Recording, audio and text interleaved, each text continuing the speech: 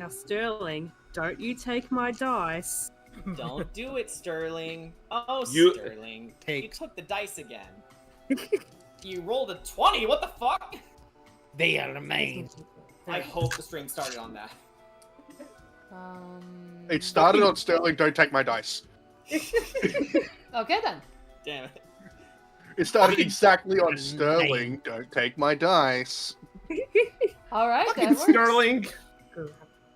Okay. Dana, one of these days you need to play a tabaxi named Sterling.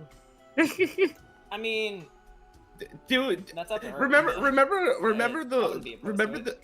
no, I don't know why I'm reminded of this, but remember like the pirates that were based on in the abode. Yeah.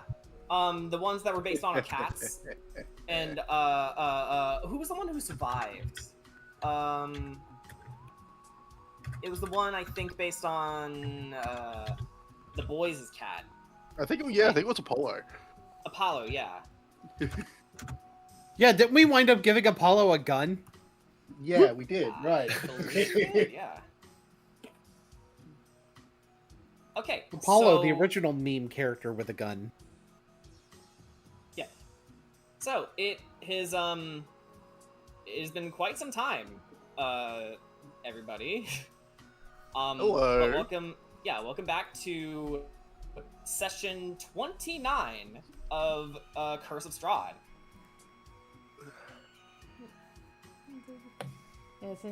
Yes, Oh, I thought you were going to say the name. It has been 10,000 years, everybody. Yep. Okay. Yeah, and then we have. I wasn't. Yes, and we have. That's right, Realm. They did have a buddy Yeah, captain it's who like survived. I was about to say we have Rum Wars in the chat. Oh, hey, Realm. Yeah. Sorry you can't play with us. It really sucks that you couldn't play with us, but you'll be with us here in spirit, I'm sure. Actually, all I can think of is that in Realms' spirit in the background. Oi! No swearing. let's go ahead and switch gears here. Why? Because is this site family friendly? No, Yes. because yeah.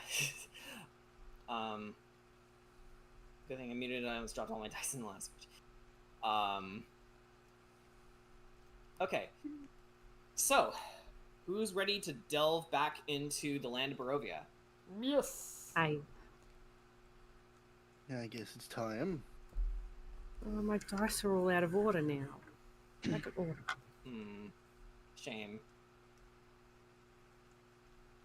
Okay, so with that said, let's just go ahead and read the recap, which, me personally, we tend to put the recap in the overlays anyway during the stream startup, but seeing as it has been a while, I'll read it. Alright. Session 29. Find our center. One half of the Terror Court, that being Kira, Mimi, Suko, and Ark, encountered and fought a mutant werewolf with the Wolf Hunters. And the four of them dispatched it rather easily, given their talents, thanks in no small part to a hasted up Ark with, I believe, six consecutive attacks. Right? Sounds about right. With Suko landing the finishing blow. But as the dust settles, they discover the beast as it retreats into itself is actually a meal, mutated and controlled by an alien blood inside of him. The same blood that made Ark what he is. And Yevgeny Krushkin, disappointed by their friendship in Emil, decided he and the Wolf Hunters tried to kill them and all werewolves in opposition of Strahd. But with Zoldarovich's help, they escaped the Hunters and gained a new ally in him. But sadly, due to the stress, Emil mutates again, and Ark promises to help cure him with a stronger dose of Cori's serum before leaving with the others. But out of everyone in the Terror Court, Kira is evidently exhausted from the near-constant string of betrayals, death, and strife. Luckily, Van Richten's right there with her, agrees, and recommends that everybody return to Kretsk and discuss everyone's new developments when they're ready and willing to go. But later that night, Mimi and Ark discuss Kira's, let's face it, bigoted distaste over the Morning Lord's divine intervention, and promptly confront the princess when her draconic instincts begin to take over. Over in Argynvostholt, JJ returned from beyond the Pale, possessing a brand new body constructed by Corey and Ricky's combined efforts. The following morning, the Terror Court was fully reunited in Kretsk, and Kedrot shared his story with them all as a means of inspiring and educating his friends. Many other relationships were mended, strengthened, or otherwise starting to bloom. If you know, you know. But the Terror Court and their allies are now taking the time to remember someone near and dear to them. So, let's wind the clock back a little. Durst Manor, or the Death House, as the locals have come to call it, is so much more than a rundown mansion waiting to be picked clean by common thieves. It was a living, breathing creature, poised on swallowing whole whatever unfortunate prey dares enter its jaws. You learned this the hard way, Suko. As you all enter the bowels of the manor, sent to undo the Curse of Strahd, like so many others before you, you watched as Sogs, Sarissa, and Eno were devoured by a gibbering mouther. They screamed, "Save us." Lolth demanded you to run. With Leo by your side, you escaped the hungry belly of the manor. Oops. That's the wrong layer.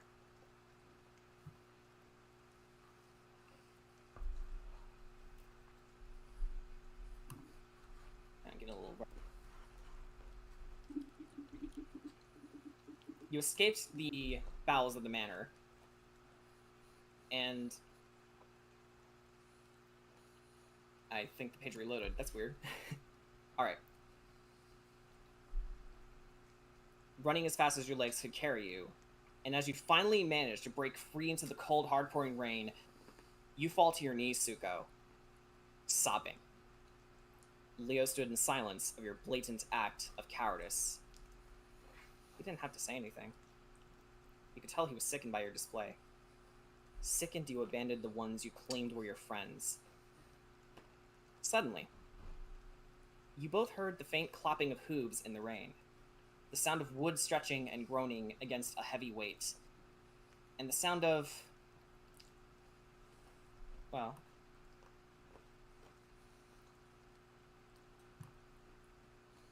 if we can get back to where we were. The map broke on me. Give me a second. Ah! Yeah, I don't know what I did. It just imploded. Yeah. Sometimes that's happened to Here we me. go. It's not so much the map, so much as roll 20, so I was like, refresh. Strange. Okay, we're back. And you hear the sound of a dulcimer playing.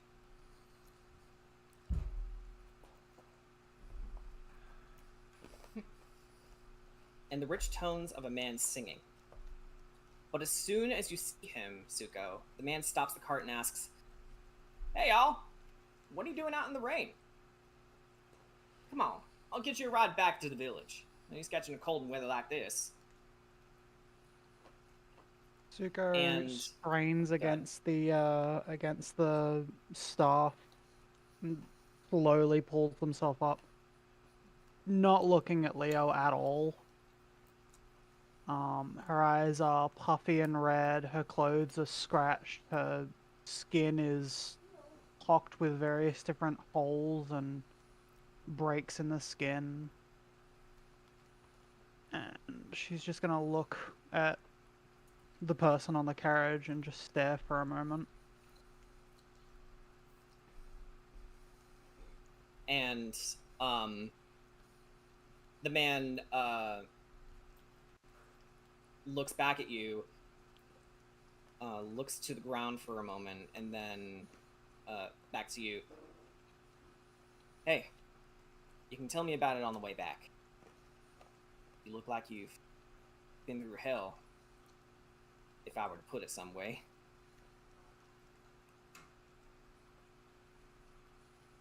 Suko quietly nods and doesn't look back to Leo at eye height, just looks back to like where their shoes are in the mud, and then walks towards the carriage. And Leo does the same without a word.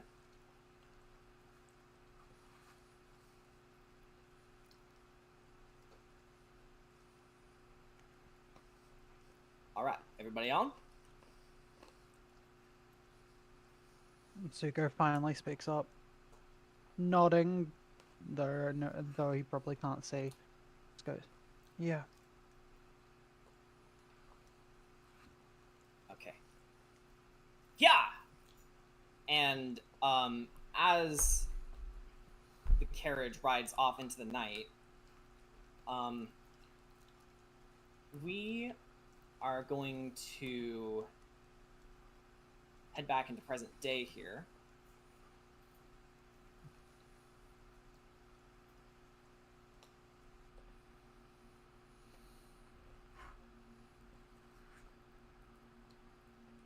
As we are taken to a site that the boys should find familiar.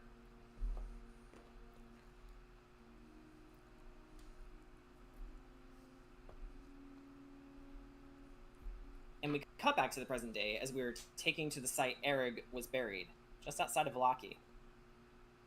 Droves of people, some familiar, some new, have come to renovate this area in order to pay their respects to Erig, the ogreish bard who gave everything to make Barovia a land worth living in and fighting for. I would like Ark to band together with Kedrot to make an athletics check to clear the rubble. And since his player is absent, you have a +5 to add to that roll. Okay. So, alrighty. Okay. That may not be necessary, but that was a nat 20. So, 8, 9. You said this was Okay. this was athletic. This was athletics. You said. Yes. Okay. I gotta do mental math. 34. Whoa. Yeah. Yeah, I have a you plus. managed to- I have a +9 to the athletics, so adding the 5 to it. Yeah. So, with that said, you managed to help speed the process along, allowing Hans and his crew to put coffins in place. And as they do, how would you like to lift all the components, actually? Just for flavor.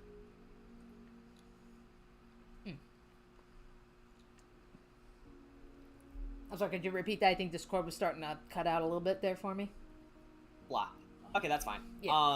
I asked, how would you like to flavor picking up all those components of yours? Yeah, just like, yeah, I guess just, trying to be, you know, as like, you know, I guess like, you know, just like quiet and, you know, respectful and stuff, just kind of like one by one, just laying them out. You know, just And as you do, trying not to, like, you know, disturb the mood. Yeah. And as soon as you were both done, and Hans tells his boys to, all right, let's get the other stones in place, and walks off. Ketrot looks to you and pats you on the arm before walking back to join the others. And Sugash, in spite of how much of your family history has been forgotten in time, you still see people paying respects to your mother. The ones who knew her personally are few and far between, but their words reach the masses. And Father Donovich walks over to you and asks,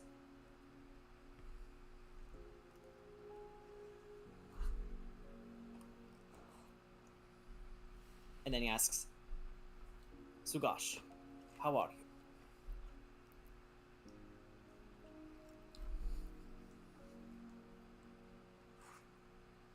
You want the honest answer, the answer that will make people feel better? Whatever you feel the most comfortable with, my friend.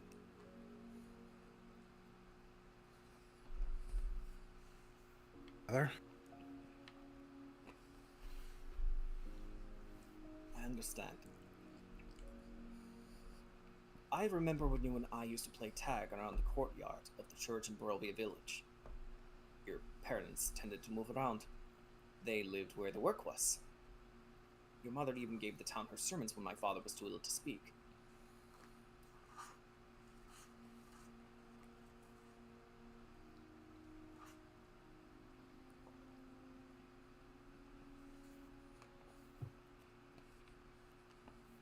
And he puts a hand on your shoulder and continues, as Aasimar, our lifespans are slower than most.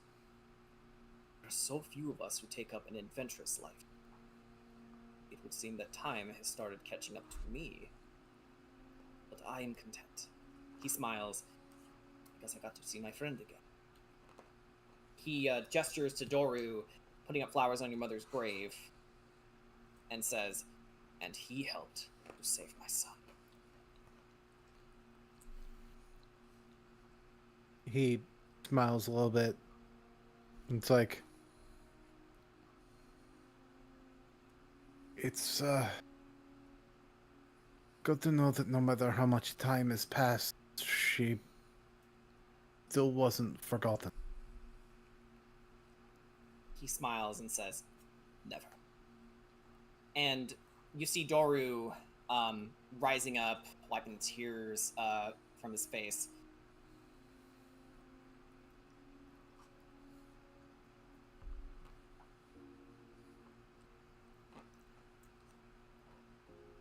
Then, Father Donovich pats you on the shoulder, Sagash, as he walks to the podium and says, please excuse me, I must prepare the eulogy.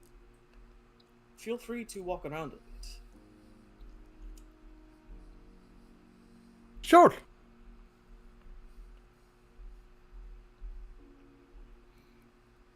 And you see him walking right back up, preparing a little Bible.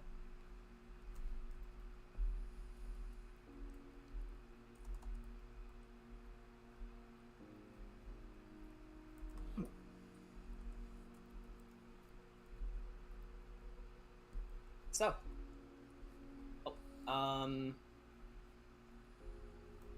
oh yeah, I can't, it's been a while, so I'll just remind you all now.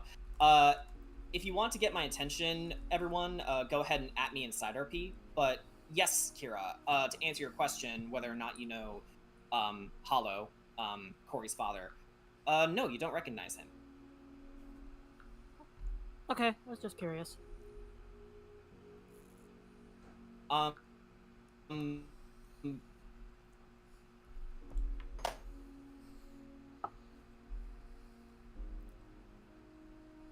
Or were you simply curious?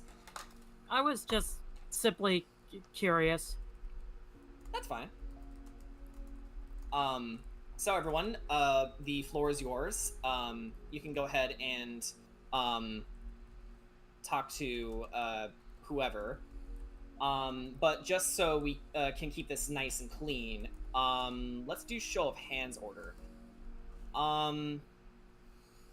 Sugash, are you good to lead the charge, or considering we had that moment with Father Donovich, do you want to pass it off to Suko? Yeah, pass it off to Suko. You got it. Okay, Suko. Who do you want to talk to? Suko's kind of just gonna look around and she is clearly struggling figuring out which set of seats to sit at. Because there's obviously, you know, plenty for Erag, but she does eventually move over to this side and sit with these folks. But there is kind of that twinkle in her eye, and she's probably going to speak up and have a speech later, but not yet.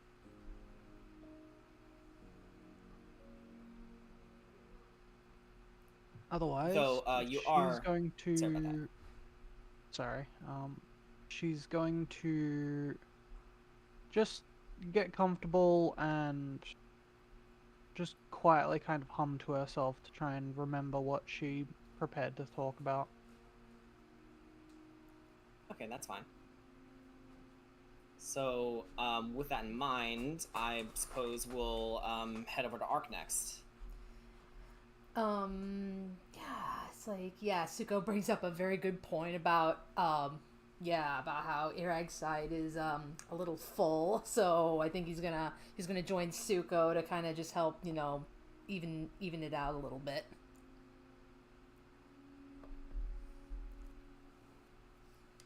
Alright, so, you sit right next to her. Yeah.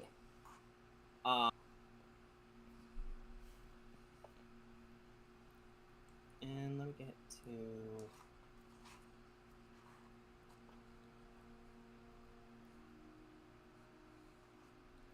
Actually, since you both are behind Van Richten and Esmeralda, Suko and Ark, we can go ahead and begin this. So you make your way over to Van Richten and Esmeralda just behind them, and they both turn around upon hearing your footsteps. And then Van Richten says, "Ah, Ark, Suko, we're just going to pay our respects to Sagash's mother." Mm-hmm. Yeah. And then, And then Esmeralda looks over to Van Richten and asks, "Doctor, you never did tell me what she was like." "Oh, quite frankly, I didn't stay in Barovia for very long. I sit at my tower near Lake Baratok, which was a lighthouse at one point. It was mainly to keep an eye out for him. I trust you know who I am referring to."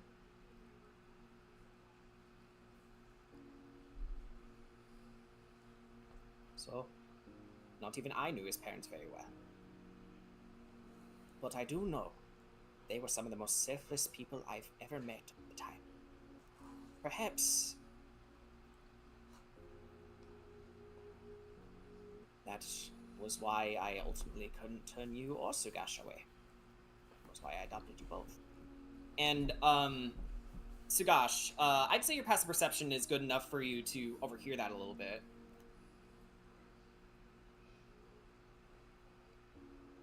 It kind of takes him off guard because it's like, because I'd imagine that Sugash hasn't heard Van Richten refer to him as though he's his child before, like in earnest like that. Only when there's maybe a cover to main.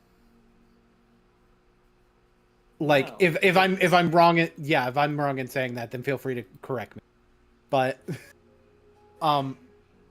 so that just strikes him by surprise.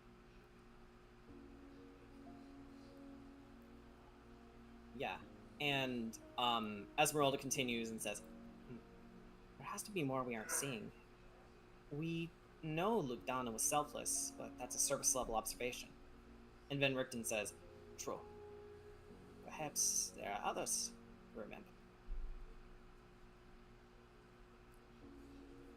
I feel like this is a good point for Sugash to come over. It's like, Certainly. you know what I realized about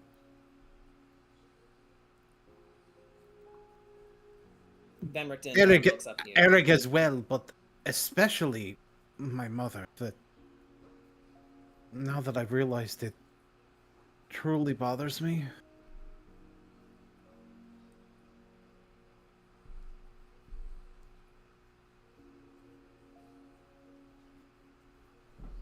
You did cut off I- a tiny little bit. Sorry about that. You know what I realized about Eric as well, but especially my mother, that truly bothers me now that I'm realizing it. And what would that be?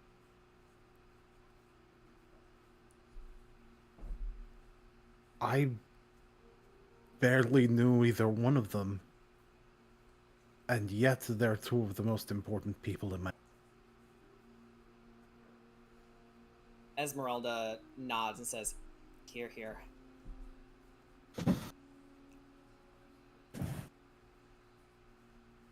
And with that, Suko, I want you to go ahead and roll a history check, but do it with advantage and use your wisdom score instead. All right. I'm bending the rules here. Yeah, because it's the only way I'm going to be able to make it. Hey, I guess it was meant to happen. Natural 20. Yes! All right. So,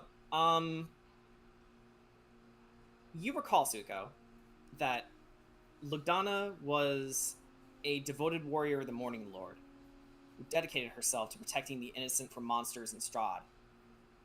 But as a result, she was constantly racked with a sense of duty, meaning she was quite withdrawn. And she often didn't let her insecurity show, only to those she confided in, like her husband, Simon, or her grandmother, Stella Belmondo. She's a lot like her son, honestly, just not as humorous. And you remember a time that Eric essentially had to drag her away from one of the churches to join in some festivities. Turns out, she's a great dancer.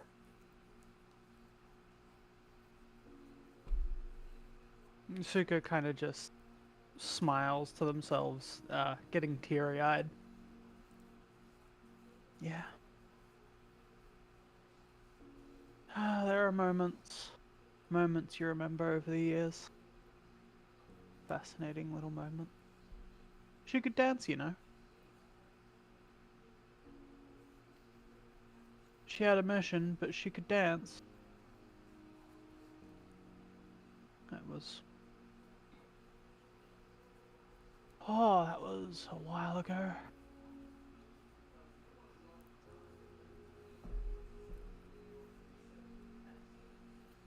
It was kind of funny back then. You know, we were around at a festival at the time, and we got word we had to move off to defend an area, and who else but Arag to try and tear someone down from dancing? Odd situation that was. Oh.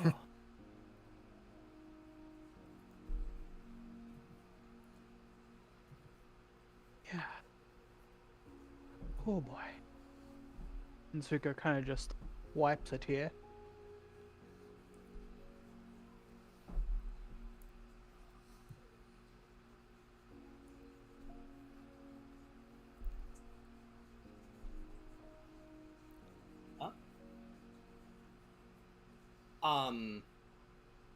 Kedrot actually chimes in and says, oh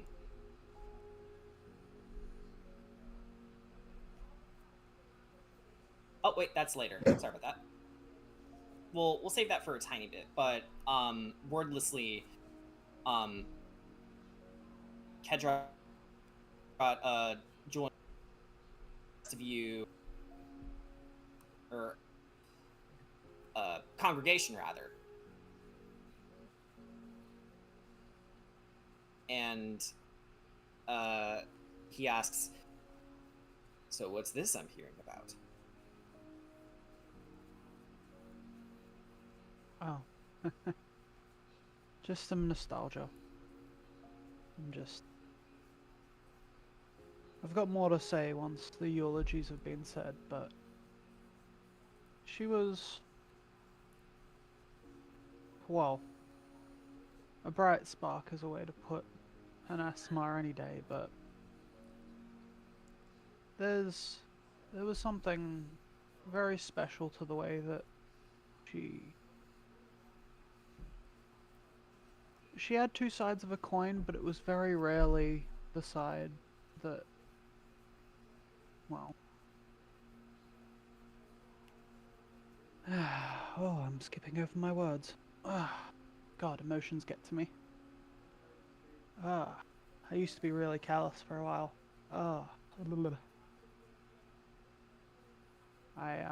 I was just I understand, Suko. waxing on about how funny that moment felt in contrast to how you'd see her on the battlefield. Serious and silent on the battlefield, but then laughing, not always joking, but laughing, was quite special.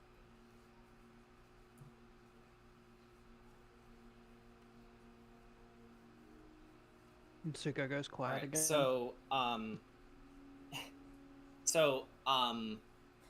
While Sugash is troubleshooting stuff on his end, let's help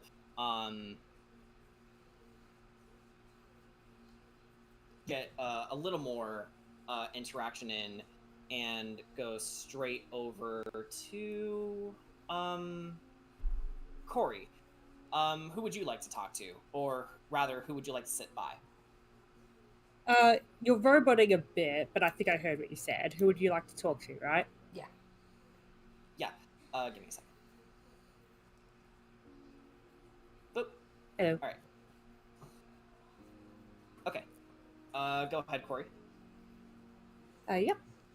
So for now, the funeral hasn't properly started yet. We're just sort of going around to sit down, or Going around, sit down, mingling with people. okay.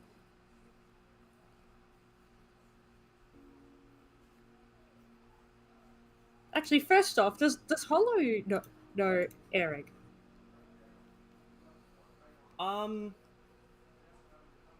Actually, Hollow wouldn't know him.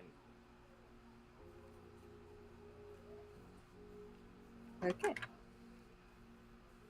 In that case, like, Corey will sort of like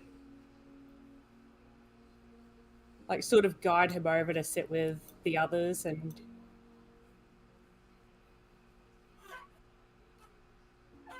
like, I assume he'd want to sit with us.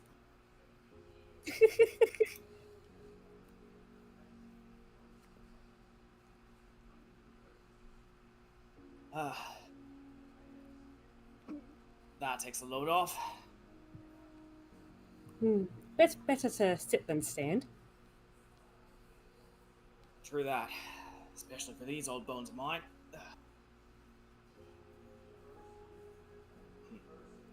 You know, it's funny. I don't know these two, but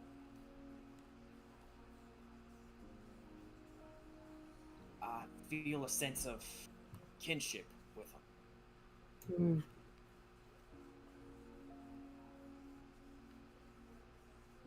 I'm not one for features or some such, but they were good people.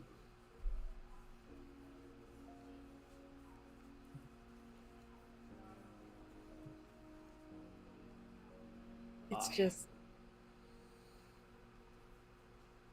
I wish we could all just live in... It sounds ridiculous to say, but I wish we could all just live in happier times. And that's ultimately what we fight for, my girl. A chance for our youth to pick up the pieces. Live better than we did.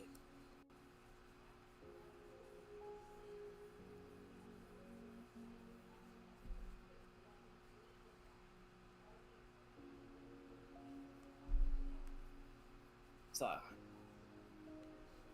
what was Eric like? If you could put it to words. And this is for anybody to jump in.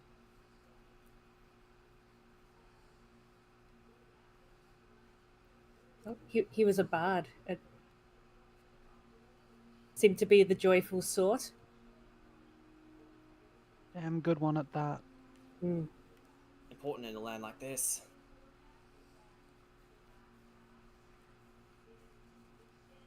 Keeps things light.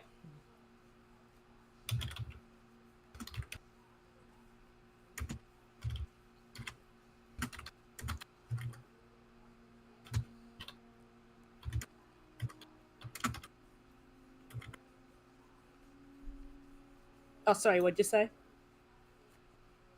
Hollow was just saying how important it is to have someone like that. It keeps a dire situation light. Yeah, yeah. I agree.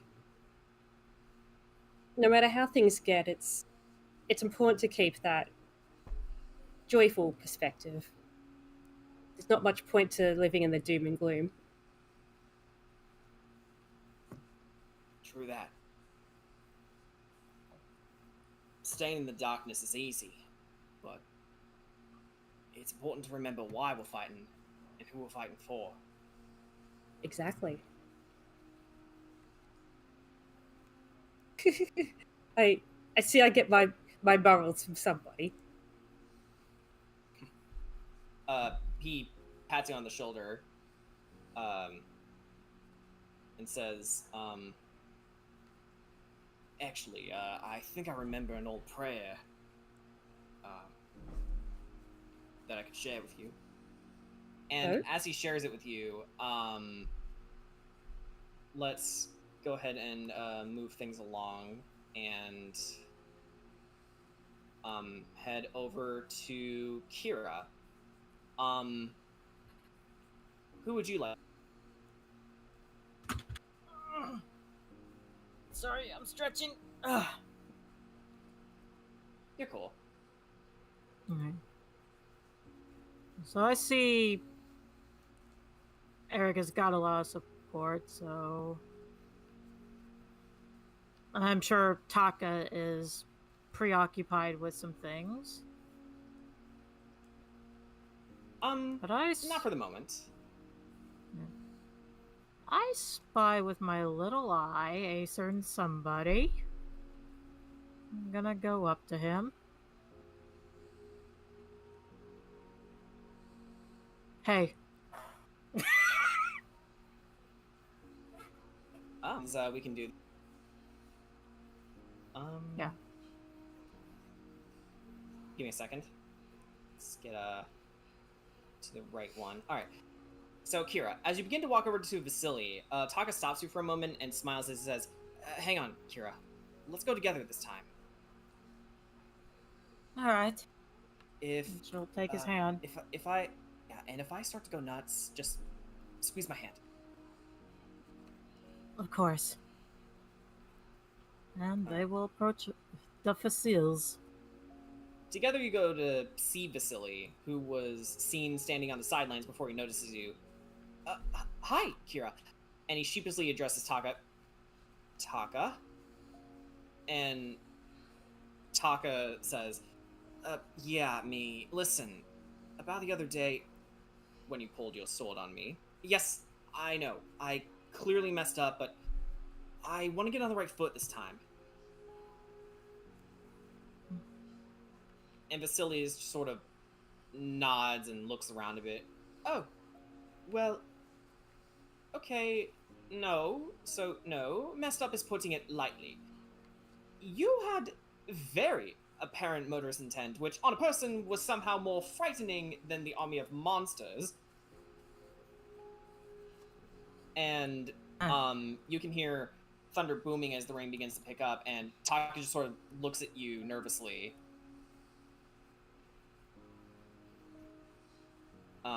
As if silently asking for you to jump in. He's just very protective over me, Vasily. I mean, given what's been going on, and he didn't mean to hurt you. It was just heat of the moment thing, with Lady Walker and all that, Well, that does make a fair lick of sense. So, and he just wants to sincerely apologize to you. Well, that's fair. I suppose I'll let him do that. And, Taka just, looks over, to, Vasily and says, so, now that we're in less, stressful conditions, why don't we try this again? My friends call me Taka. And then Vasily chuckles and says, "Well, it's pleasure to meet you, Taka. I am Vasily von Holtz." Kira had to giggle a little bit, and under her breath she says, "Silly Vasily." What Just was trying that? to And be- Taka's like, "Wait, what?" Sorry, I'm just trying to lighten the mood a little. I said silly. Silly. And I'm sorry. Taka just looks at you and says, "No." And Vasily's like, "No, honestly, understanding your situation, I completely get it. It does have a nice ring to it. Probably not good for business, though. Yeah. Well, I'm sure I'll make it work." Yeah. What brings you here, if you don't mind me asking, Vasily?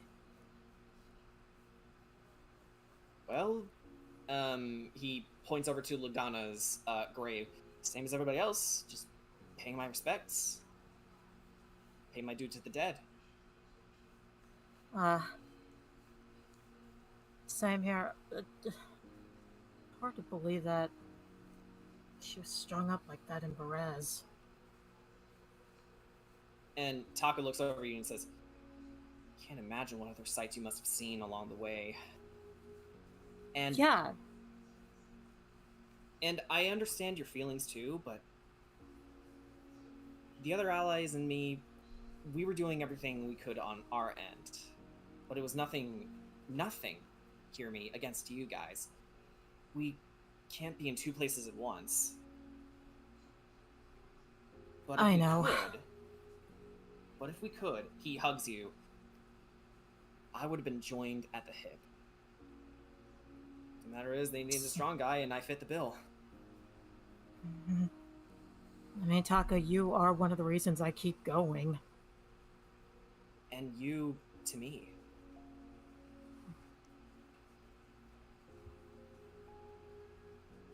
And hey, whatever transgressions that we have with anybody, we should, he looks over to Vasily, do everything in our power to mend whatever wounds that are caused. That's what a man does, right? And Vasily nods. Indubitably.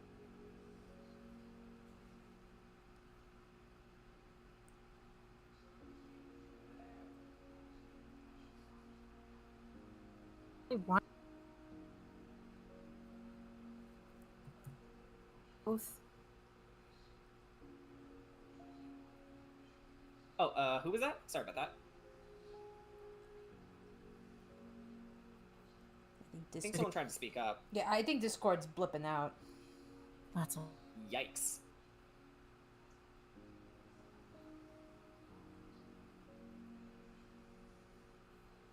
Okay, let's try that again. I think it was Kira, right? She holds her ocarina. I think I know what I'm gonna do. Sorry. That's okay. Yeah, it's blipping out really hard. Weird. Okay, Hello, so... hello. Yeah, we can hear you. You know, so she knows.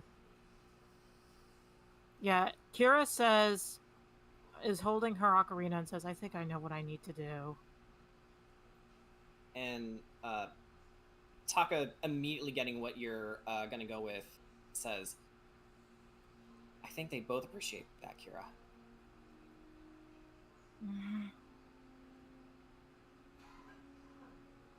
All right, so This song has a special meaning. So moving a little from that, the voice, let's see, just so you know, Discord's on my end, but clipping, but I don't think it's on my side. Oh no, is it all the Americans having Discord trouble? Good point.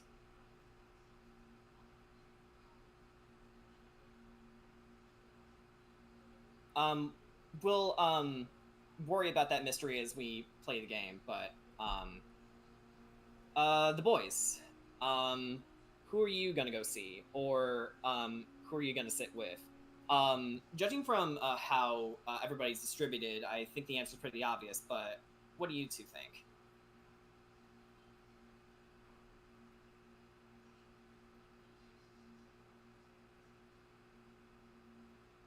This entire time, while everyone's been moving off to find seats, the two of them have been talking telepathically, just keeping quiet and letting everyone do as they need to.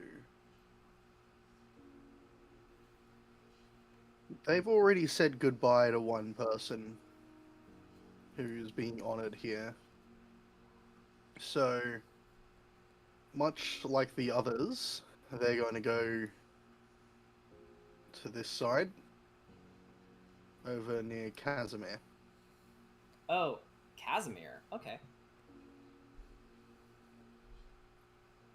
This is also a very unsubtle reminder that they are here, and Taka better not try anything. For the moment, Taka actually seems rather calm. He doesn't hear, you approaching, but,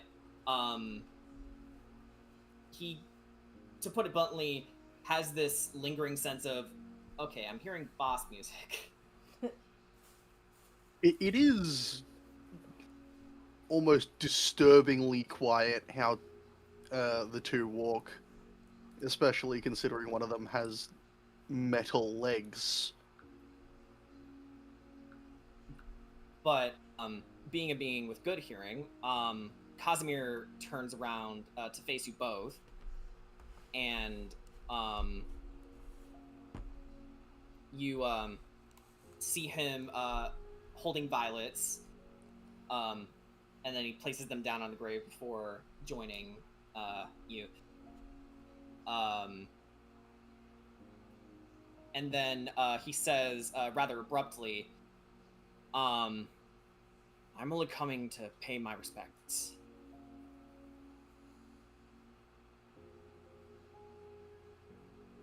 That's the least you could do. Yes, Eric was a good man, and Lugdana was just as valiant. Eric was oblique at times, but he was a good man. I'll return to the Ember Temple shortly. If secure the perimeter, it would be unwise to lose our position. And he shakes his head, and I know that's not... I should stay longer, and I want to. There's so much more I could be doing for the dead, like my sister, Katrina.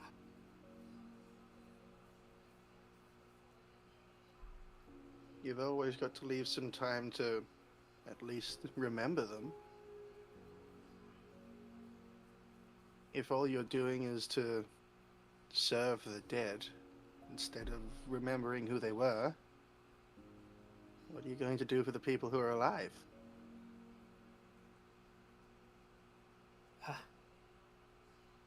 You always knew He just a sort of compelling argument gestures to all of the people here.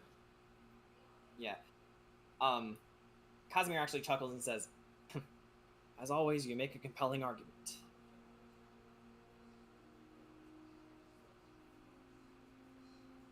You always did.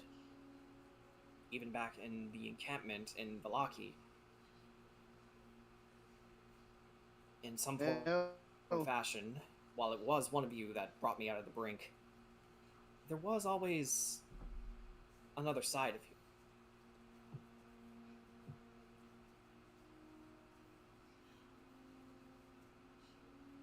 you. After 300 years, you'd think I'd get good at talking people down from giving up.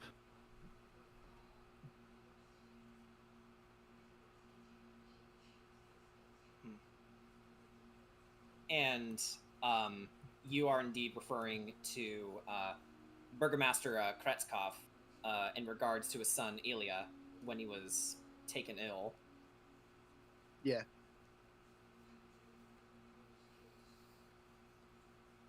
And we could say news has traveled far enough for him to know that, and he says,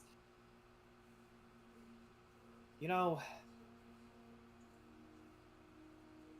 the three of us are rather alike in a way. Outwardly stalwart and devoted to our cause. But there's a kernel of kindness that we don't like to show. It is indeed there.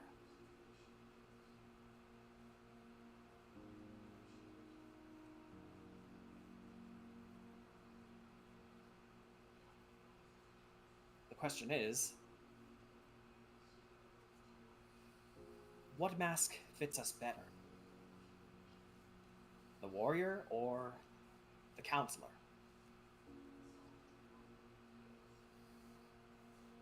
Well, if I had to pick one, I'd suppose I'm the warrior, and that would make me the counselor. Rather fitting, obviously enough. For me, well, I'm still coming to terms with my mask.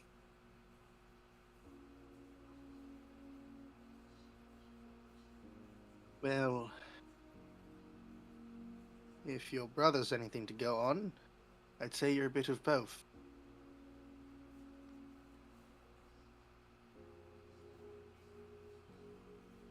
He actually is given pause for that and goes back to sitting quietly.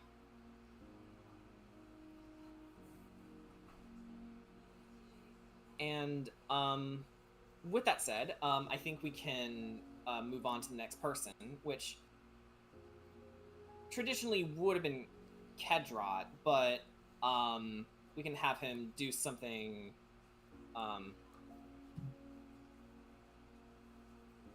So Kedrot actually looks over to the leading procession in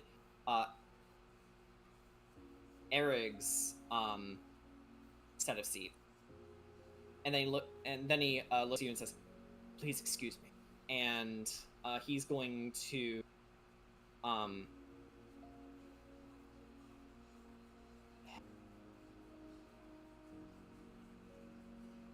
and will stand up and go and give Eric some more flowers, and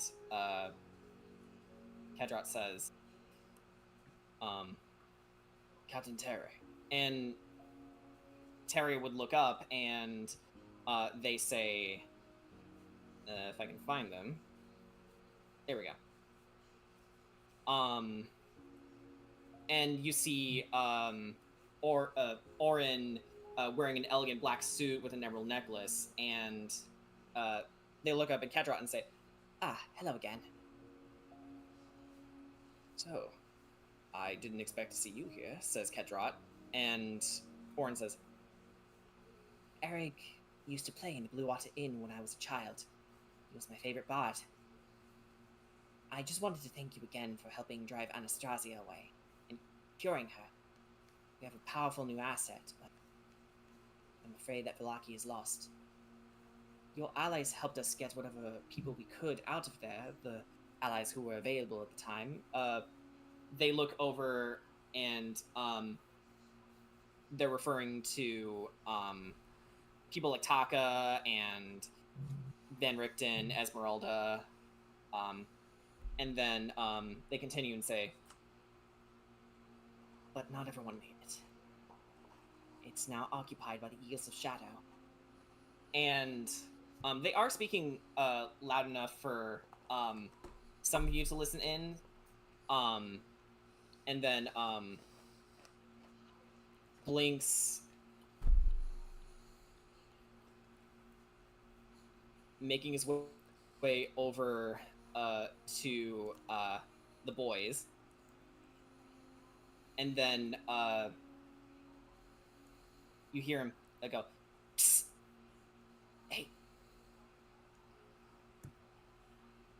Hey, Pinocchio.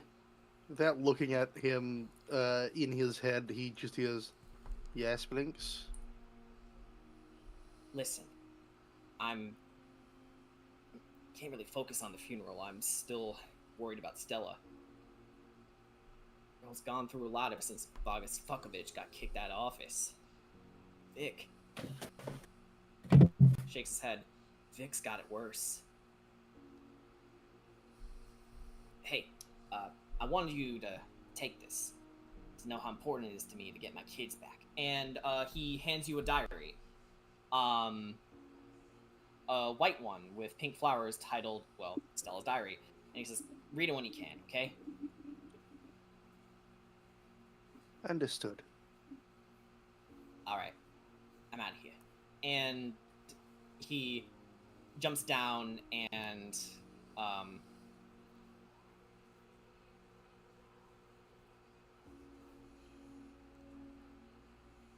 looks for a place to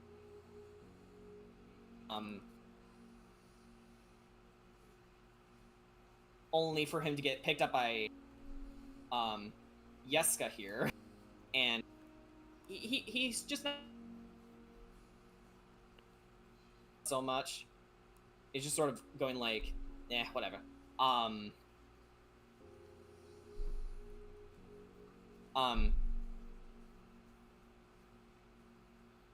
Kedrot holds in his hand the pendant that their ancestor gave to them in Argent Bosthold.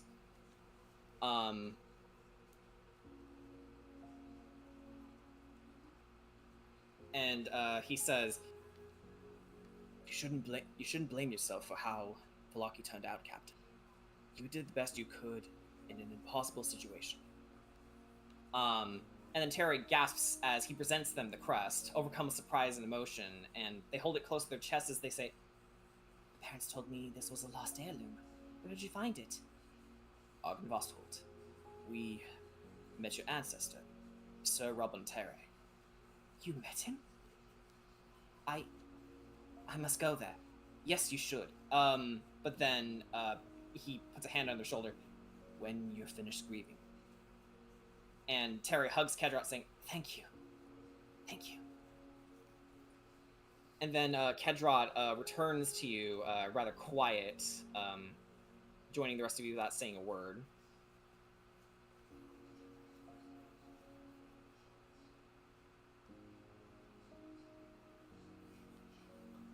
Okay, Mimi, who would you like to sit with, or who would you like to see?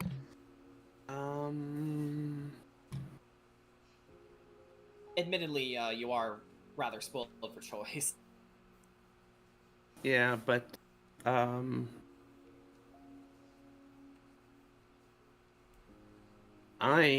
not entirely sure. I think for I think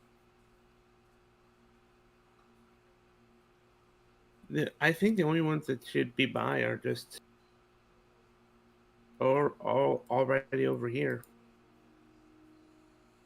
All right then. Like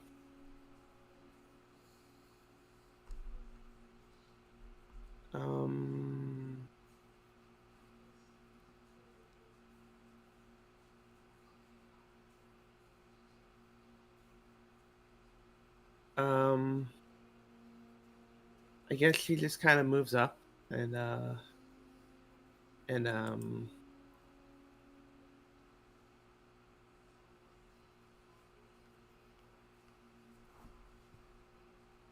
she's just kind of there for anyone who. I'll say she overheard what Suko and Ark were talking about. So she's just gonna be over here.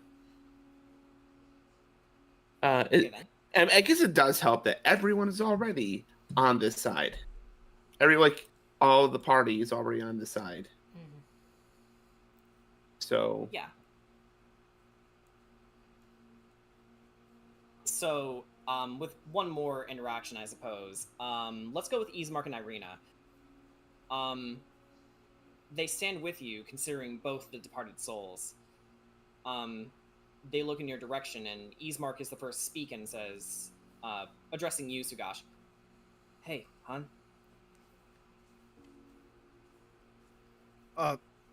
Yeah. He holds your hand for a moment, sighs, and says, "It's been a lot over in Barovia Village. We did a lot of good ever since you came along, but we started this journey after our father died.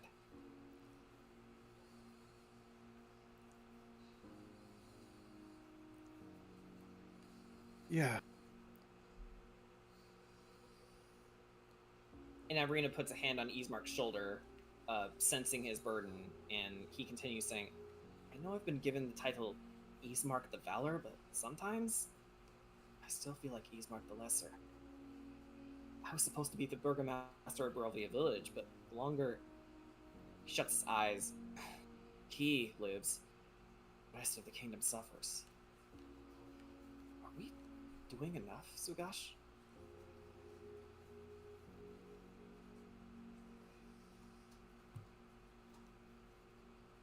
I wish I could tell you.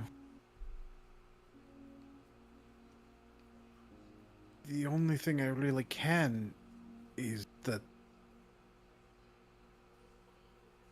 we just keep doing everything we can. Irina pipes up, yeah, it's all anyone can. And he goes to hug Ismark. Ismark hugs you tight and doesn't let go. Where does this time go?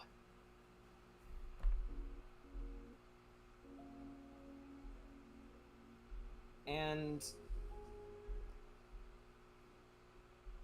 I think with that in mind, we've done enough with the preamble.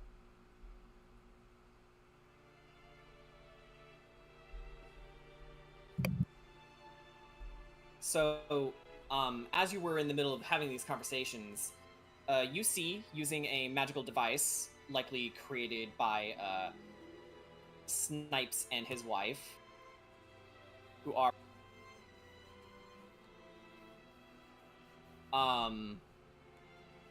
Father Donovich, his voice echoes to the crowd as he says, Everyone, thank you for coming.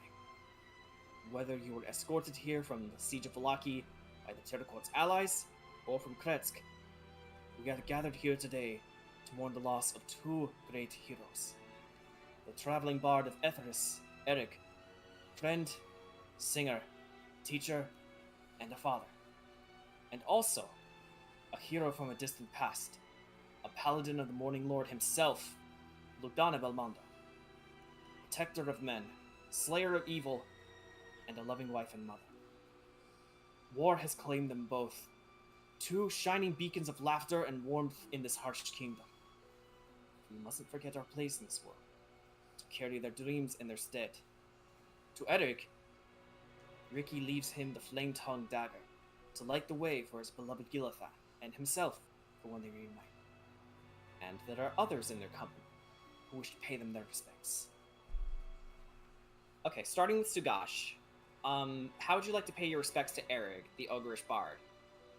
It can be a few words or an offering of some kind. I feel like Sugash would have cooked something because that feels to me like it makes the most sense with Erig. Definitely.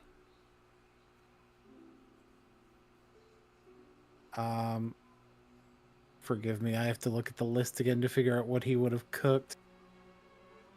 That's fine.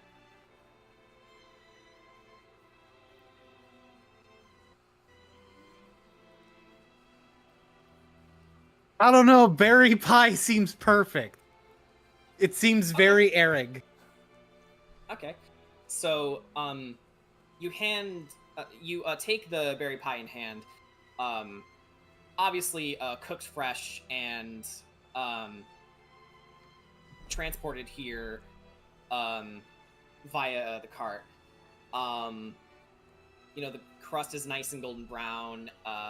The whole pie just smells of fresh fruits. And you go to lay it by Eric's grave, and whatever else you do is up to you.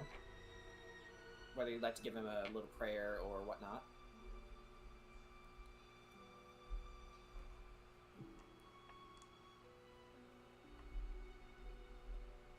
May your soul one day be guided back home the way you have guided so many others.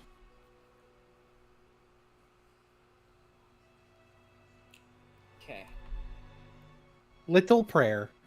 Little prayer. All right. Suko, you're up next. Suko is going to. And I did, just a quick disclaimer, I did say Eric specifically, but it can be to anyone. So, go right ahead. Suko is going to walk partway to the back here, and then just ask, "Can I speak for a moment?" And steps up. She tilts to the right, so visually our left of this area. Erag found purchase in my life during a time I thought I didn't deserve friends. He found a way, somehow, to cheer me up. I remember that day, those piercing blue eyes and a smile that cut through the rain. In that moment of such insurmountable dread, those soft tones gave me hope. If Erag hadn't seen fit to give me counsel those days in Barovia village, I may never have recovered. The most dire moment, however, was a few weeks on. In those weeks, without the friendlier faces to guide me, I'd stayed with the Vistani. As I stood at the bank of the Ser, looking past the trees to that looming castle, I guess Erag sensed something, stepped away from his business. As I stood there rolling a sending stone between my fingers. Before I knew it, he was approaching, the dulcimer plucks striking through those messy thoughts, his words calming me like a mellow sea. Now I've not the voice, nor the will to sing a dead man's song, but in that moment I knew I had people who still cared. That Erag, at the very least, wasn't going to let me throw it all away. That was the last time I saw him. And as I threw that stupid stone into the waters, veritably saving my life. And she turns to the coffin and just briefly says, "Thank you." And turns to the other half of the group as she takes a deep breath, stammering slightly. She loses concentration and accidentally shifts and then shifts back. The wings coming out for a brief moment as she's not quite holding it together. And while I'd love to wax poetic about knowing Lugdana from a young age, while I met her, I distanced myself at the time, catching glimpses of her when I would visit every few years. I regret not spending more time with the clan when I had the chance, but Lugdana Belmondo returned to my life as she did to many, as a beacon of scoring light on the battlefield. After some time we grew to be allies again, and I found myself returning to the Belmondos for company. She was never the most talkative woman, even behind closed doors, but when she did speak, she would make every word carry meaning. The memory I hold dearest is when I mentioned my failings and my fears, others stayed quiet at the table. And Suko pulls out a crumpled note. She said, "To be a brave warrior, one needs not brashness nor ignorance, but fear, and the courage to do what we do in face of that fear." Others at the table would have chastised me in that moment. But Lugdana found her moment to build upon my failings. And without her, I don't know where I would stand today. And Suko just turns, says thank you, and just slowly walks back to her spot. All right, Ark. Alrighty. Offering her a few words. Alrighty, so Ark will come up, and he'll be like, he's just, all right, I've never really been good with words, and well, quite frankly, these two came after my time, so I don't really know them very well, but at the very least, I do know what they've left behind. And he turns to the boys, and just says, and I'm trying to think how to word this. It's like, Erog was a good man and a damn good teacher, and he's certainly helped raise some good boys. And then he turns to Sugash, and he says, and as far as for her, just frankly speaking, as a warrior, only strong women birth strong warriors. And then with that, he will actually pull out the two remaining little trophies that he's had practically since the start of the adventure. The werewolf's head and the wolf's paw. Like, just reminder, he held on to these as kind of like sort of reminders for himself, considering, everything that he's gone through with his amnesia, in a vain and desperate attempt so that he can never forget who he is. But he pulls them out, and he decides to leave the paw to Erog and the werewolf to Sugash's mom, and just says, I know I'll never forget who I am, where I came from, and I'm gonna make for damn sure that the rest of us don't either. So I don't need these anymore.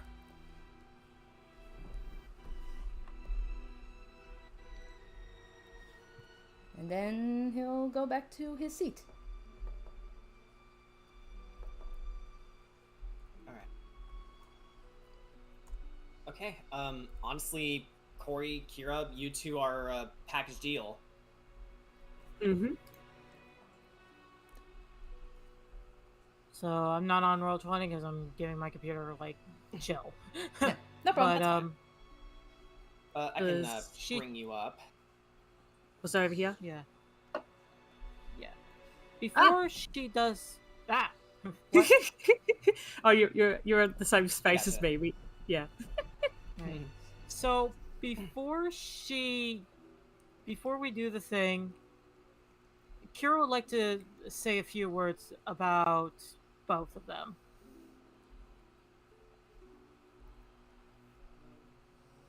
Death is not the end. We all have humble beginnings. We all walk different paths of life. We are no different from the flowers of the earth. We all bloom, we all wither. But we scatter our seeds to new soil. Just like the flowers, we return to the earth. From the mightiest dragon to the humble farmer, we all will meet our end. But it is what we do with that time. Death is not the end. From our bodies comes new life. We feed the earth. We feed the animals, who feed other beings. As we gather, not to mourn, but to celebrate your life, as life is a time of love, cheer, laughter, and merriment. We gather here together to send you off with a smile. May we meet again in another life. Curry will also... She won't say anything, but she'll offer a silent prayer to basically for well wishes for the next life, and silently hoping that from across the grave he appreciates the song. Yep. Which, shall we, Corey? Yes. Alrighty. I have a +8 in performance. Yeah, go ahead and roll performance. And Corey, you can either choose to do the help action or do it with her. I will help action. Alright. Okay, advantage, Kira.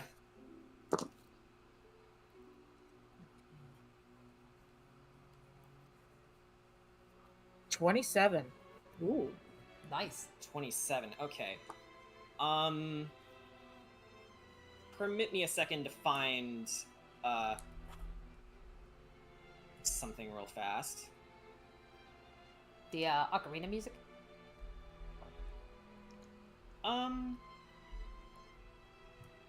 Actually, you know what?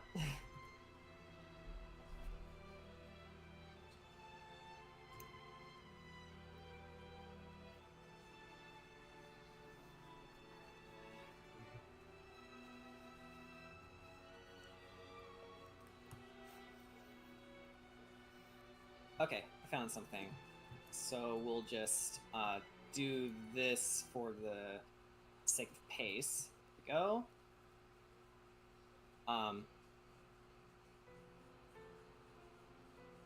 So you both play in unison with your instruments together, and there's so many tears being shed because clearly this performance is straight from the heart from both of you.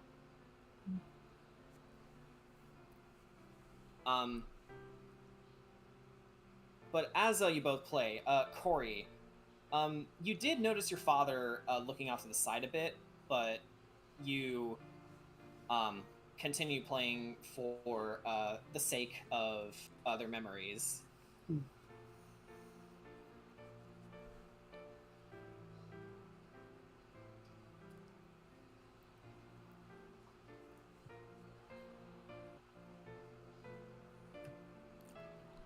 And as the song draws to a close, actually, we can. I completely missed that. This is a better idea. You know what? We'll play that for the interim, and then we'll go back to that other playlist. Okay. And actually, considering the other instrument in background drums, Ark, you get the feeling to add to the music, so Yeah. so you three are standing together. Okay. Yeah, it's like, I don't know if there's like a drum nearby, but at the very least, it's like, Ark is a big guy, so it's like, he can probably just even so much as just like, you know, like step on the ground and stuff to create the beats. You can find a drum. Yeah, it's like he can find some way to make drum beats. He don't need a drum. And his contribution is welcomed.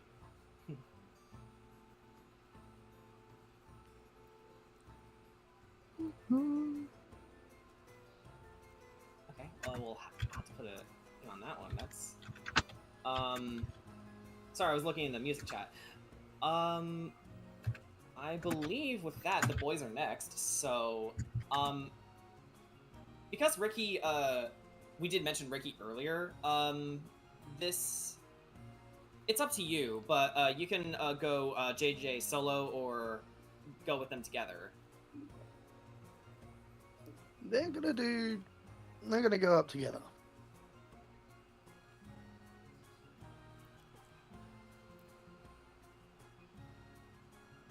Because it doesn't look like it's been updating.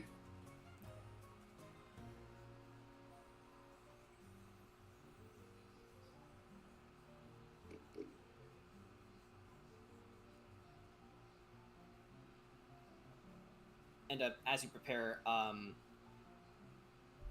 you do hear Hollow stifling a sob. He just sort of looks away and blows his nose on a handkerchief as he listens to his daughter play.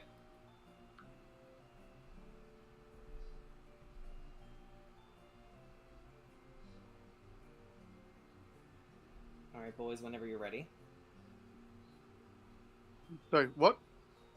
Whenever you're ready.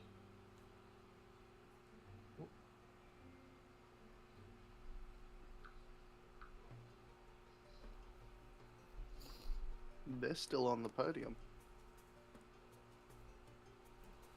Oh, we could like Yeah. take a step back or something.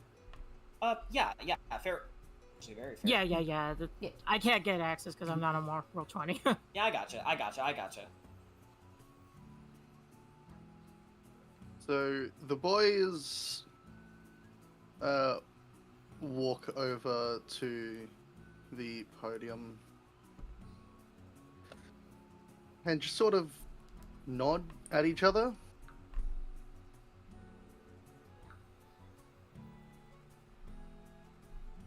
One would expect us to be here to pay homage to Eric and what he's done to help us develop as people. But we said what we could when we buried him originally. When we left the dagger he gave to us back to him so that he may find his way in the afterlife. And so instead of speaking on Eric, we will talk of Lugdana. While neither of us ever met the woman, it is clear to see that her influence and sheer compassion for the people that she knew has bled into the current day. It is the strength of people who are gone that bleed out into those who are still here.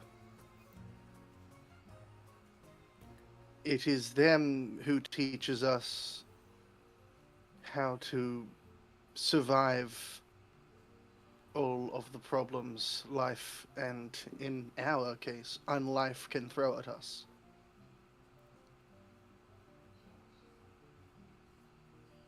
We beseech everyone here today not to let grief hold you away from being with your family, not to let the sadness of those who are no longer here stop you from being with those who are still here.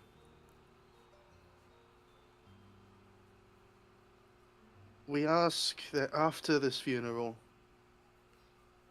you go home and you show your family, your friends, your pets that you love them. We ask that instead of living in spite of death, that you live because of it. As my friend has said, it comes for us all. Some of us, unfortunately, early in our lifespan, and others live a full life. All we can do is live it. And the only reason to live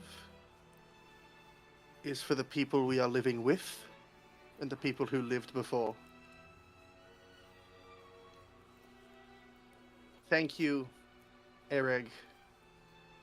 Thank you, Lugdana, for being a beacon of hope even beyond your demise. May everyone here live long and fruitful lives. And if you do not, unfortunately, get to live life to its fullest, may you find strength in the death of those who caused it. With that, they just gently bow and go back to their seats.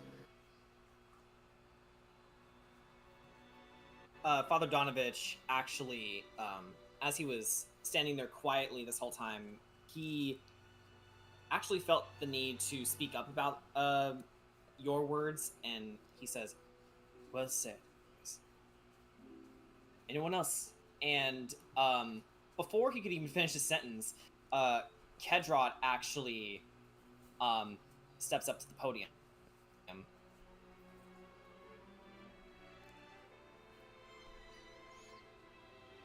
Just in time for Ark, Kira, and Corey to sit back down. Yeah. And he says,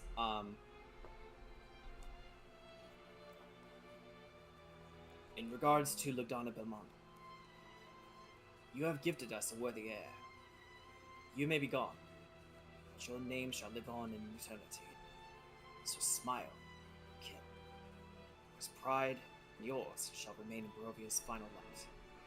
If his light is to wake, if the world of his enemies are to distinguish that, he can borrow it from his fellow men at arms, because that is the power he created in your stead. Bless you for your protection, nature, and the smile you share. For Eric, you raised these people and their village as if they were your children. They survived this long due to your kind hand, guiding wisdom, fire, hope. The last one, 2 boys who saw you as a father, tightly in your. Let your smile bless their journey, your kindness light the darkness, for that is the power they received from you. Rest well, right, broken master.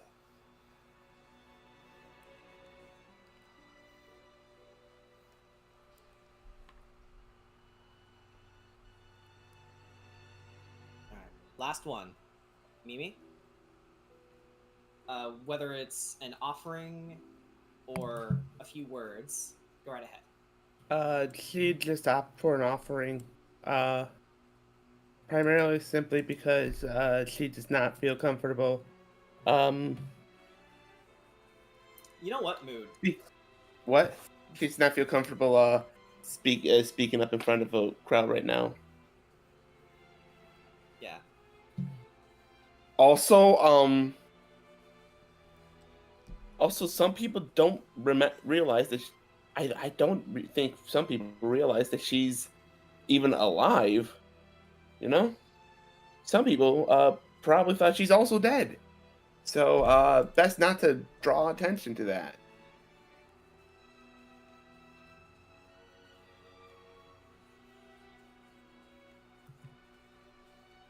Alright.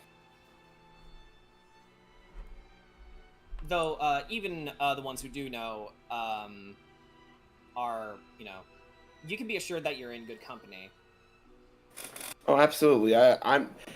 Mimi doesn't believe that anyone here would. Mimi would not believe that anyone here would like rat her out to Strahd or something. Sure. But not exactly like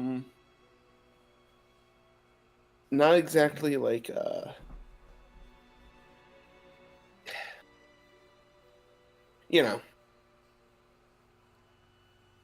right.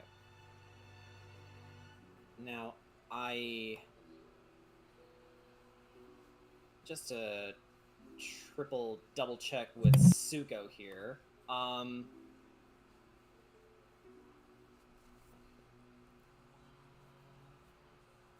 Suko would like a moment to pull away from the funeral under the open sky. Just so I'm sure, is that for immediately or a little later? That is for a little bit later when night comes. Sure. Okie dokie then. With that said, with everybody finished,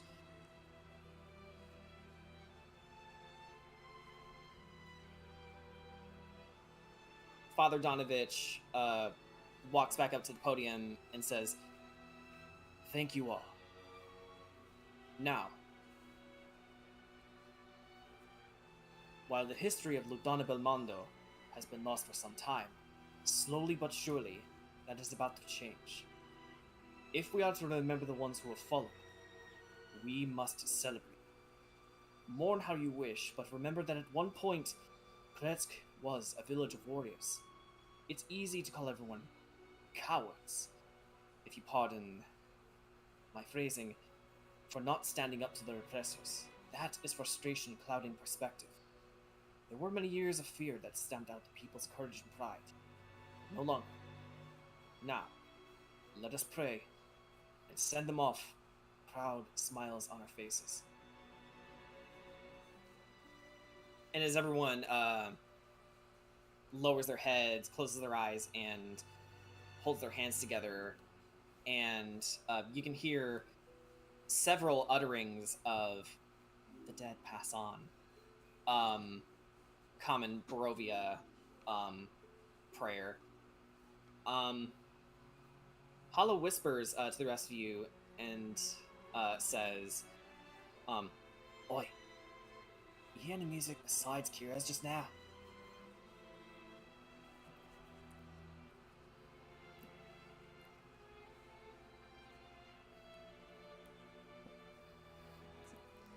And Hollow is addressing everyone. Oh, okay.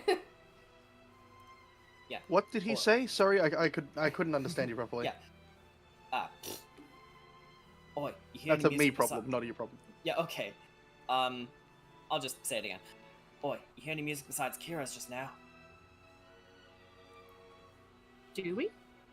Should we roll perception? Yes. Whoever wants to roll perception can go ahead. I can roll I'm perception. gonna give Corey the help action. Ah, yeah. Okay. I will give. So Corey advantage, Arc, straight roll. Alrighty. I see. I can hear a dulcimer.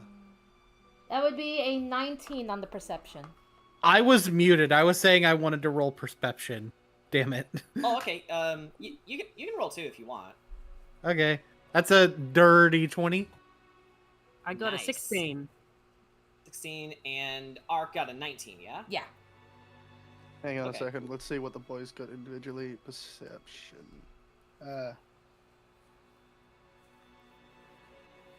JJ gets a natural 20 for 22, and Ricky gets a 13. Oh, I'll look at them both. Okay. Well, they are two different characters at the moment. Yeah, you know what? That's fair.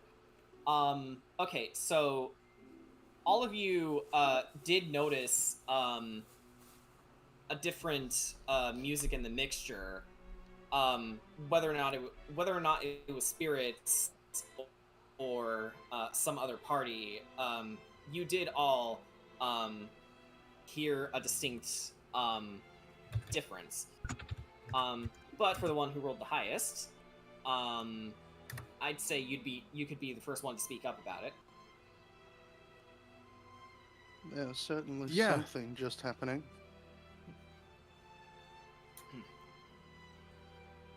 Could be that old Barovian paranoia kicking in, but I'll have a go and check it out.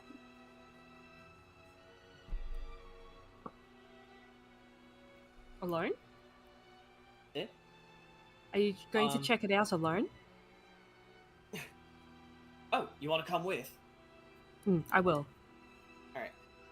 Can I peer into the ethereal plane? You certainly can.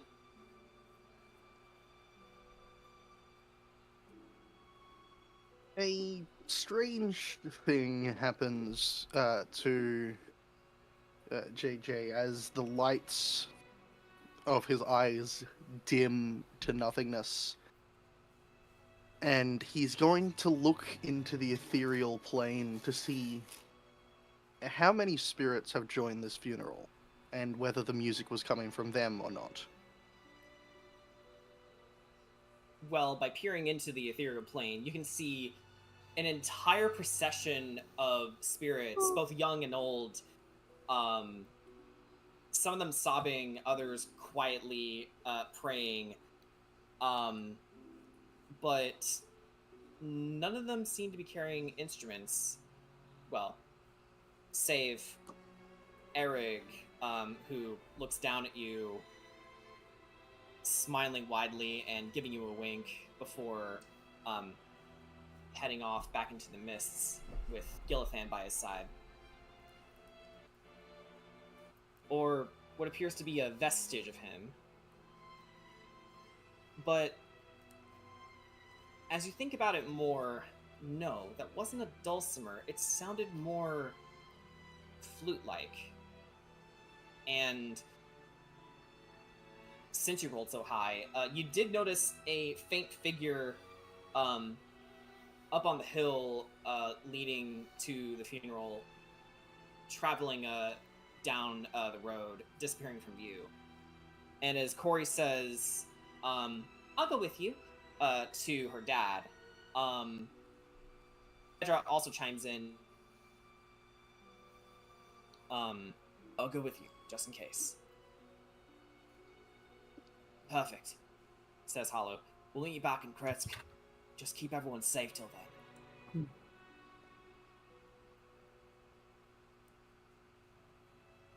In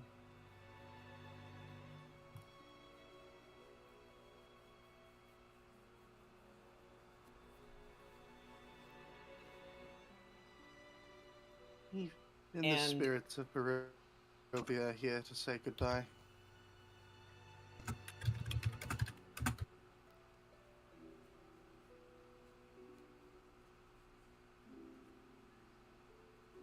And with that in mind,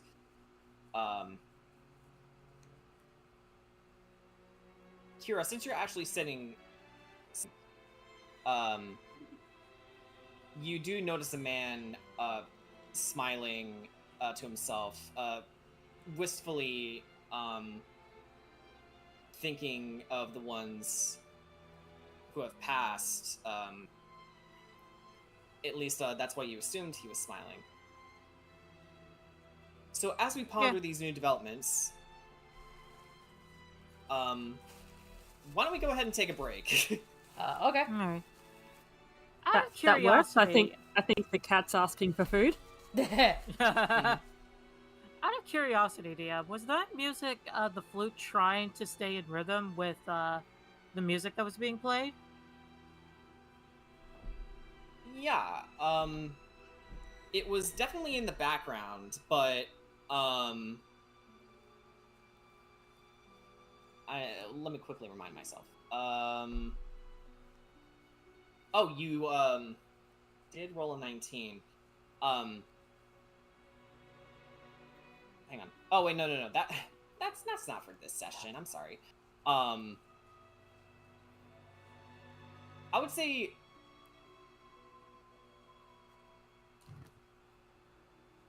we'll put a pin on that for now, and let's go ahead and take a 15-minute break. One thing I do want to point out, I think I know where this is going. I got a dirty 20 on that perception. Oh, yes, you did. You can DM me if that means.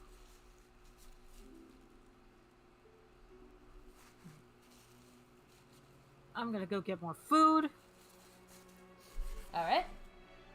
Because I think it's better if it's not spoiled if it's what I think it is.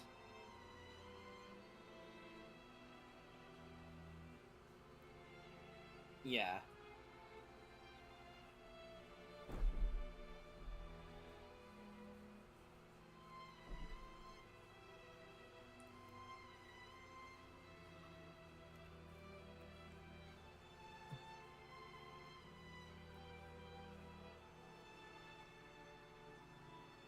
All right. So, I guess addressing all the tech issues, let's see what happens when we change the scene, because there was a lot of stuff going on in the funeral. Like, the tech issues seem fine on my end now. I don't know what the hot diddly fuck.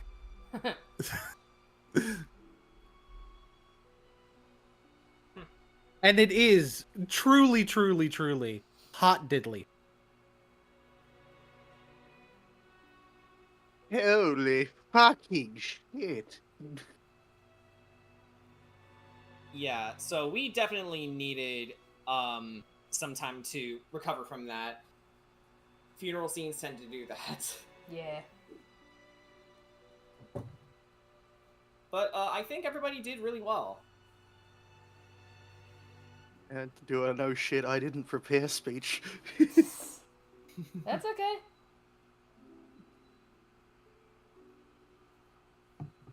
I mean, out of everybody, the boys definitely deserved a little leeway. Out of everybody, they were the closest with Erig. Yay. I mean, let's be honest. It's not often when you come across someone 300 years later who's from your home plane, who somehow knew you,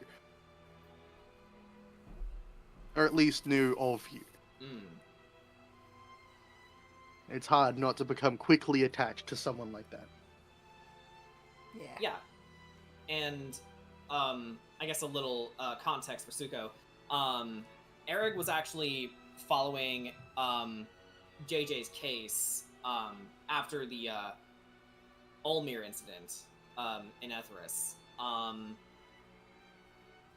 And, you know, shortly with him being kidnapped and whatnot. So it is rather fitting that the two individual, well, I suppose 3 individuals, technically speaking, from Etheris had this close of a bond. Yeah. Suko, there's a reference in what she said during that speech to the previous campaign that she's been salvaged from, which is she had a nightmare of.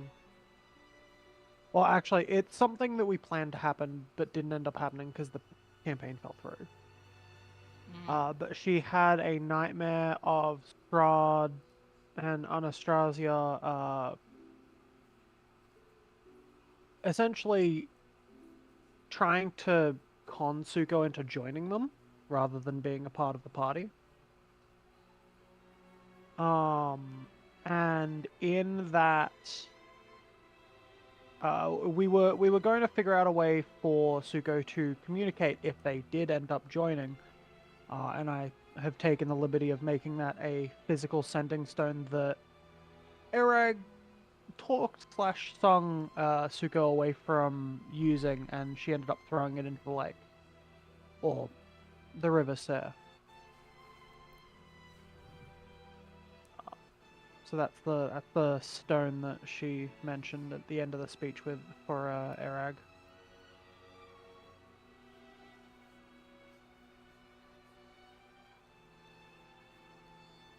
And when we come back from break, it is going to wind up being time for pain. Of course. And who the fuck is this Pain. vampire cunt standing Yeah. at my front door?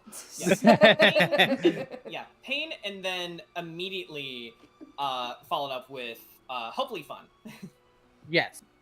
Just got to get Pain one followed by more little a development. different kind of pain. Yeah. First was the pain of loss, then is the pain of, well, Violence. you'll see. Of what? Well- What the fuckery? Who the fuck? Okay. Why the fuck is there this fanged prick at the door? He's like, hey, you want me to get rid of him? In multiple pieces, probably. Oh. Yeah, he's gonna be like the bouncer at a club, just fucking chuck his ass. La la la la la la. Reminder. Oh, yeah. Sugash and Ismark are upstairs, you know, Yes. doing something we don't have to mention. So they'll miss out on this. Okay, so Corey's here, the boys are here, Sugash is here. Is Mimi here?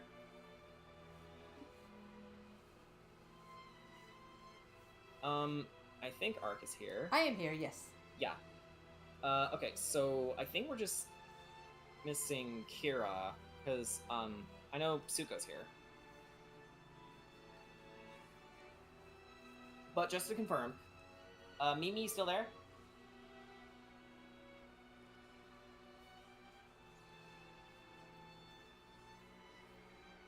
I'm assuming they're on BRB. Okay.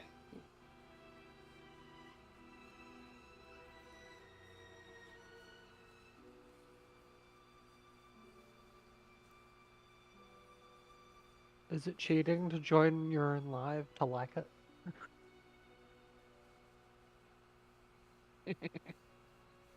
Oh, hey. No, I don't. I don't think so. B, What? we are playing in this. It's not our channel. So Yeah, I no, get it's it, not cheating at but- all. Yeah, that's fair. We are affiliated. We are not the Spiffy Needle Geeks themselves, so we can like it and share it.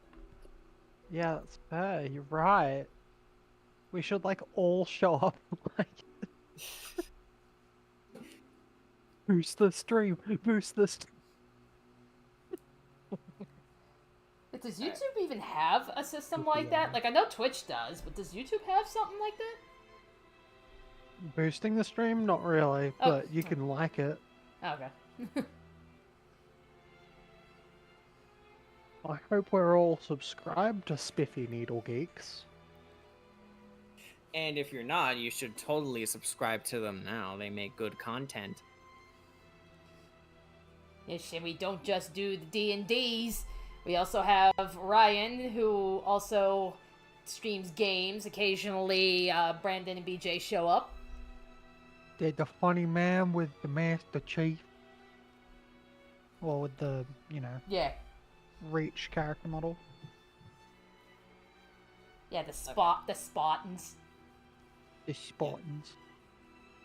Kira, are you here or are you just muted? Yeah, don't worry, I'm just still taking a head count here. I'm assuming they're in BRB still. Yeah, I know, yeah, Corey is here, just muted and making cat noises. Mm-hmm.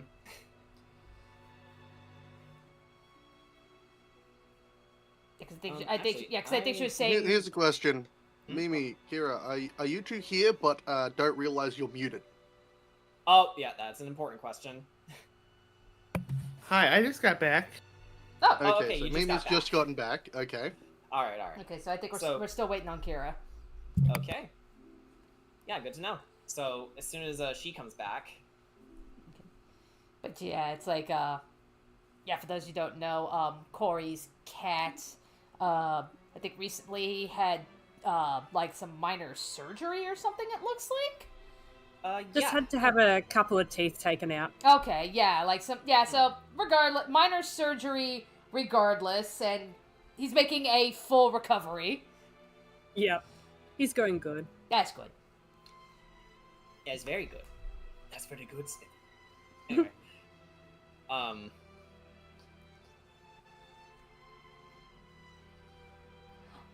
are you looking at, Cass? Admittedly, y'all here are very likely prepared for blood, but just wait and see. I You think will might be have surprised. violence today. We have hugs instead. I want to have hugs instead. Nay. However, Yay. Karma. Having hugs instead would be very nice. I exist to kill things. It's kind of my purpose. Knowing I exist to kill things, laddie. I'm the only one who knows who this is, and am wondering how the justification for not being prepared for blood goes down. Yeah, possibly. As far as we all know, that's just a vampire who's shown up at our house,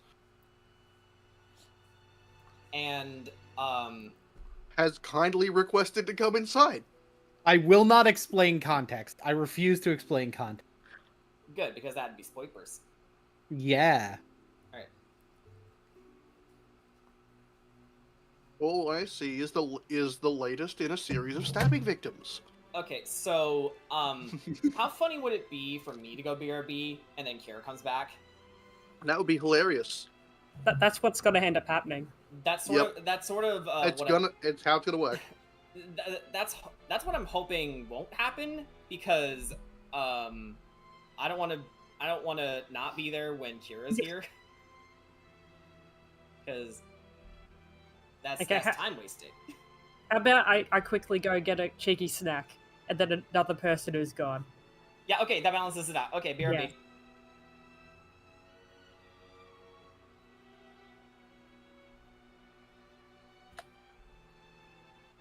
The latest Perfectly in a long balanced. series of stabbing victims. I want to make a joke, but I can't.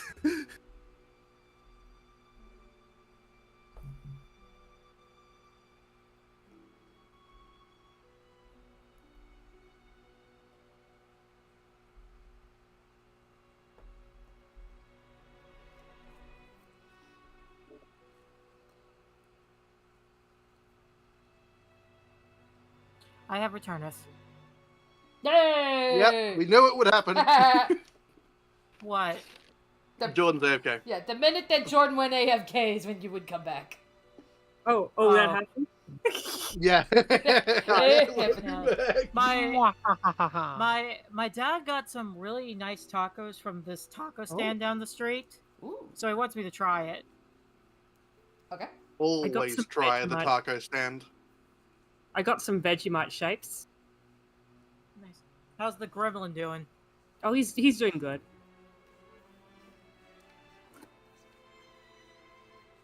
Hey, guys, ready for some ASMR?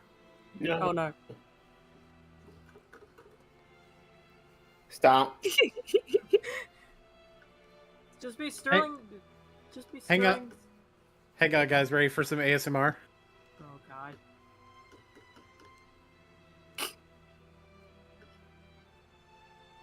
It's D&D related ASMR. Work. Yeah, shit, actually. Unfortunately, thanks to my microphone desk, anytime you hear ASMR, it The best day. sounds like I'm Cool. wrestling with my microphone. Could be worse. Hang on. It could be Heaton and her clicky clackies. No, I'm just gonna I turn believe- off my crisp. Da da da da da da. I knew it. Okay, here we go. Yeah, it absolutely fucking happened. Hey everyone, want to hear some ASMR? Okay, well, everybody's here now, Cool so based. let's get going, shall we? Tap. God damn it. All right, hold on. Alright, come just here, getting... John, you don't have to hear that. Gonna give you a All right. So let me just change the soundtrack to something more appropriate. Something more violence oriented. Yes. Everyone's going for the blood button. Well, that and we're spamming the text chat with cat gifs.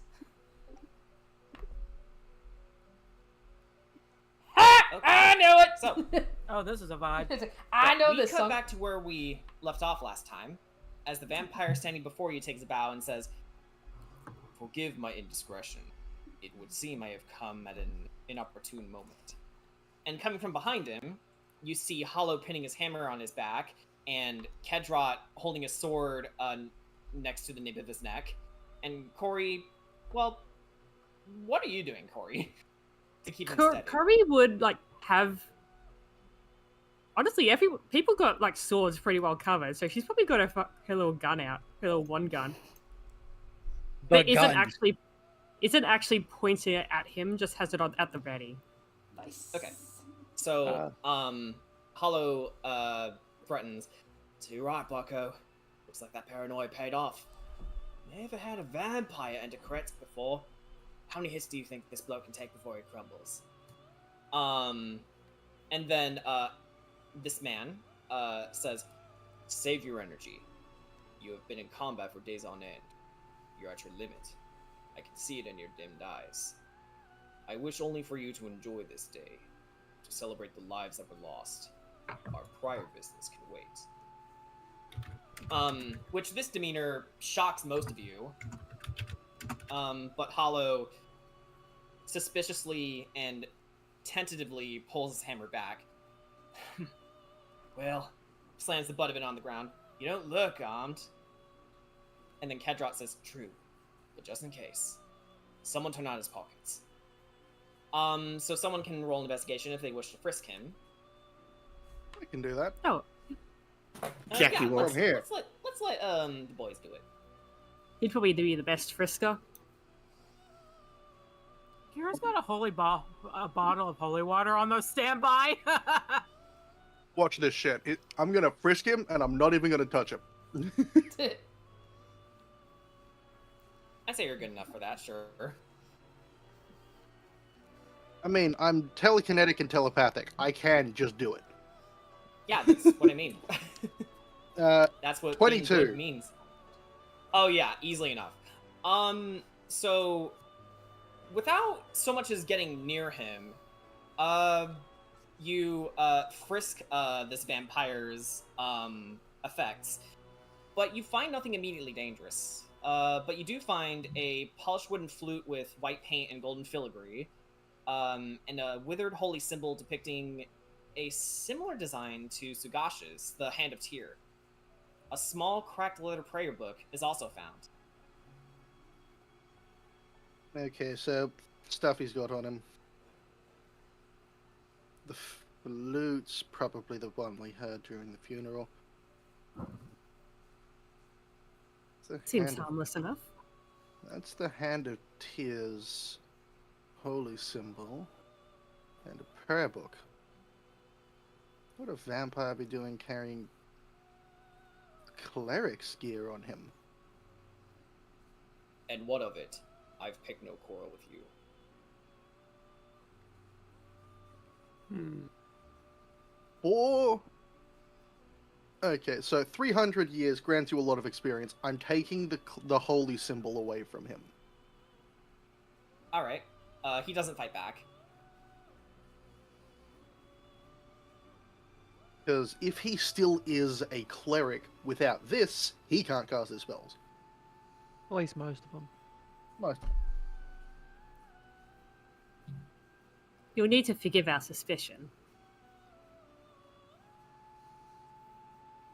Yes, I understand your experience with my kind isn't exactly welcoming. And then Taka pipes up and says, "So, how were you let into Kreska in the first place?" To which the man replies, "I believe you already know the answer to that. If anyone would like to make a history check." I do. Oh, go ahead. Okay. Never mind. Let me pull up my sheet. I forgot to pull up my sheet today. Yeah, but I'm go gonna, ahead, but pull it I'll up. tell you right now. Without counting modifiers, I rolled a 4. Ooh, Oops. That's a 9. Okay, can oh, I it's a roll? 9? Oh, okay. Yeah, no. That'll do it actually. Mimi is So, Mimi, you in fact already know the answer to that as well. amazingly. I PM'd it to you. You can kind of hear. You can kind of hear the answer. In a. From her, just like a very soft whisper, just. Arissa.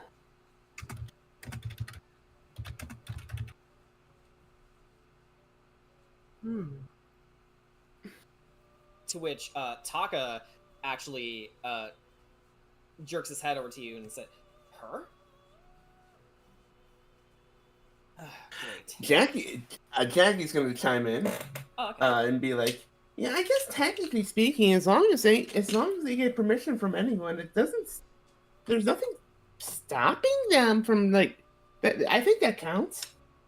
Do not invite him into this house. I'm not, but I'm just saying." And as this is happening, Anastrazia says, "Hey, what's with all the ruckus? What do you..." And she pushes everyone aside to see the man standing there. And she's like, "Escher?" And then she runs up to him and hugs him. "Escher!" And Escher chuckles and says, "It is good to see you in higher spirits, Anastrazia." And then she says, breaking the hug, "So that means you know I've been cured of my curse.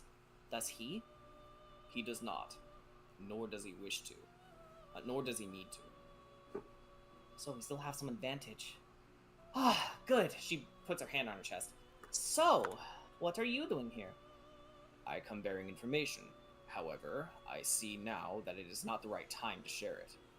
I will be in town for a few days before I have to depart once more. Ah, I see. Sorry, Escher, you're right. We just got back from a long couple of days, and we just got done with a funeral. We need some time to rest. And while Strahd is holed up inside his castle, wise. Would it be best to pick a neutral location to meet later then? Agreed. You only need name it, and I will meet you there.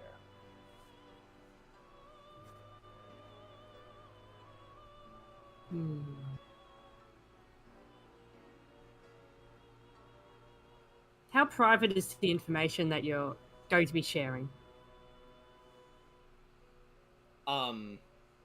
He looks to you and says, well, even in a safe place as this, it would be rather unwise to share it out in the open with so many ears. Okay. So yes, I would say it is rather private. Okay.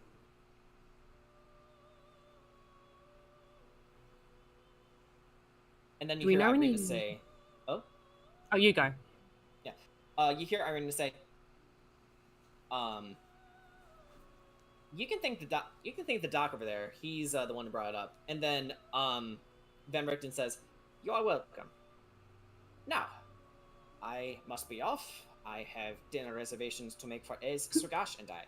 And he takes Esmeralda by hand and as he abruptly leaves.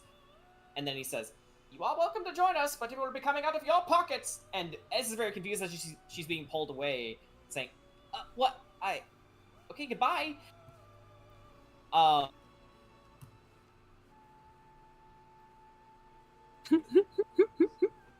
They leave the scene.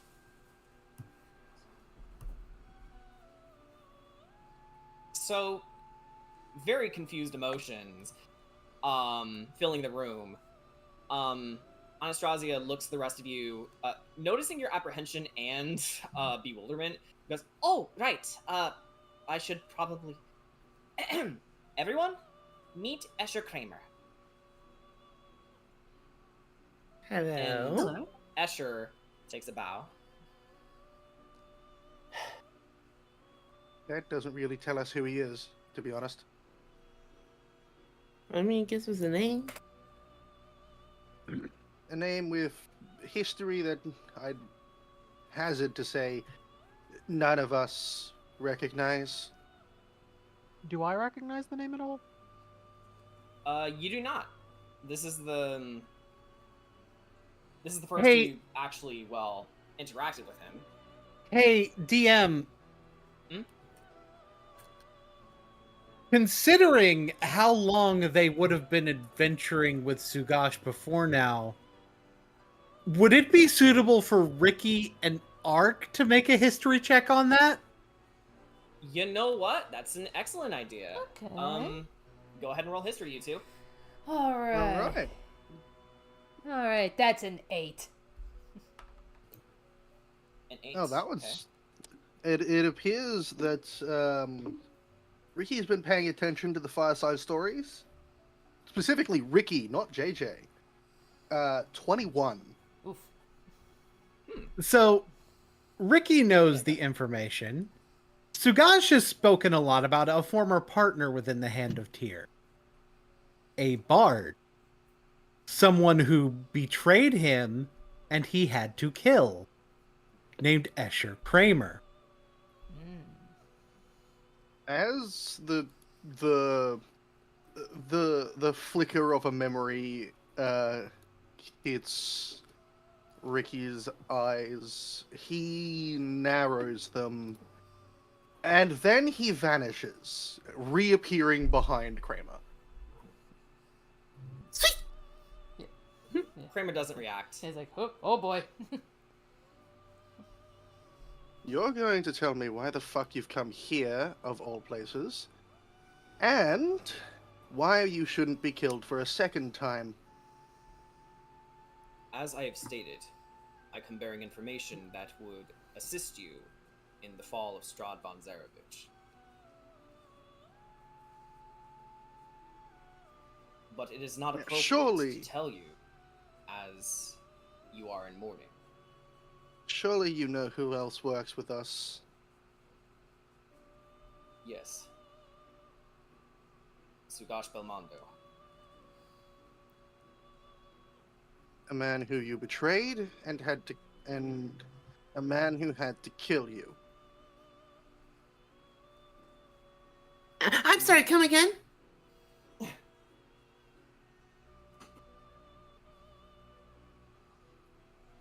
At least that is the memories this body has bestowed upon me.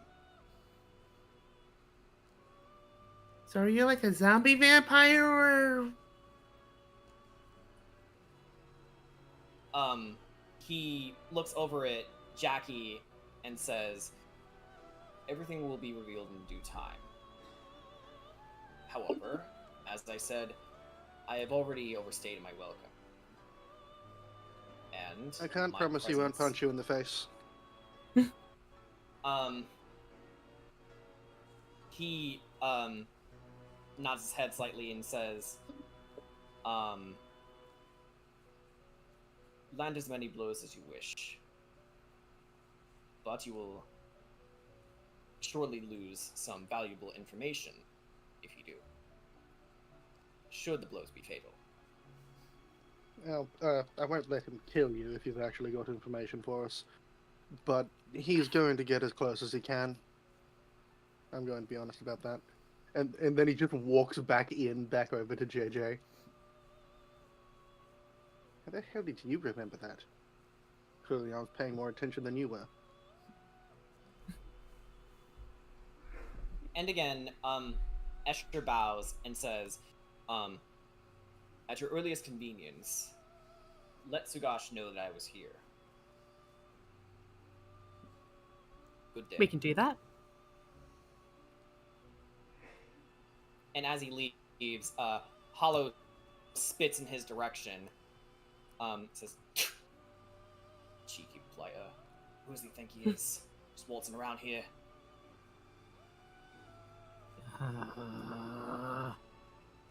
Mimi's gonna go... Oh, Yeah. you were gonna say something? DM? Anastasia looks to you all and says, whatever your history with Escher, I can tell you for certain that Escher is very unlike the other consorts, much less me. He was never popular in the castle, but he appears to be well liked by the villagers. To which, Sunder,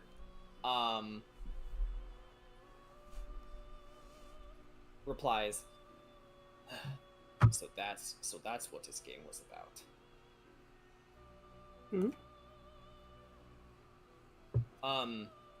Sunder replies again saying, let's just say Escher isn't exactly the biggest fan of Lord Strahd. In fact, he was rather outspoken about him. Well, if he's so that's if he's so outspoken, why is he keeping him around?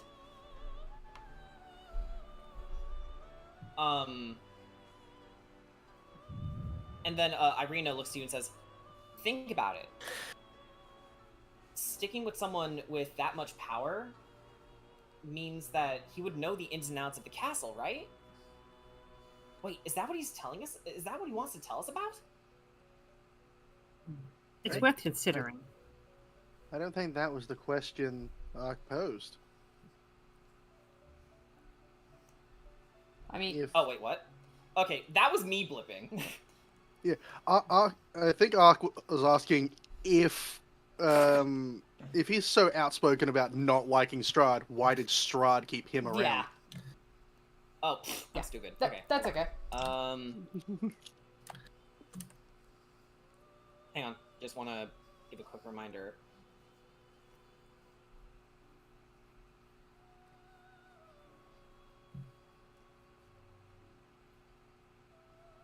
Mm-hmm.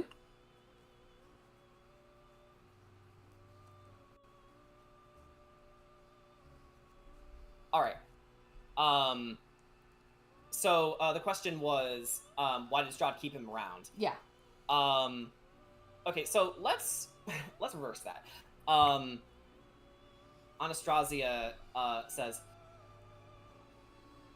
well, according to his own words, he was good for background noise, and that he'd make a good undertaker. Someone to oversee funerary arrangements and pacify the dead. And he did that with that flute that you saw. Oh. Suko kind of sticks her head around the door and just kind of looks and goes, "You're sure he's at least to you on the level?" Well, even with that questionable bit of history that Ricky shared, yeah, I'd say he is. It's odd, though. My memories as a vampire are fading away, but I still remember him distinctly going out of his way to pacify the dead, even though he doesn't have to. And if what you say is true about him and Sugash's history, and the memories this body has, it's certainly worth speaking to him. That is, if some of you can manage it. Regardless of his intentions, I think speaking to him is a good idea.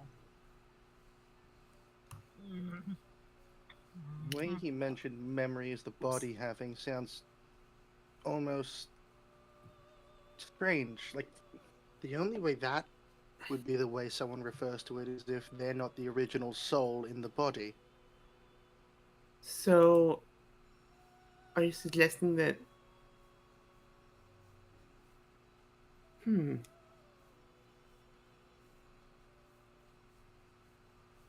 So are you suggesting that he? Speak from experience. So are you suggesting that perhaps, he's using his name and remembers some of the former Escher's, I guess, the potentially previous Escher's memories, but isn't the same Escher. Potentially. There's also the option of he is a ghost possessing the body. Maybe a soul slipped in just as he died and was subsequently turned into a vampire. Kedrat pipes up and says, I think that's a rather strong possibility. However questionable this Escher seems to be, he does make a good point. We have been working rather hard recently, and we should enjoy this day. We can leave business for later.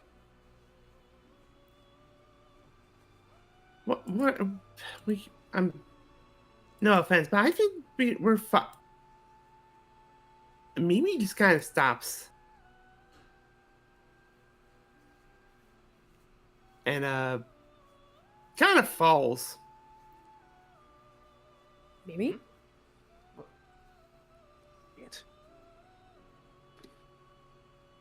And we'll come right back to that. But first and foremost,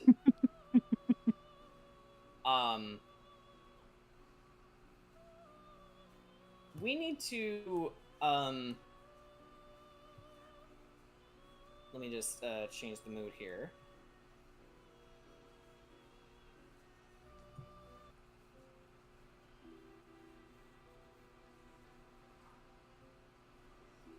Persona music.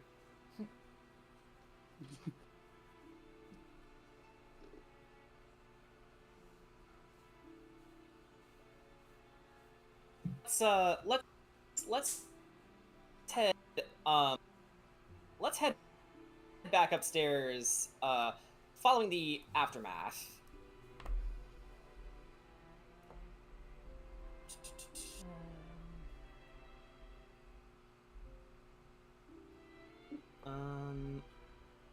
There we go. As you all are having this conversation, and as Mimi falls suddenly, we cut to Sagash and Ismark after their intimate moment together, and putting their clothes back on. And then Ismark looks to you, Sagash, and says, that was fun. I feel so much better. And you're sure this is your first time? Positive. Well, it was certainly mine. I mean, I've had people ask me on dates, but they never took off. They never took off for one reason or another. Anyway, I may not be all that smart, but you're clearly worried about something. Tell me what's on your mind. I'm here for you.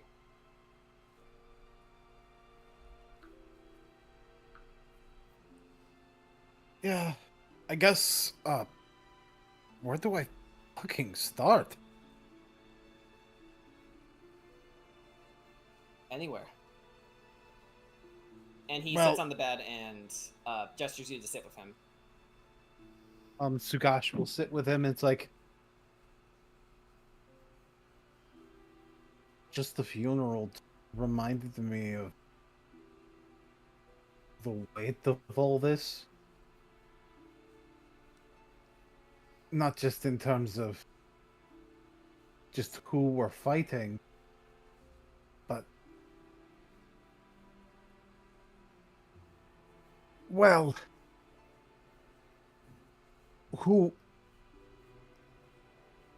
how much seems to be put into me being part of what actually wins that fight, you know?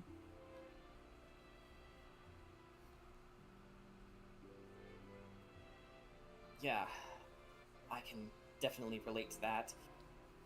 What with me being the baronet of Barovia Village and all.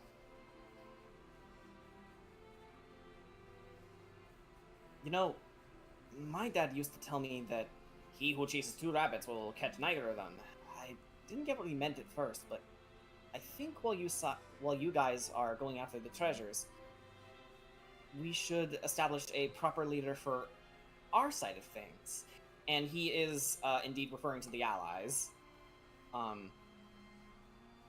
Before you go tomorrow, if you can help us figure out who should be the general for our, I guess, united army going forward, it should be smooth sailing from here.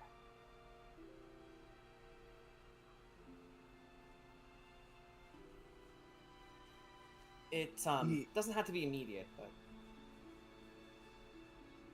I think it's something worth thinking about, because there are several good up.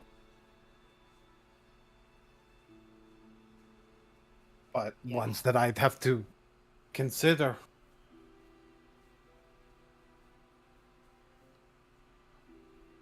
definitely. And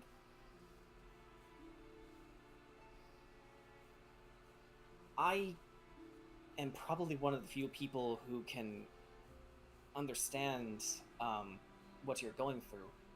Though, if I may be honest, the fact that you're carrying on the way that you are, regardless of the crushing weight of everything, it reminds me how much I love you, really. He smiles a little bit. It's like, I love you too. And he gives you a kiss and stands back up. All right. I'm gonna go walk around a bit. Maybe I'll talk to the guards by the gates, go over safety precautions with some of the others in case the barrier, he makes an explosive gesture with his hands. Right, of course.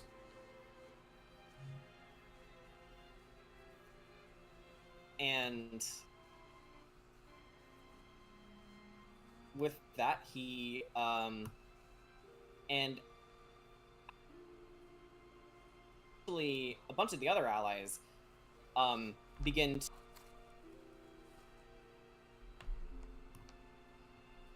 You're cutting out. That's because I'm on the Roll20 page. Now I'm not. The allies are dispersing.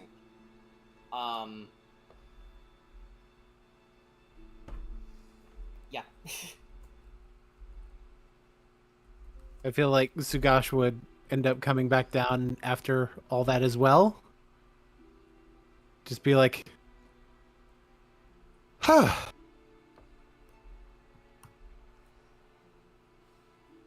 I'm a lot calmer now.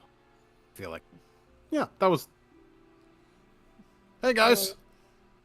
Who wants to tell him? Oh God, what is it? Can I tell? Oh, but You. hold Go on. Before that, Mimi, you fainted, yeah? Actually, I feel like he'd be like, I feel a lot calmer. What the fuck? Why is Mimi unconscious? Yeah, like everyone's just turning to see Mimi as you're stepping down the stairs. Yeah, we're good.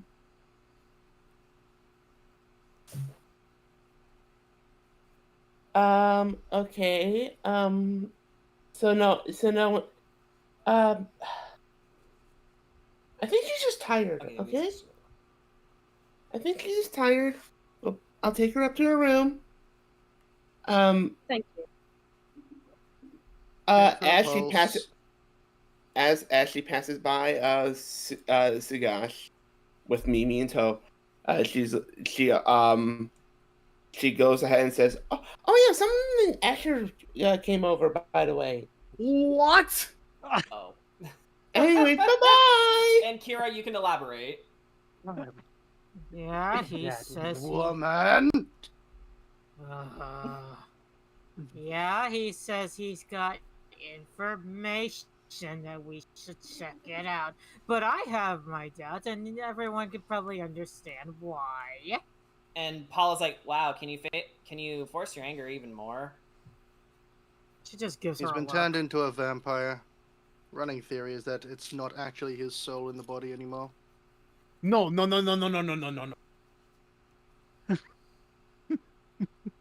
Something I didn't mention at the funeral. Remember when we heard unusual extra music? I saw him walking down the hill. I heard the flute playing, and I thought it sounded like his playing. I didn't of it. Because I figured, well, if spirits are showing up, then there would be the possibility that his spirit would show up well.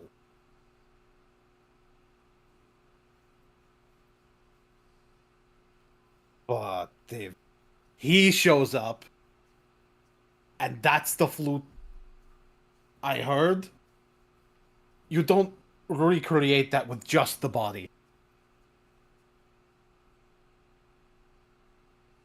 Well then, he's speaking very strangely now. He said that the memories the body has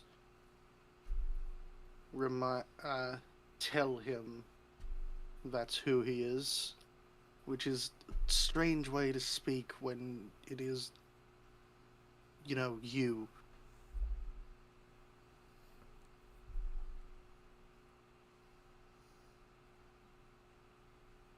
That doesn't... And he has information? What the...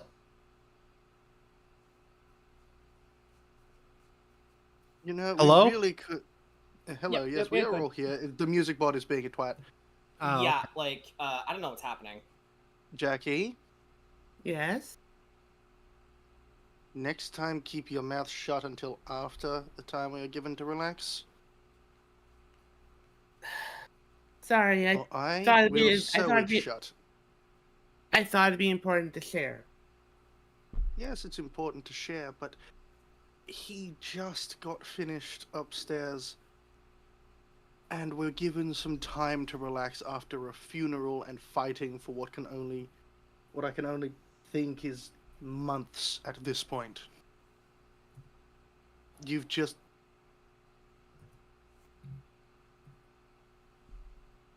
layered more stress on the situation. What was the information he had? He hasn't given it to us yet. We Meet with gotta him go later. meet. He just narrows his eyes at that. It's like,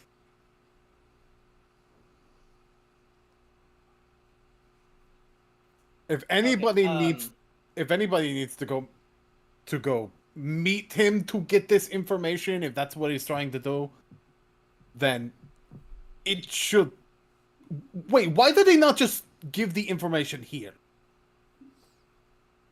Apparently because of what's been happening. And too many ears. Also, he's like not the heartless bastard. Maybe it is a different.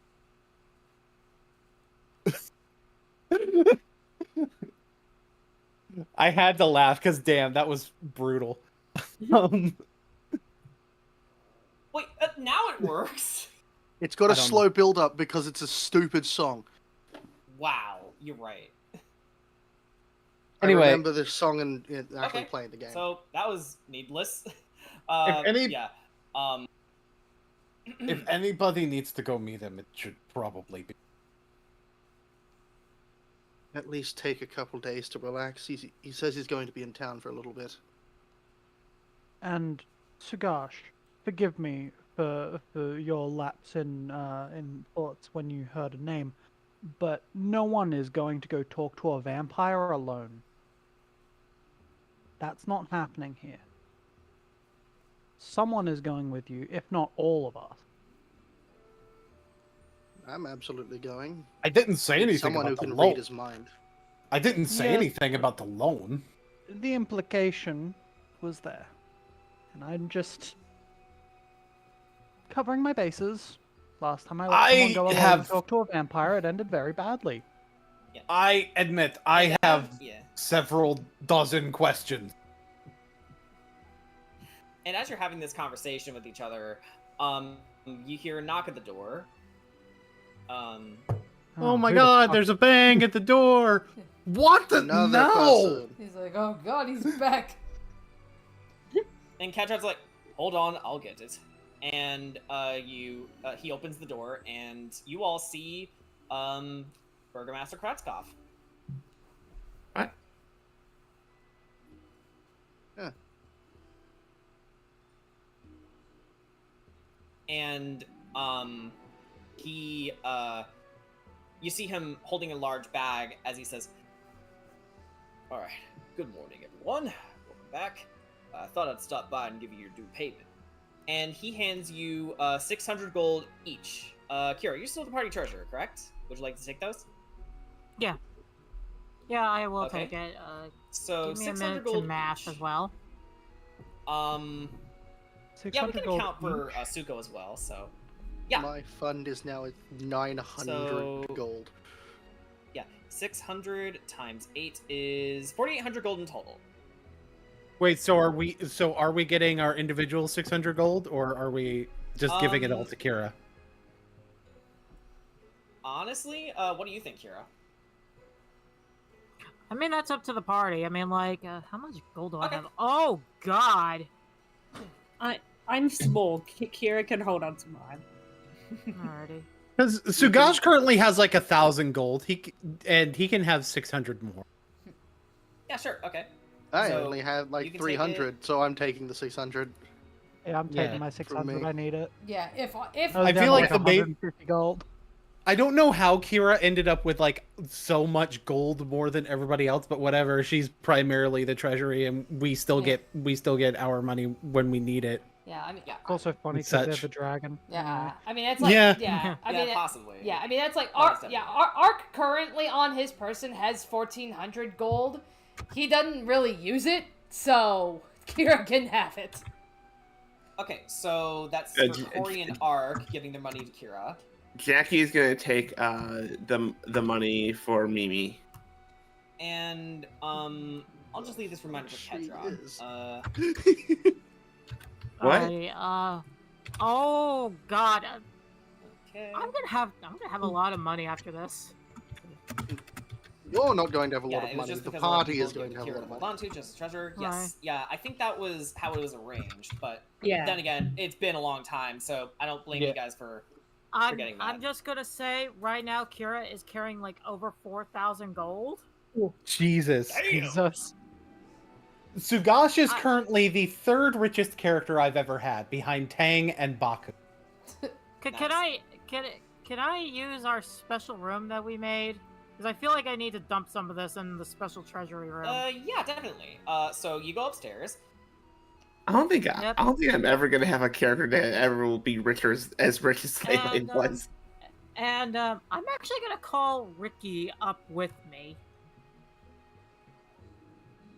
Okay. Ricky And- will follow.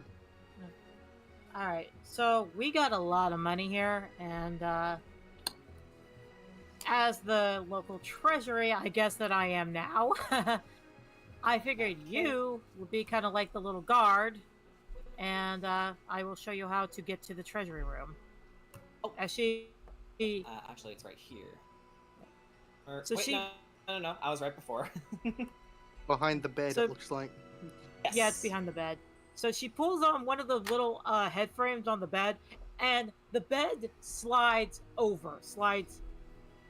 You figured that would be like a dresser thing. Nope. Kira basically flipped flipped things around. And Right. you hear a distinctive rumble as the pathway opens. They come on down here, and Kira is going to dump 2,000 gold onto the little horde that's going on. A little horde that's steadily growing. Interesting. Yeah, so if you need anything, if the party needs anything on your side, just let you know how to open the safe and get to the funds. All right. And Well, I side could RP. also just... And he walks through the wall. Yeah, you could do that too, but yeah, you could do that too. However, it's better, just to do it normally. Paula says, "You Why have would I special do things permission." normally? I am a ghost. No, not entirely a ghost at the moment, but I am a ghost. Why would Yeah, I do and then- things normally? And as you have this conversation, why don't we check on Mimi for a second? No. Okay. It's like, well, okay then. It's we like, we should. So Okay, let's Mimi, go. You find yourself in your bed, coming to after that little fainting spell that you had downstairs, and you rub your head, groaning a bit, rolling your neck.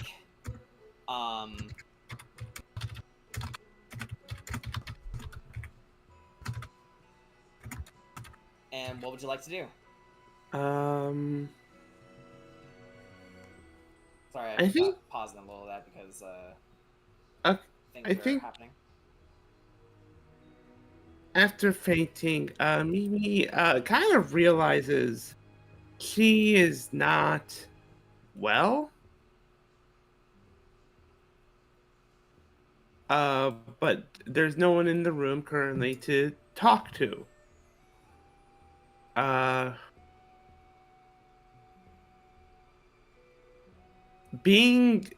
Having history with medicine, she know that moving is, believe it or not a good idea. So she's simply just gonna call for someone. Okay. Uh, let's have it be. You know what? It can either be Suko or Corey. Whoever wants to see her.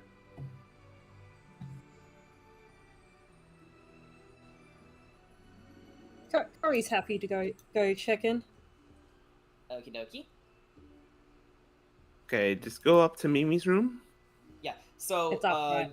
Yes, it is. Yeah, you hear her calling out to you.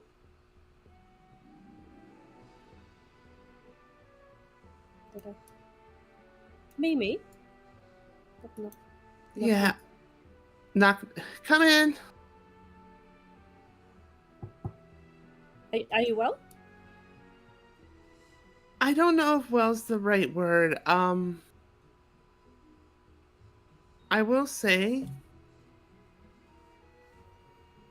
I am I will say that like after fainting, I probably shouldn't be moving. Yes, you probably shouldn't be. So it's really important right now that I guess it's really important that I rest. I'm glad you came to that conclusion without me telling you. But just in case like something happens, like you guys need like I guess I'll need some help getting around for a little bit if I need to go somewhere. Because I mean it's I don't think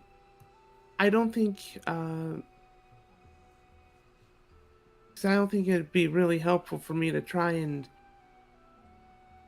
overwork myself right now. You can still see, like you can like tell she's like struggling to stand up or struggling to stay up right now. But don't push yourself to stand if you can't. Okay.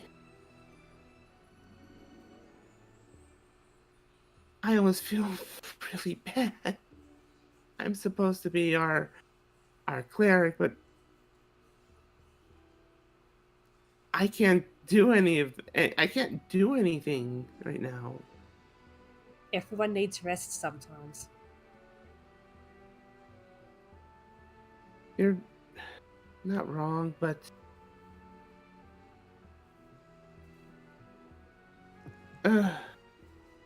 Would you like me to bring you some tea? Sure. Any preferences? No. Not right now. I'll be right back. Curry will go get some tea. All right. And as you make your way back down, Corey, wow, I can't speak in Roll20 at all right now. Weird. You find Kedrot seeing you, doubling back and saying, I overheard that you need some tea. There should be some herbs in my room. Oh, thank you. And you head in there. And while that's happening,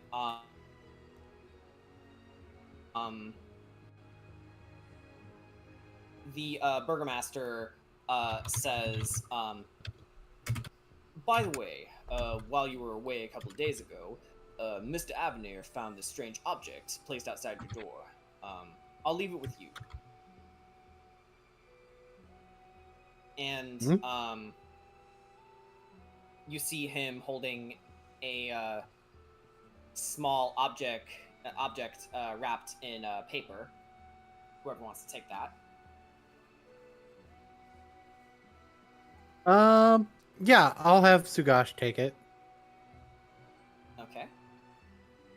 So, you take it off the burgomaster's hands, and he says, "All right, enjoy yourselves.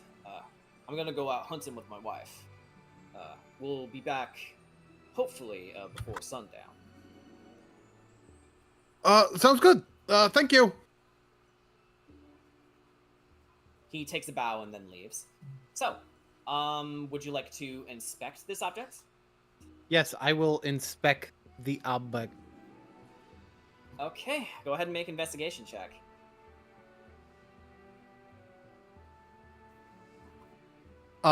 Does this get my spooky bonus? Not right now, no. Okay. I still got a dirty 20. A dirty 20, awesome. So, it appears to be a small polished stone slab. As you hold it in your hand, it's smooth to the touch, and it sort of dips in the center. You can definitely tell that this is a sort of implement meant to relieve anxiety. But there's definitely something more to it.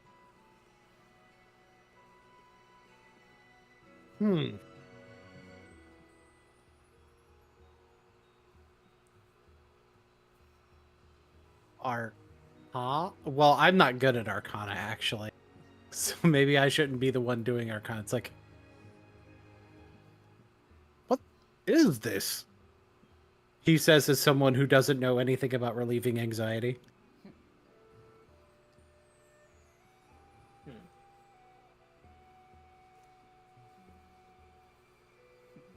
Like, okay, so, whoever wants to make an Arcana check, go right ahead. Let's have Kira do it, actually. Oh, cool, because I got a +5 in my Arcana.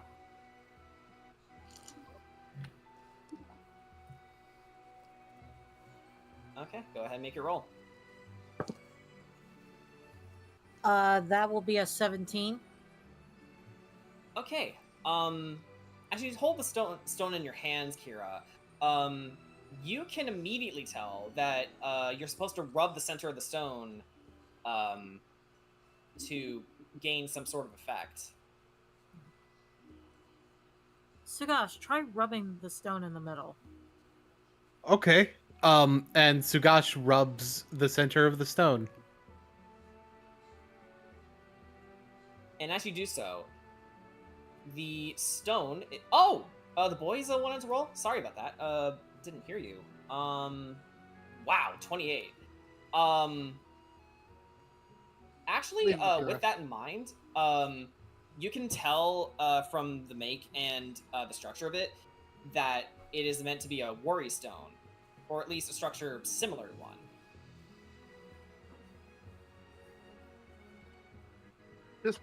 They make note of that as they go down to their room. They don't say anything. They're just like, oh, so that's what it is. And then they leave. Okay. He's like, I'm not even it. Or here. Okay, so, as you rub the stone, the stone begins to shudder, and you all hear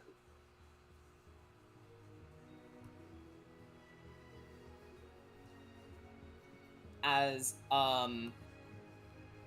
the stone begins to take effect. Howdy, y'all! Been a hot minute. Ah! At least at the time of this recording. Magic mouth. Useless in stealth, but good for leaving memoirs. I thought I'd leave this for you, in case things started to get a little lonely without me. Whether or not I'm on the mark, I know you had it tough since you got here, but so did all these fine people. So, here's what I want you to do. If you can help 10 people by the end of the day, it'll pay the way for something special. Oh, and just a quick rules of void, Fred. Don't think you can just do baseless community service and call it a day. Listen, folks, be their friends. Help them help someone else. Think like a Bastani. What else? You won't be fighting anything off, and when you hit certain milestones, hints will crop up. And well, I think that's it. Have at it. and then the stone settles down and the spell ends. Wait, so did we just get 101 deets for Eddie McDowd? I don't think know we what that just got means. 101 deets for Eddie McDowd. I'll show you later. Okay. But, You're yeah, gonna need you to guys... send them. It is a very Yeah. obscure Nickelodeon reference. Okay. That's probably why I didn't get it, even though I was, a kid during its infancy. Anyway, so, yeah, you guys, have a little side quest. Help 10 people by the end of the day. And as soon as the magic mouth, spell ends, Kedrot just turns and leaves.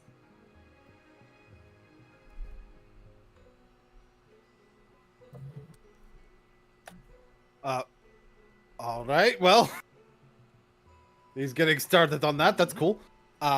Right. I'll go deliver the tea. Oh, The drink, not drama. Yeah, and as you guys are mobilizing, Mimi has something. Well, not Mimi. Or rather, Jackie. someone. Jackie has something to say. Yes. Oh, so gosh, I'm sorry about that. I thought it was something that you need to know, and I didn't mean to stress you out. I did need to know, honestly, but it's... I was probably going to be stressed out one way or the other over it. Look, maybe the way you did it isn't how most people would do it, but some people would think just ripping the band-aid off would be the way to go. So, like, I'm not too bothered by it. Yeah, and Paula's like adding to it. Well, you'll find that Jackie isn't like most people, and you know that's okay. Sometimes you need a little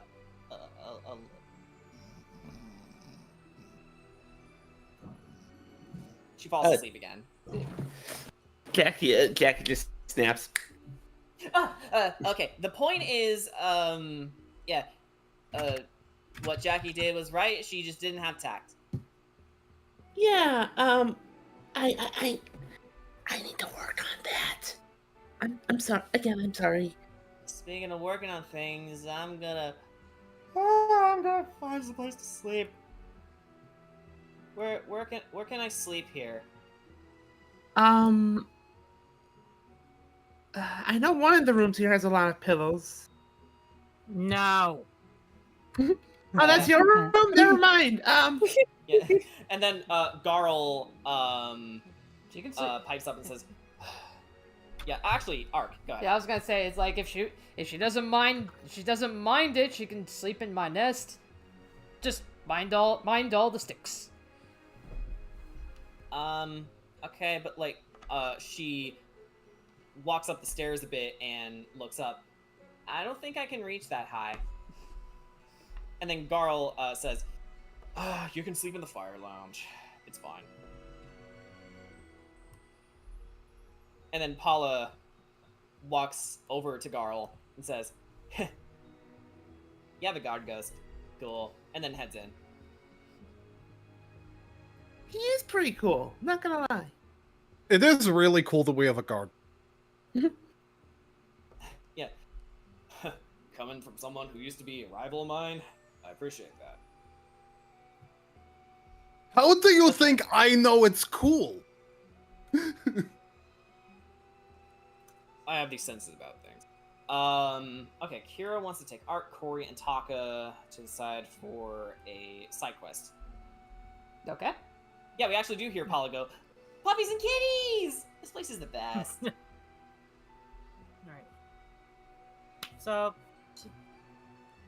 So I've been thinking about something, and what Erie just proposed might actually benefit as well.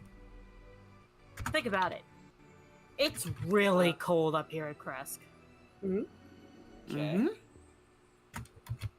Taka, do you remember your first few days of training with Fraser up in the mountains? Oh, yeah, I definitely do. Well, So, and why? you remember what you were rewarded with after you got done with a hard day of training? His eyes widen, and then he points 2 finger guns at you. Hot spring? Hot spring. Oh, Think of Hot Yeah. spring? Yeah, I mean, think about it. This would benefit not only us, but it would benefit Kretz, because, like, it's super cold here, I've noticed. Plus, it would be a great place for people to relax after a hard day out working out in the farms. So Really thoughtful suggestion, Kira. so you relax by boiling? No. That's not how that works. Not. it's close enough. I mean, well, it's not that kind of hot spring, Corey. You know how, you know baths, right? Yeah. Ark, I feel like that's the wrong question. But anyway. You know how- bathing, right? Yeah, you know, well, what I mean is, you notice how some people just go to a bathhouse and just, sit in the water and relax for a bit? Yeah. The water is not too hot and not too cold. It's a relaxing effect, you know? Gotcha. Kretz's first bathhouse. That would actually be interesting. A hot spring bathhouse. Yeah. Of course, we'll probably have to talk to someone who can get it going for us. Didn't this town have a carpenter? Yeah, we'll just go talk to him about that proposal idea. Yeah, good idea. Are there any natural spring? Oh, I do have that burn room mechanism. I do have an idea. Kira, Yeah? you think that would help? You think that would help Mimi, maybe? Yeah, I mean, like, after a long day of hard work and stuff, everybody deserves to relax. And hey, I think she's okay with heat. Hold on. Let me go and ask her. She just quickly runs up the stairs. Hey, Corey. Hi. I was assume passing by Corey as she leaves Mimi's room with the I was already down there. I just forgot to move the token. Okay. You're okay with the heat, right? Mimi just said, yeah. Thank you. And then she runs back downstairs. Yep, she's okay with it. Oh, that's good. Given me and Corey have resistant to heat, it's gonna be okay. We just need to find a good place to build the bathhouse and then start doing some digging and Speaking of Is there any- construction,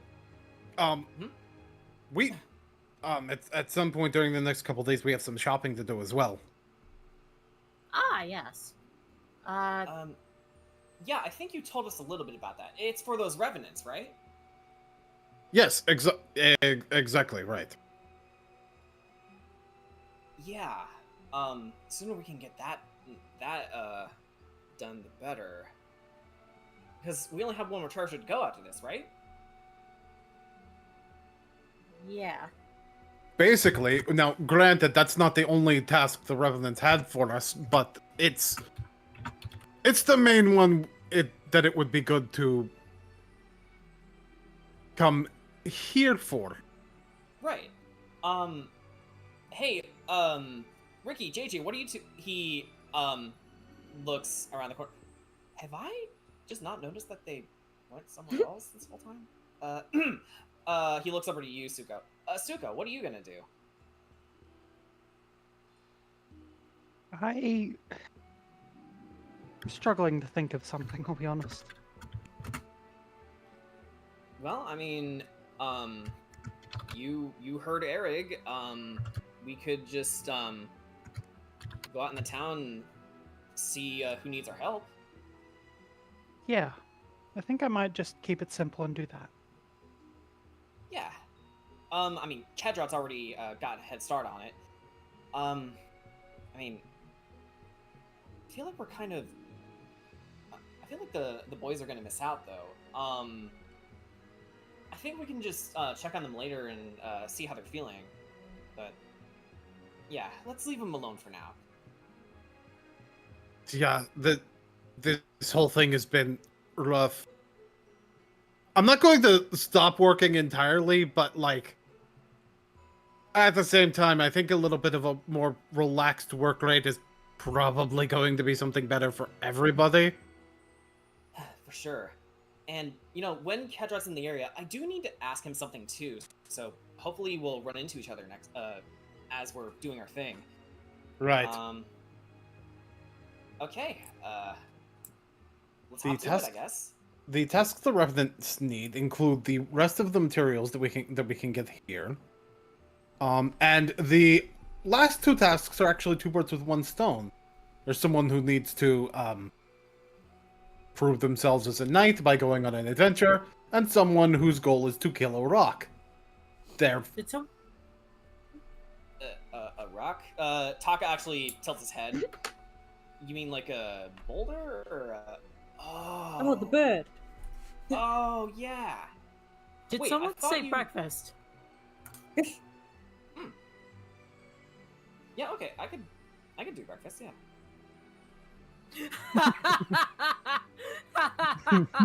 Oh, wait a minute. Is it morning? I thought it was still like. What time is it? It's still morning. It's more like late morning. So 10:30ish, really close to 11 sharp. Right. I'll work on that shopping then. Go ahead and get that done first. Simple. And just a tiny reminder, I'll send you over to Dan's.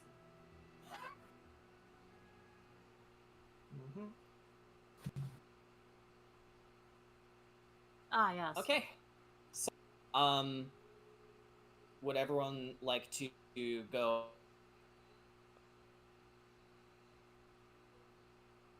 Hello? Hello? Oh, Hello. you died. Oh, it's because it was because I was on the Roll20 page, wasn't it? Yep. Anyway, so you guys are going to the town then? Why is Yeah. it saying the queue is empty? It's not empty. Like, hey, music bot, this isn't some complicated tech. You're just playing music.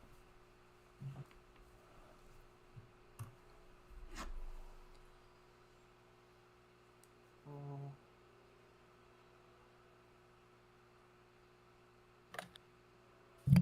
Sorry about that. Okay.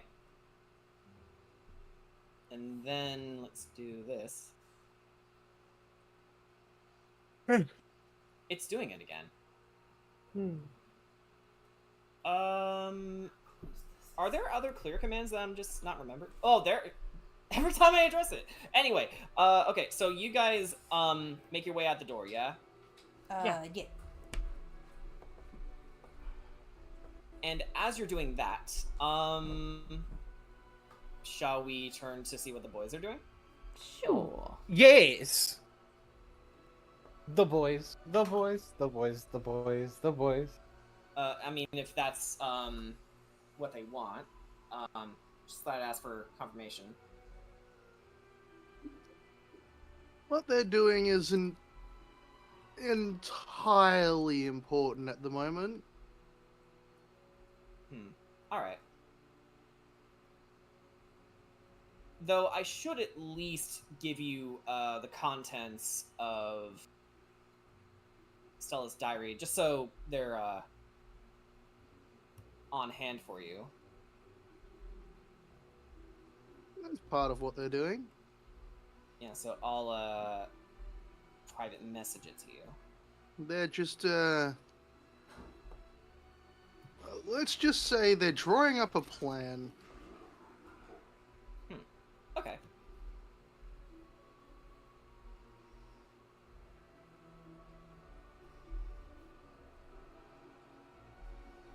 Okay. with that out of the way, let's shift gears then.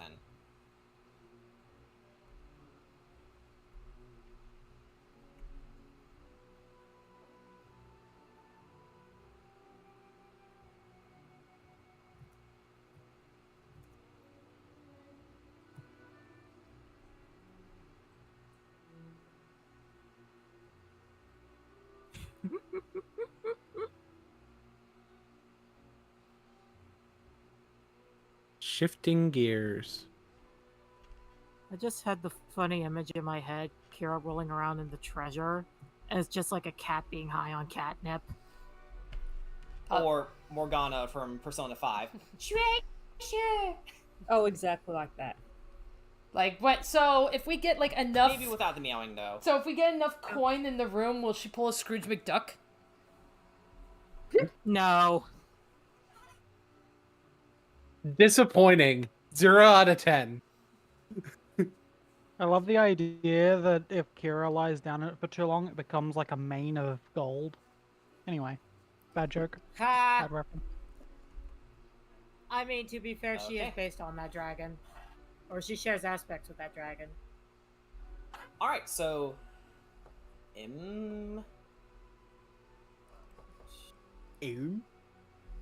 as you make your way into the village, you see quite a hubbub going around.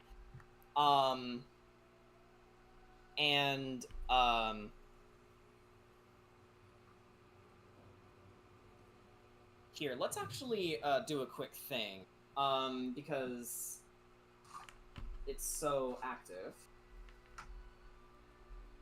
Let's see. Okay, so nothing happens quite yet. However,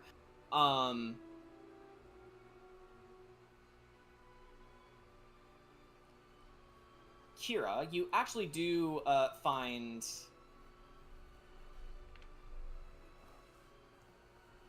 Kedrot walking past as he gives you a large seasoned cauldron. Oh. Oh, hey, we kind of need this. Thank you. Do we need the cauldron for again? Hot tub. Oh, right. Hot tub time machine. Got it. Yeah. So that just leaves parsley, sage, rosemary, and thyme. Some dragon's blood. Are you making What's your soup? mumble about, Kira? There was a ritual, I believe it was Lady Illison who said it, that will allow me to gaze into the past and allow us to talk to Tatiana in a way. Oh, yeah. And one of the ingredients we needed was a seasoned cauldron. Okay, so we can cross that off the list then. Yeah, so that just leaves some herbs, which is parsley, sage, rosemary, and thyme. That still just sounds like soup to me. It does sound like soup. It's anything but. These four particular herbs are actually used for very powerful potion making. Let's see, we need a moonstone. Pure holy water, we got that on the list.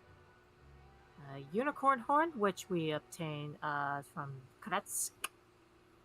Dragon's blood, hello. Berez, not Berez. Kretsk. Yeah, Berez. The dragon's blood, hello, right here. And three feathers from 3 different birds. Kira looks to Ark. Well, 2 feathers.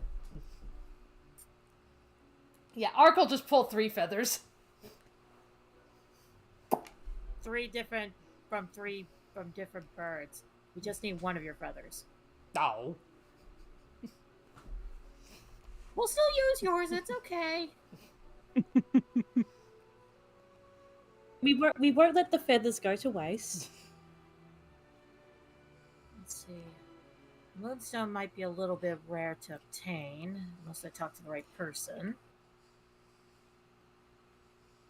Tempted to make a joke, but not going to do it. Do it. Just do it. Have you tried to mount the coronet? God damn it. Yeah, but outside of that, that's not bad. Hey, Realm's not here. Somebody has to make the Pokemon princes. God damn it.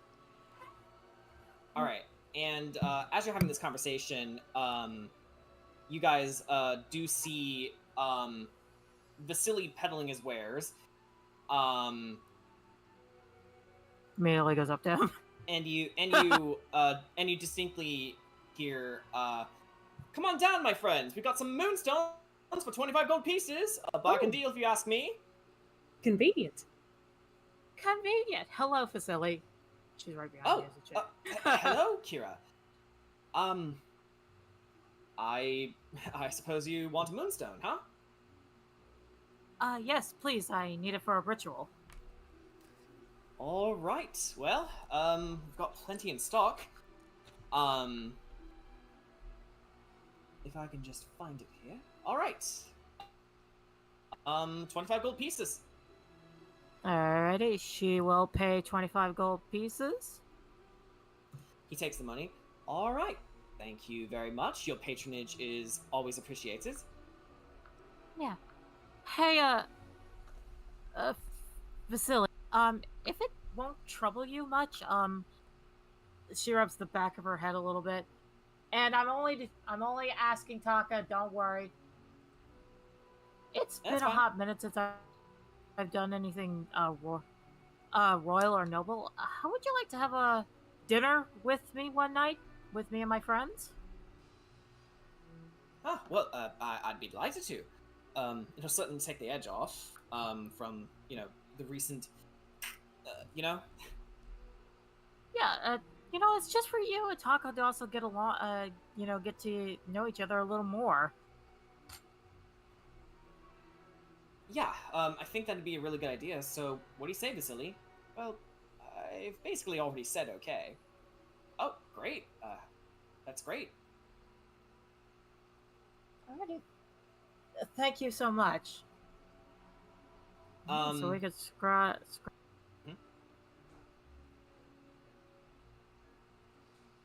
Down.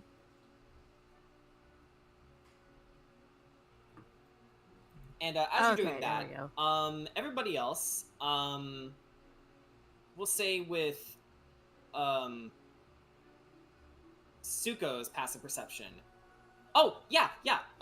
That's actually a really good point. We can say that you've been told about the dinner along the way.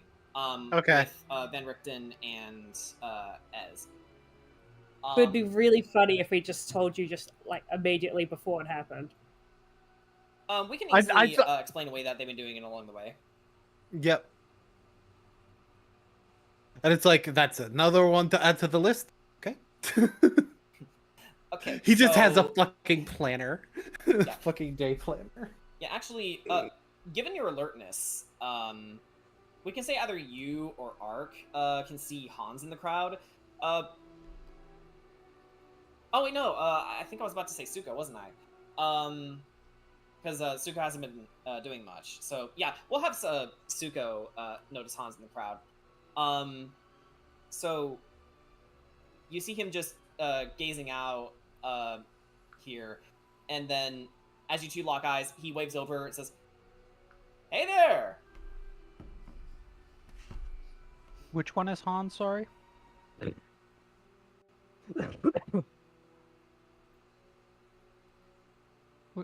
That one. Okay. This man.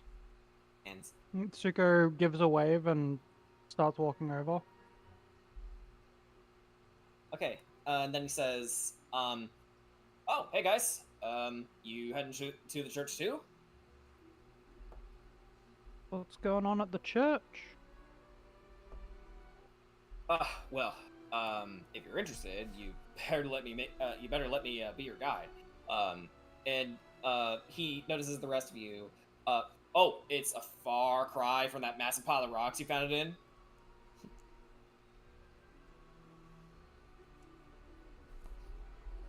All right. Right.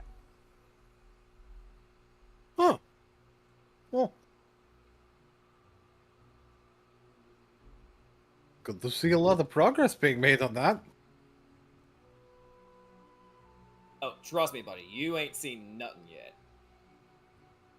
Huh. And then he leads you along the path to the Shrine of the White Sun. Do you follow? Yeah. Ark will follow.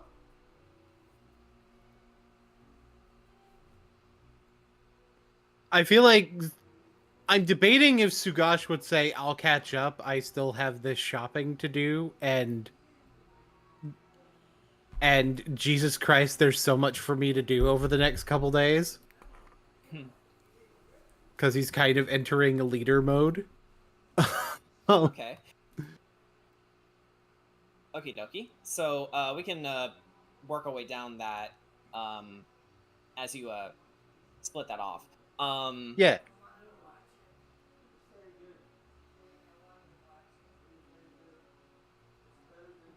I'm actually trying to remind myself what else you need for a certain other quest. Okay, yeah, easy enough.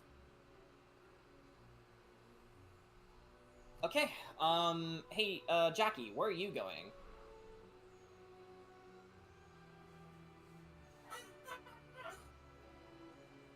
Jackie? Sorry. Who are you following? Church group or Sugash? Church group. My apologies. My apologies. I was called real quick. Oh, that's fine. So Hans, who you guys wanted to see to make that hot spring, is also offering you guys to head over to the Shrine of the White Sun to see the progress on the church. And Sugash is gonna go off on his own to take care of his list.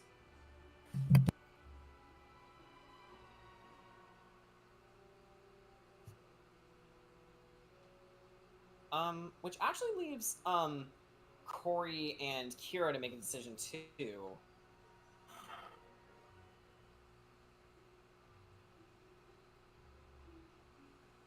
I think Kira is going to stick with Sugash because she also has got some shopping to do. There's a fuck right. Ooh. And Curry wants to stick with Kira. Okay. And Talk has already joined at Kira's hip, so he'll be going with you.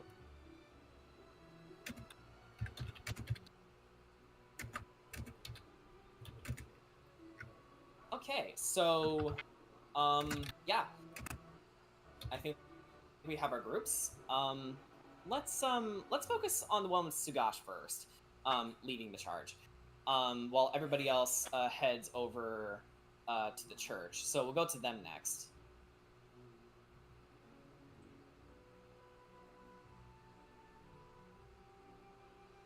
As Vasily wheels away. What's first on the list, Sugash?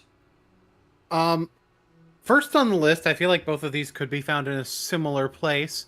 Well, actually, I think the full list would help because, like, some of the things.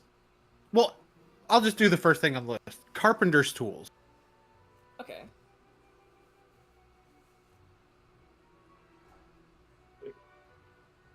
So, that would mean you would like to head to one of the shops. So,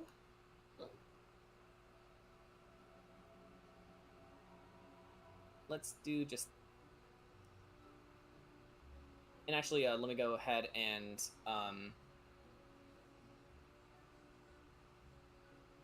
triple check where. Ooh, okay. So,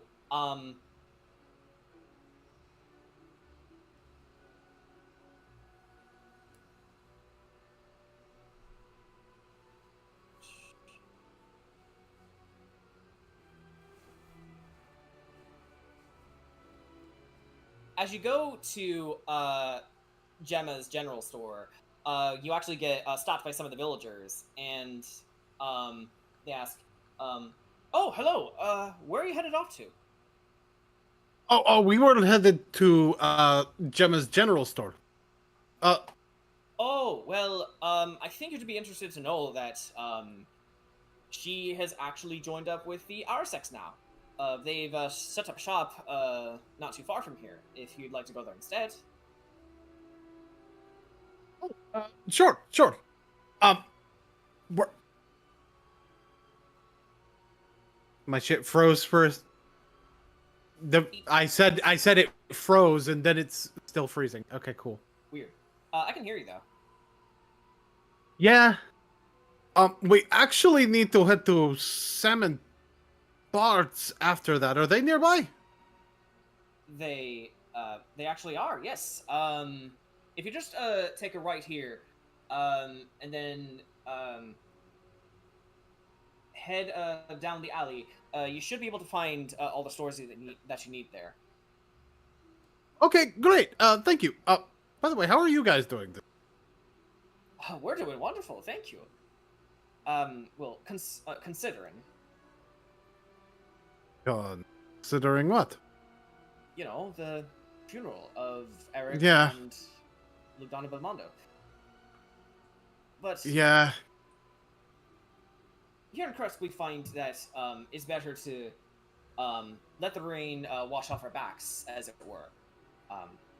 So celebrate their lives, not dwell upon them. Yeah, I'd say that's pretty sound advice. All right, well, we'll leave you to it then.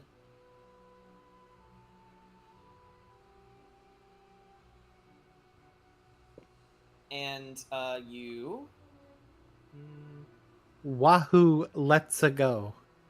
Cool. It's a me, Luigi.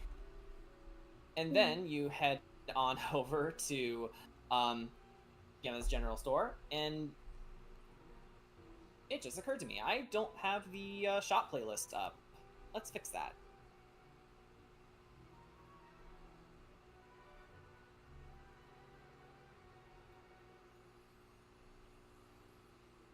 Give me a second as we change the tone here.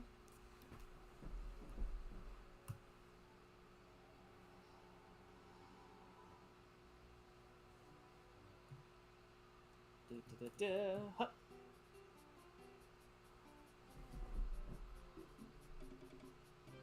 Yeah, we couldn't go on like that. Okay. So,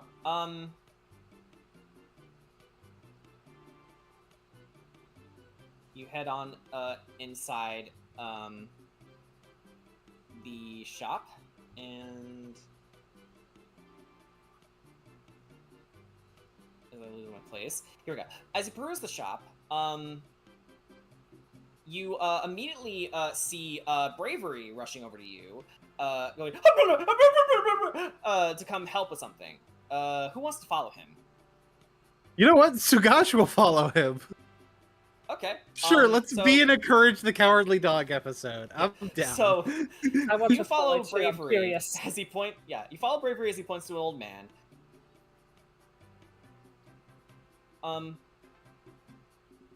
Rather portly, but still well built. Got a bit of a power lifter build. Curious amber eyes, and almost having a bit of a staring contest with some produce. And he says, let's see, 1 cup of water, 4 potatoes and carrots, peeled and diced into cubes, 10 mushrooms. And he turns to look at you as he hears you pass by, and he says, there's something missing in this dish. What is what I need to cook it?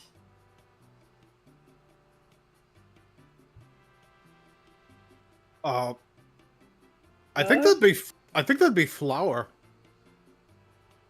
He smiles and says, Gemma, how much for the flour? And Gemma says, well, that would be 1 gold piece, my friend. So, and taking an armful of it, puts it on it and says, I'll take it, as well as all the other ingredients. And Gemma puts it all in a crate for him, which he picks up and begins to make his exit. And not before leaving a platinum piece on it. It says, on the house. And she's, thank you very much, kind sir. And then she puts it in the little bin with all the money in it. And he looks to you, Sugash, and says, thank you, my friend. I'm trying new things as I go, but it seems I need to have a look at my memory retention. Well, I'd best be on my way. There's a few other sites I need to be seeing. Oh, sure. If I could make one recommendation, perhaps buying a book of some sort to write these things down and could help. Oh, yes. He reaches into his coat pocket and says, where the devil's the journal? And, here it is. I've written in this thing in years. Thank you. And as he does that, looks back up to you, he notices your staff, Kira. And he says, be big in a moment of your time, lassie. Unless me eyes deceive me, that's a scepter styled after the Platinum Dragon Bahamut. I've not seen height or talent of him for decades. To think of it, his tenets might have changed while I was away. Tell me, Goldilocks, do you know of him? Yeah, he's my patron. Ooh, your patron.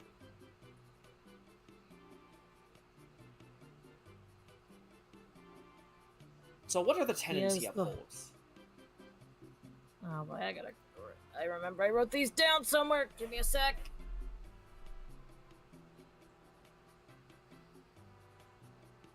Oh my god. Trunny, why do you hate me so much? Take your time, don't worry. Yeah.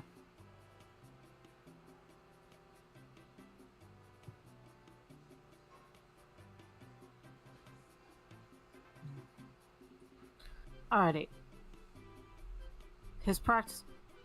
Our common practices are very simple. Be faithful and devoted, and devote yourself. Liberate the weak from evil and bring order to chaos.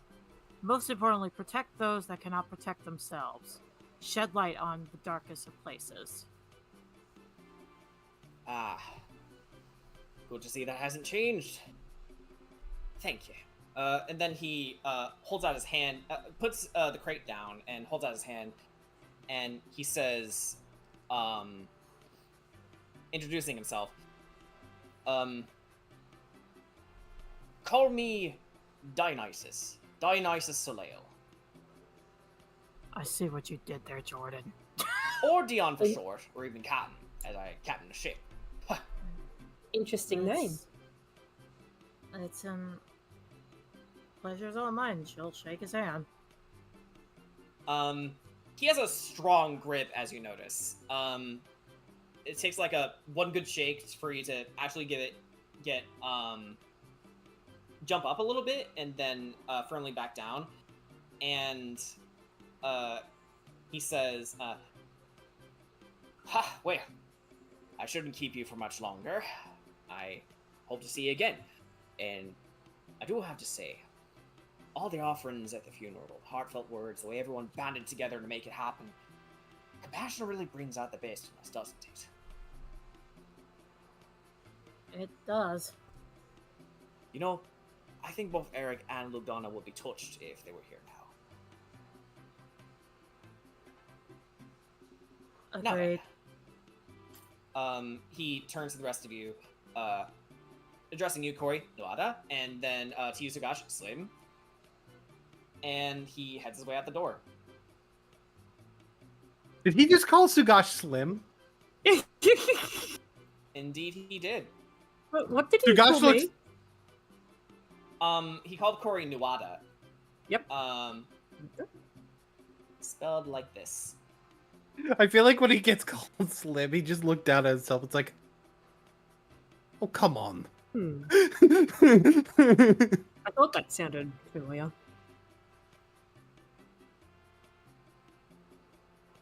Interesting fellow. And then Taka bursts in the door. Oh, sorry about that. I got lost. Hey guys. Finally found you. Honey, did you take a left turn again? No. Maybe. Okay. Maybe I got distracted by the scent of fresh bread. But, in my defense, I was trying to get used to the new layout. The layout is pretty new. Okay, so, what are we here for again? Right. Well, I'm here for just some carpenter's tool and 100 feet of hemp in the rope. And are you asking, Gemma about that? Yeah. Okie dokie then. So, you tell her as much, and, she says, for, hemp and rope, that's a gold piece, and for carpenter's tools, that is about 8 gold pieces. So that would be 9 gold pieces in total. He puts down 10. Oh, thank you. Thank you very much. And, go ahead and remove that from your inventory. And in turn, you now have carpenter's tools and some rope.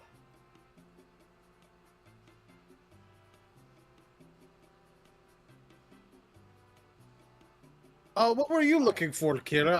I need to head to the. I need to head to the battlements next. I'm looking for some herbs. Oh, what would you like? I'm looking for parsley, sage, rosemary, and thyme.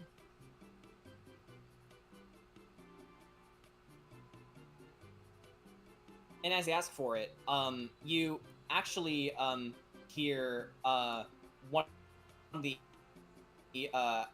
Arsecs coming out to check on you. Specifically, Yelena Arsec, and she says, "Oh, we have plenty of them right here. Go on, take a pick." I need one of each. All right. Price point is easy enough. They are 1 gold piece each. Ready? I will buy all 4. All right. So you're gonna put down 4 gold pieces, right? Yeah. Yes, I did. And yeah, with that, you gathered the necessary materials for that. All right. So that just leaves 2 more feathers of 2 different birds. Curry's you already have a holy talking water, about. right? Hey, Kira. Are you going to What? Scarborough Fair? That's the reference. Duh. Curry's talking of Taka about bread. I like bread. He really does. He really loves. Not bread. even. It's not even an in-depth conversation. It's just talking. It's just almost saying the words "I like bread" back and forth. Yeah, pretty much. You guys want to maybe here after Sugash gets done with the shopping, we'll try to find some birds. Oh, yeah. Sure. I'd be down for that. Although, You know what? You know what would be helpful for finding birds? Having bread. True. Now you're just making me hungry. Okay, let's get out of here. Food. Yeah, let's go get food. Taka, did you see any good bread places? Also known as bakeries? Well, I did find a little shop around the corner, and then you hear him trail off. Kira jumps on Taka's back, Let's go. I'm hungry. Oh, yeah. Okay, here we go. All right, Sugash, where to next? The battlements, yeah? Yes. Sam and Bart. Sam and Bart. Actually, before you go, Kira, Gemma stops you, and then she says, before you go, the old man that you saw earlier left this, with me. I don't believe that it's a tip, but rather something you can make use of. All right. All right, so you head over, and you actually find another worry stone. All right. I will take that and I will rub.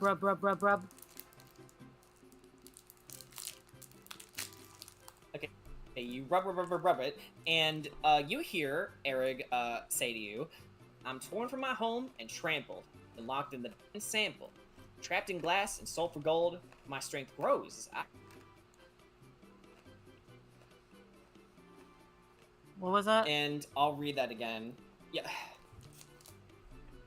Man. I'm torn from my home and sampled, then locked in the dark and sampled, trapped in glass and sold for gold. My strength grows as I grow old. What am I?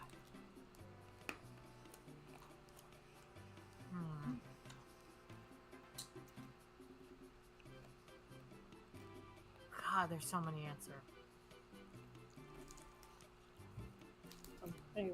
I'm gonna phone a friend and go with the boys and Suka's answer of wine. Yeah, we can say that's just general knowledge that you may have. So yeah, you answer wine, and the worry stone shuts off.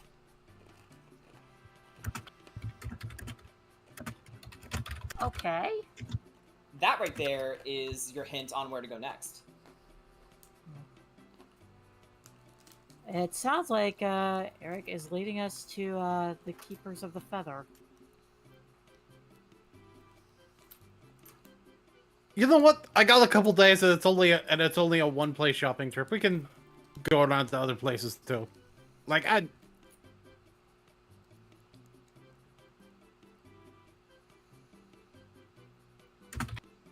he shrug emojis.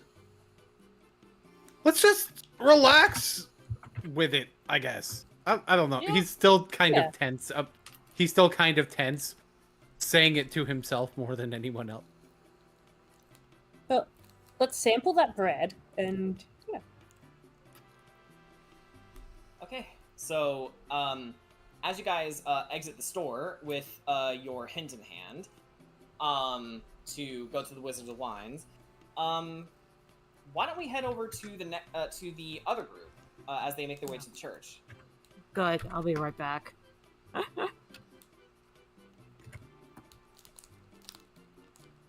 see.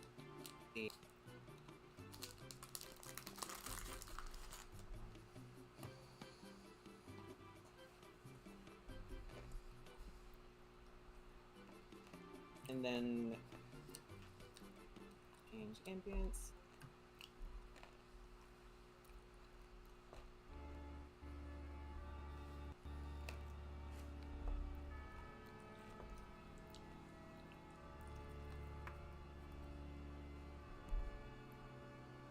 All right. This is some fucking final boss music. On your way to the Ancient Shrine of the White Cathedral. Sun, you head on over the path. Hang on, wait a minute. there's the thing. As you follow Hans to the church, you're immediately taken aback from the size of the place. Beautiful stained glass windows adorn seemingly every wall, and you see a large garden as you walk along the path.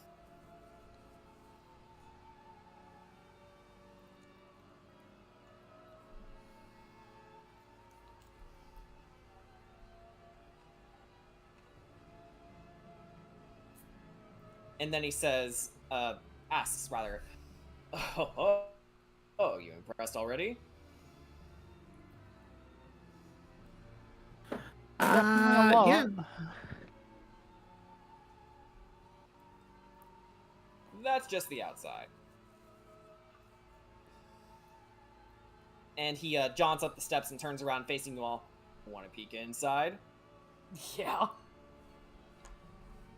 Alright, so he bumps the double doors open with his backside, unveiling a majestic hall with freshly carpeted benches, stone tiles, and flying buttresses, with a pipe organ echoing in harmony with the voices of a choir of children in one of the other rooms.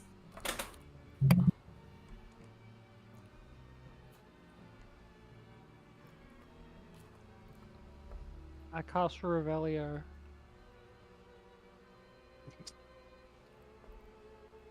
I have to do it this way because Roll20 is eating me.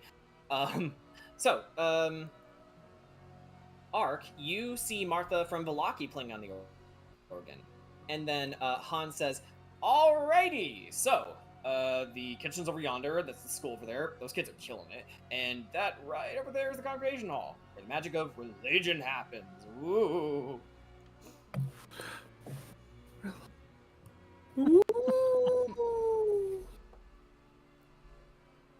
And he waves over to Father Donovich, who gives him a small smile and a wave as he gives a sermon. And then he turns back to look at you all, and he says, don't worry, we didn't demolish the old pool. If you'll just follow me back outside. He then rushes over and opens the door on the opposite side, leads you outside, and...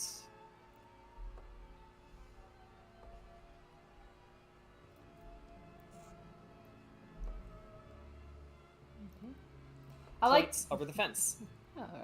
I like to imagine. He says, just hop over the fence and you'll find it there in case you need solitude. Yeah. Okay. I was about to say, like, I imagine, considering this is a church, like, this is now considered hallowed ground, so, like, I could just imagine, like, transformed Ark just, like, barreling through. Yeah, and, like, maybe...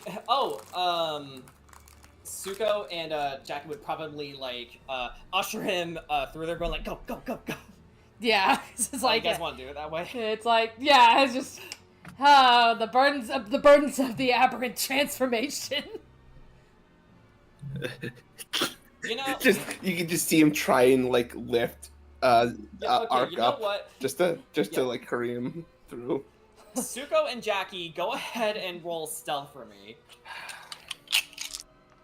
Oh boy. Here I go stealthing again. Oh my god. What did you get?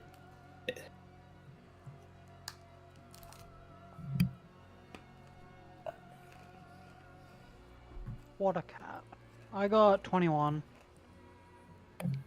Oh, you got a 21. Okay, I only got... Yeah. Man, my roll was not nearly as good. Just a 19. Come on, that's still good. Okay, so you guys usher Ark through there, and you make up some sort of excuse as some of the churchgoers look at him and go, "Is he okay?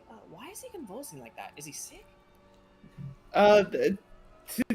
Dog ate his homework. Suko just shakes her head and goes, "None of your business." Keeps moving. Just tries to Jackie's excuse is dog ate his homework. Yeah. All right. And then Hans looks over the rest of you. And then she turns to everyone else like, "Remember, eat your vegetables." That's what my mom was always saying. I just never actually believed her. Okay, there's no weird effect that happens for me if I walk on consecrated ground. Be good. Okay, so continuing on from that Only train of thought, desecrated. Hans points over the fence beyond it, and he says, "Just hop over the fence, and you'll find it there in case you need solitude or whatever it is you do on your lonesome." quite a few folks already there, actually. Led by an older gentleman. Big nose, fluffy hair and bushy beard. Has a pregnant woman following him. Rapier on her side, looks like she could make you to death. Sound familiar? Does that sound familiar to Jackie? Not to Jackie, but to Ark and Suko, yes. Who? Where? What?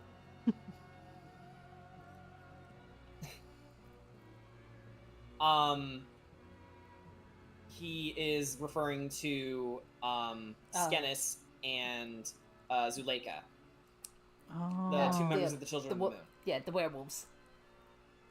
Yeah. The weasel wolves.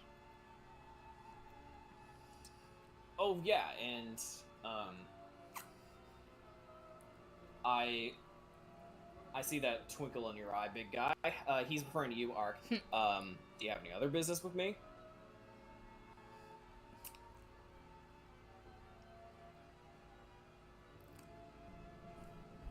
Okay, alright, so, it's like, okay, so, yeah, so you helped, build this thing. Great job, by the way. I'm honestly surprised you built all this in such a short amount of time.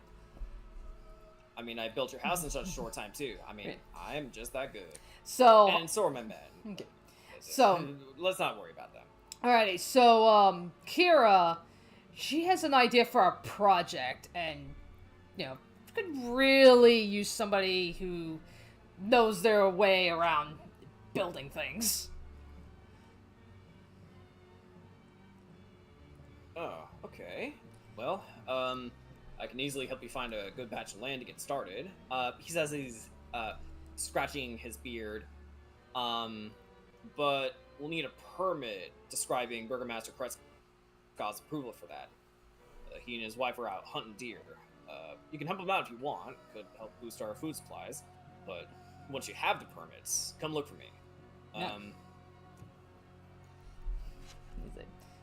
As for where to find me, I'll wait by the church. Enjoy next to your house. Alrighty then. Alright, he's like, okay, so we need to go talk to the. So we need to go talk to. We need to talk to that guy, and he just went hunting. It's like that should That's be right. Yeah. All right, that shouldn't be too much of an issue. And he'll turn to Jackie and Suko and just be like, "All right, well, I'm gonna go look for him. Do you two need a lift?" I mean, Sure. I can make my way there with you. Yeah, I don't think Jackie has wings. Yeah, no, I'm pretty I'm pretty wingless. He's like, But she stops for a second. But on second thought, I'll just walk there. you sure? It'll be a lot faster if I carry you. Even Hans is giving Jackie a look. It's fine. It's fine. Are you afraid of heights? What? No, maybe. I was too. Is Jackie telling the truth? Yes. Casual reminder for those who were there, which would be Ark. No, actually, both these people weren't there. I don't think Ark was there for that.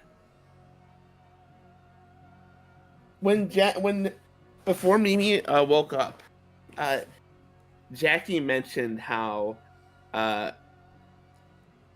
she had fallen from a great height when she was younger, and only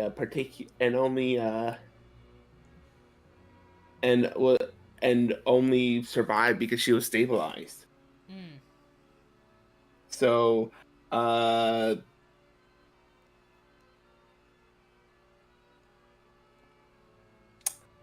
you could say that she has a little bit of a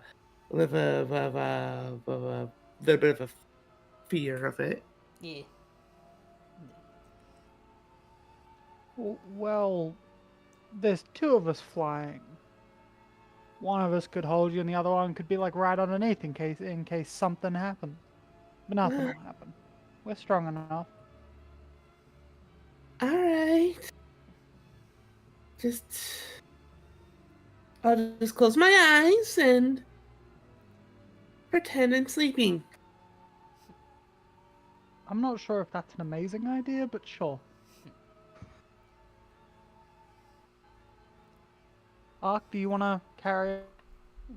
Yeah, I'm strong, but like. I can carry her. She's like a little bean. Right?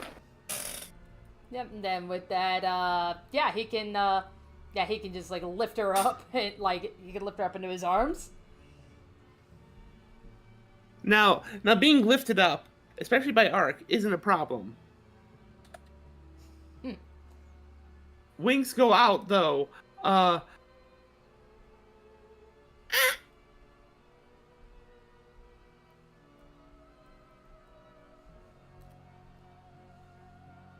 it's like You're gonna be fine. yeah, it's like it's okay, I got you. I mean, I'm just thinking about it.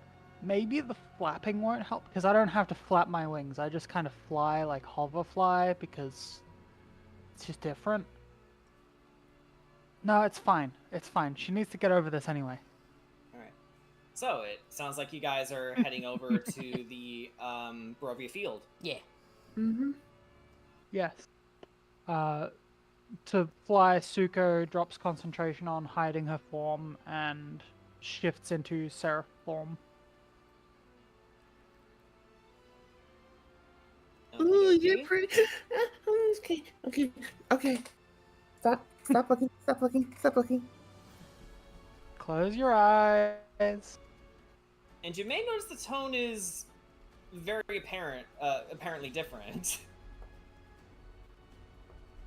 There's some sunlight leaking out of the dark clouds. They're few and far between, but the rays of light are peeking through.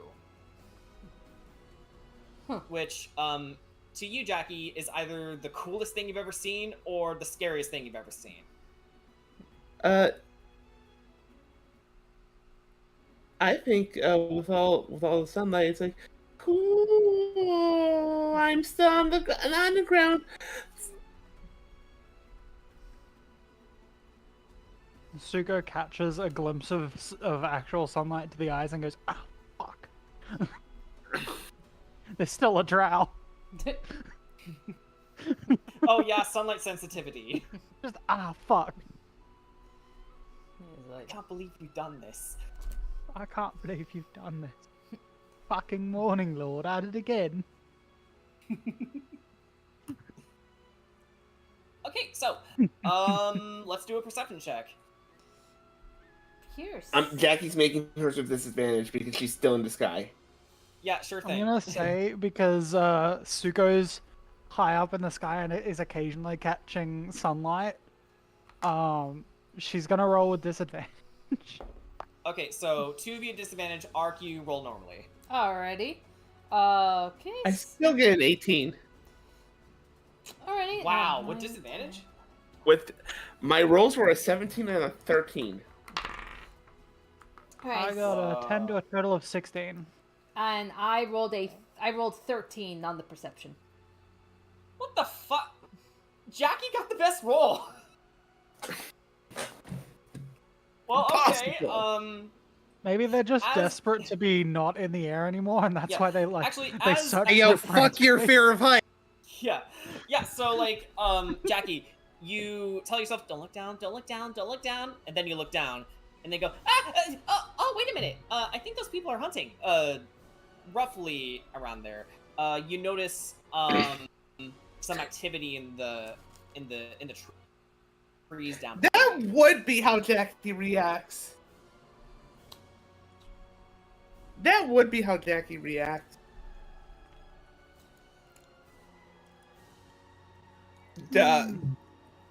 She lets them know. And Now for the scariest part. Suko says this out loud. And now for the scariest part. Landing. Meow. You swoop your way down, and you touch down. Yeah, where do you want us landing? Wherever you want, actually. Where we drop it, boy. So, as you make your way down into the woods outside of Kretsk, I'd like everyone to go ahead and make a stealth check. Given, you know what? Given Suko's sunlight sensitivity and you know, Jackie's predicament, let's go ahead and have them roll disadvantage because it worked so well the first time. I'll just plop down there. Stealth, you said, right? I got a 14 and an 18, so that's a 14 for a total of 20. I got 13 and a 14. With my stealth, it's a 15. Then I got 11 total on the stealth. How? 11 for Arc. Okay. So that's mostly successes. So Yeah, Arc's a big yeah. Arc is a big boy. It's like, you know, stealth isn't exactly his thing. Yeah, it's not within his purview. So you carefully tread through the forest and make your way into a clearing. I believe it was Suko who rolled the highest. Yeah. Absolutely. Yes. I believe so. Yeah. So you overlook the little cliff, and you see a lone deer grazing the grass, and also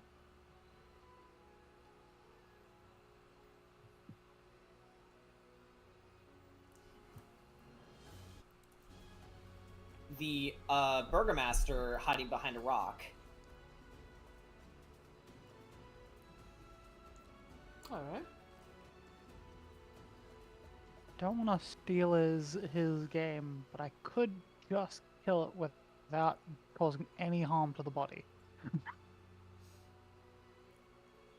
I'm Okay. not going to. So, what would you three like to do?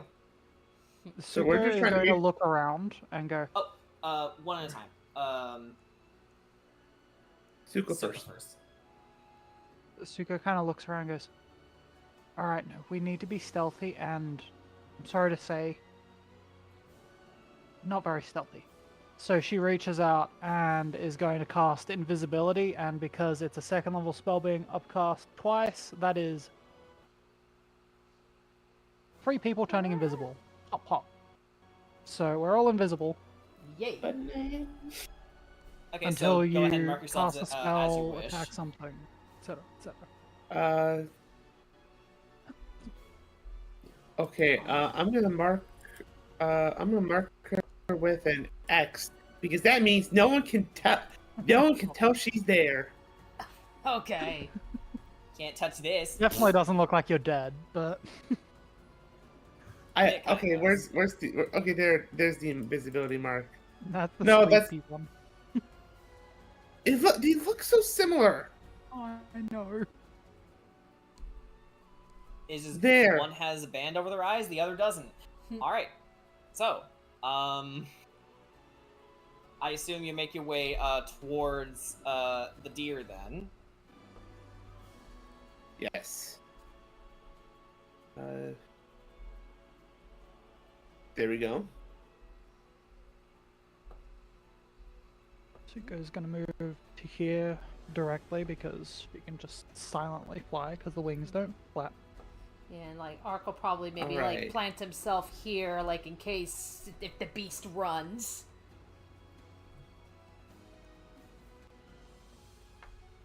It is also Also- important to note that none of us know where each other are.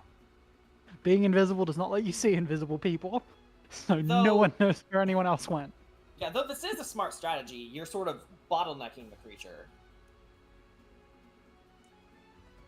Yeah. All right, so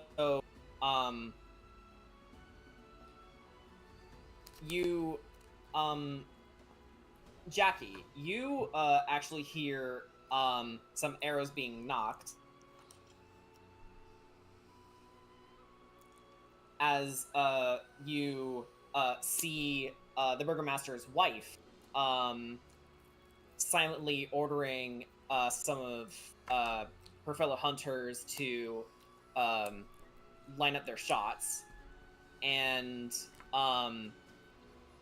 with flicking a finger, she orders one to fire at the beast, to which then it jumps and leaps a bit, to which the burgomaster begins to give chase.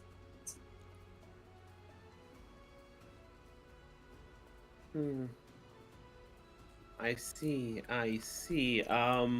Jackie, it's about to run past you. What are you doing? I know. I know. I'm not. Attacks or ends a spell. Okay. However, it is important to note that attacks from invisibility are with advantage. So you'd be With losing the advantage, invisibility, yes. but the upside is advantage. All right.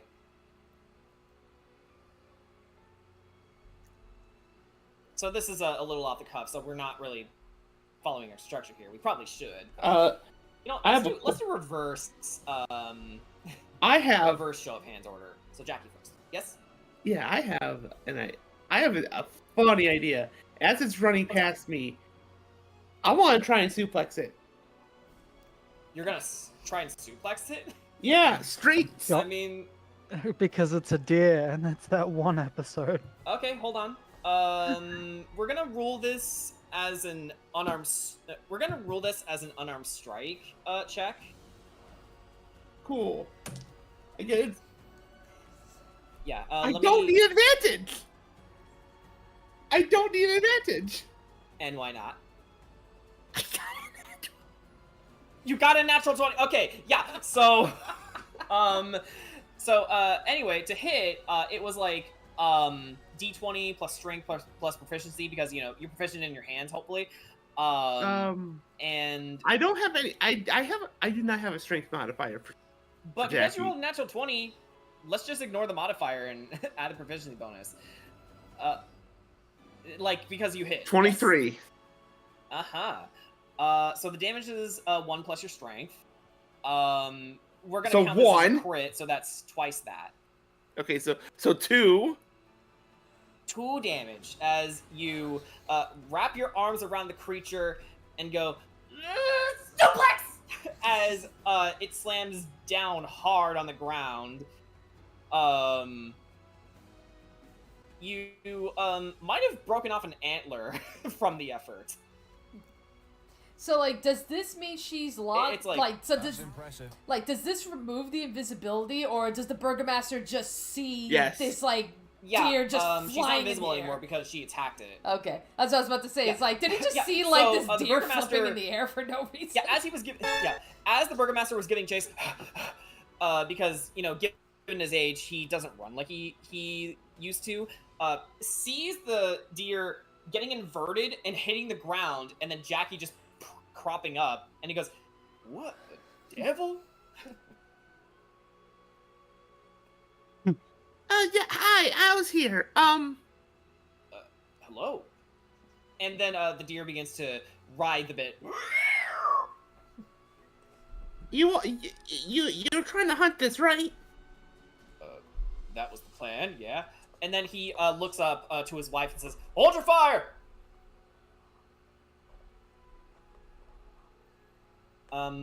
So, Suko, you're up next. What are you doing? The deer's probably about to run again, huh? Yeah, it's trying to wriggle free from... I mean, I guess technically this would be grapple, but let's just do loosey-goosey for now.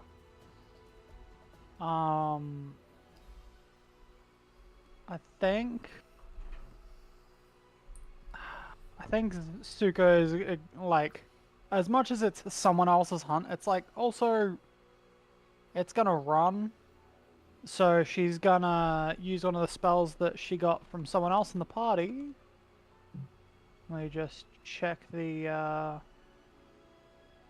the situation. I don't think it's concentration. It is. Alright, well, I don't want to ruin...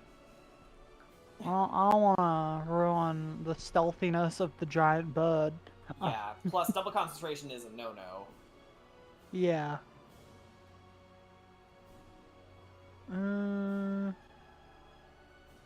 Yeah, I think Suko will just... I think Suko is just gonna attack it. Okay, straight attack. How is she going to attack it though?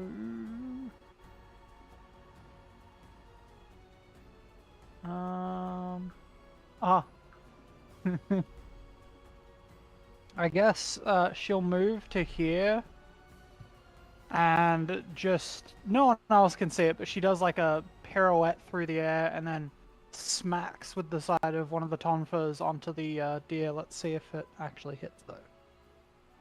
Advantage. I guarantee you it will. It's nearly a 20. That's fine. It's like 19 to hit. That hits. Go ahead and roll damage. Like a lot of d4s, because it's a d4 plus a d4. Except it doesn't do the extra one, so it's only 2d4 plus 6. So that's, what is that? 10 damage. How do you? Okay, so you... Yeah. Hold on. Let me double check something, actually.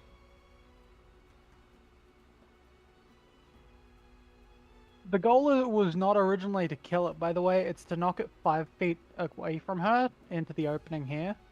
Okay, well, considering that, you smack it across the way, and well, simultaneously broke its neck. So it just sort of falls limply on the ground. Zuko's like, oh, well, that wasn't the plan, but I guess I'm not used to my strength still.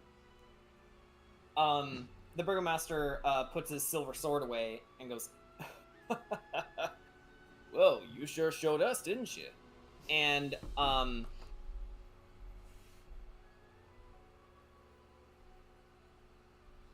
Ark's still invisible. That's good. Ark is still invisible. So, with that in mind, the burgomaster, looks at you and says, "Well, thank you very much for your assistance. Here, we'll split the share with you." And, the party gains 5 venison upon completion. So who wants to carry the venison? One of the girls can... That sounds like more of an Ark thing.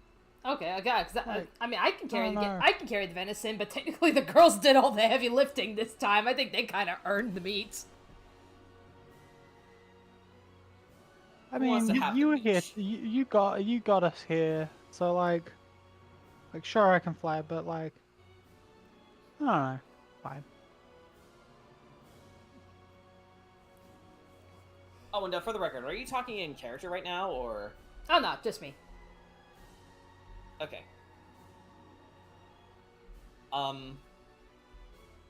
So, who is carrying the meat? Ark? I mean, I can. Listen, Jackie's arms are a little sore after suplexing the deer. That was an impressive suplex. Yeah. You know, it's like okay, I can. Yeah, I mean, it's like if you don't mind, I mean, yeah, I can carry it. Okay, so, you, carry the meat, but considering you're still invisible, The meat, the hunters just look in your direction, and, they have their weapons ready, like, whoa! The meat's floating by itself! It's a demon! No. And Suko concentrates on her own form, turning back to normal, concentration is dropped on invisibility. Okay. Ark is no longer invisible. Hi. And one of the men just looks at Ark and goes, "You know, I think he's scared of this way." Suga is just laughing.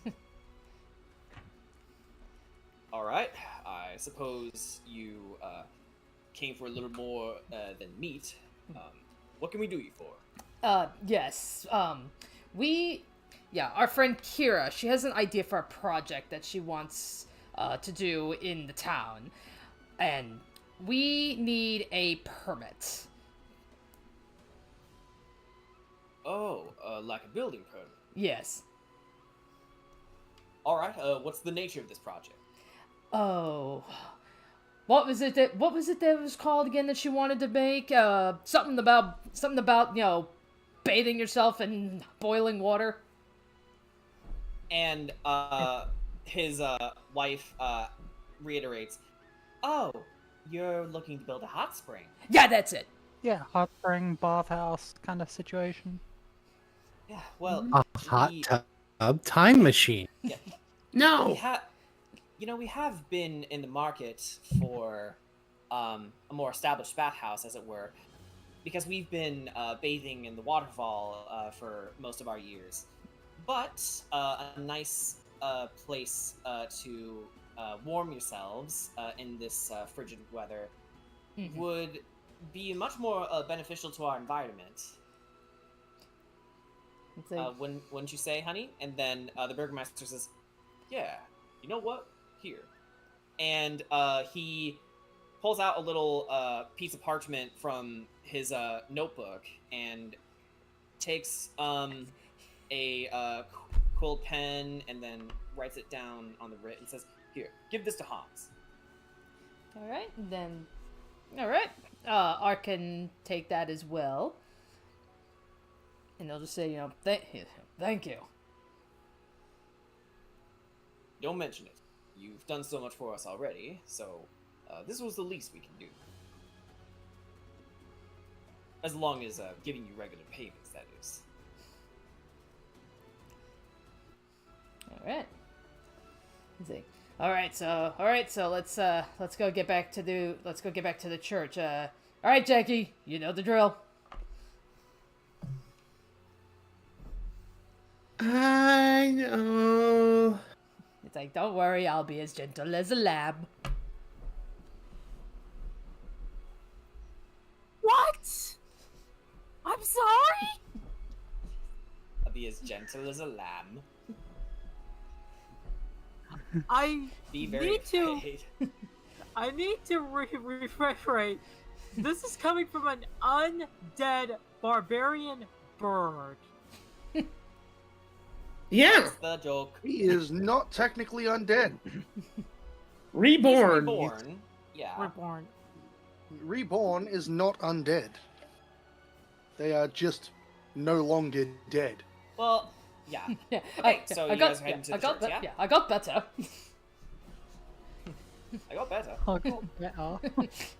Alright, yes, we are going back to the church. All right. So,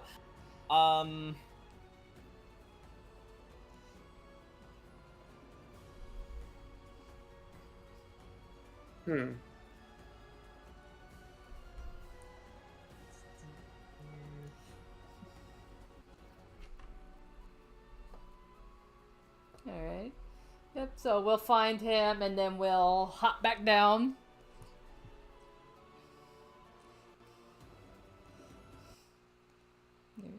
So you make your way back to the church. And, oops, sorry about that. Nope, wrong thing. There we go. That's okay. As Hans is just enjoying a smoke, he sort of jumps and then sputters upon hearing you all touch down. Turns around and says, "Oh fuck! Oh, hey guys. You're back early." It's like, you okay? Yeah, no, it's fine. Just scorched my lungs. So, Yeah, so then Ark pulls out the permit and goes, all right, so yep, we got it for you. He'll take it and read it over. Oh, you've got it? Let me see it. And he smiles the further his eyes scan the contents, and then he folds it, puts it in his shirt, and says, "Okay, well, if you'll just follow me, I think I know the perfect spot up in the mountains. We'll have to cross the abbey to get there, however." All right. And he'll lead the party up the path. Do you follow? Yep, Ark will follow. Like, especially if it's past the abbey, he's quite familiar with it. Yes.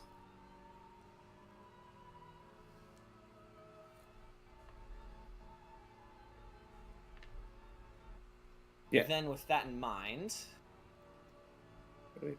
let's get the appropriate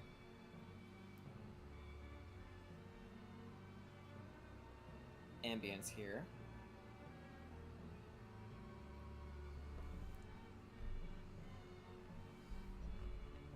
So, as you make your way up the path,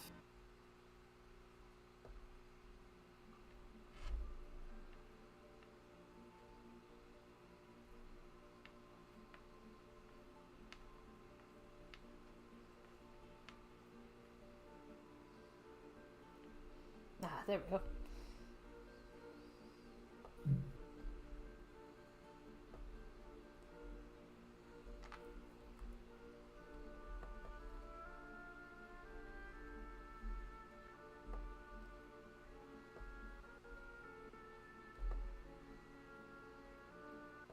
Alright, so, as you follow Hans up the path,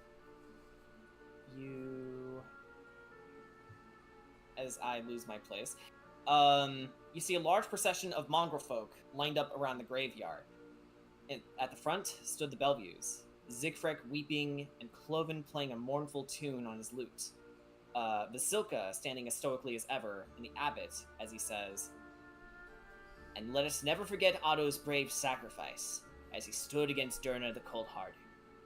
Did not believe himself worthy of the task, but he knew that if he did nothing, many more of you would have been lost to the mists. May he rest in peace." And everyone turns around and faces you. And the abbot silently gestures Cloven to come see you, which he does.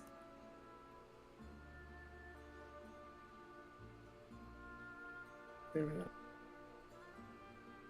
he says, "Oh, greetings, friends. I must apologize for the state of affairs. We thought we'd give Otto a final word." And Albert shifts around, croaking sadly, "Remember." And Cloven pats him on the head and says, "I'm gonna miss him too, buddy." So, puts his hands together. "What can we do for you?"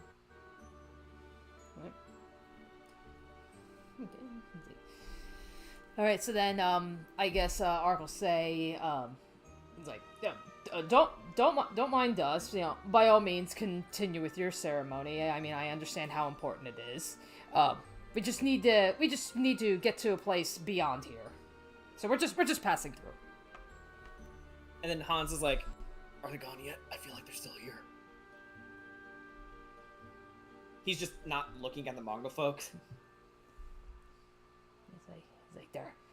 Look, they're having their own funeral. Man, They're not sad. I know, but they're not bad.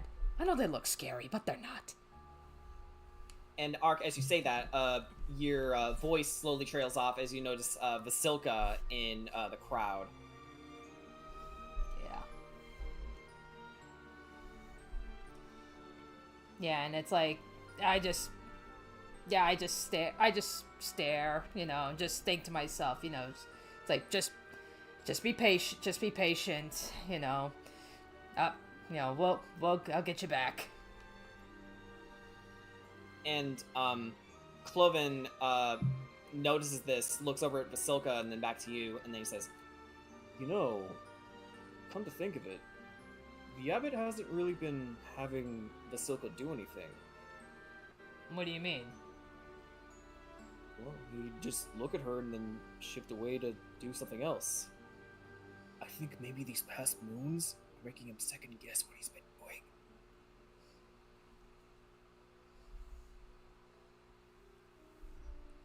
Alright. Yeah, well, it's like we're currently, my friend is working on a means to undo this damage. There's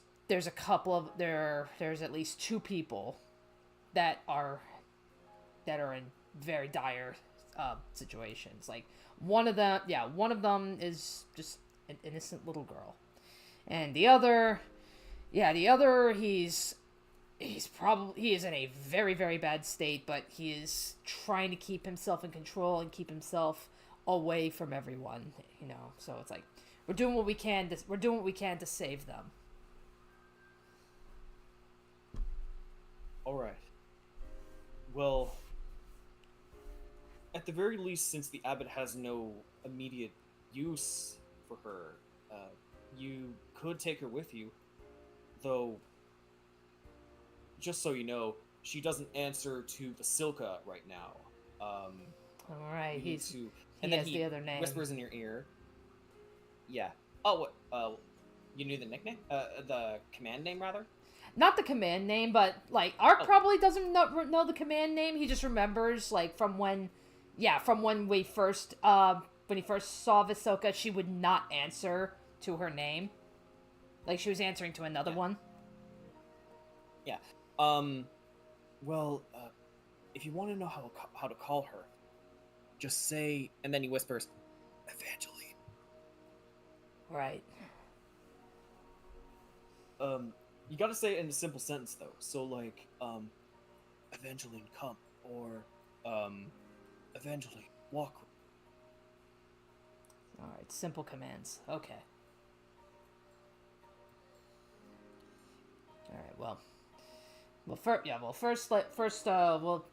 first we gotta get this task taken care of, and then I'll come back. Okay. We'll be waiting for you then. Alright. And then he goes to bow in the direction of Hans, and he's like, I'm already walking away. Let's go.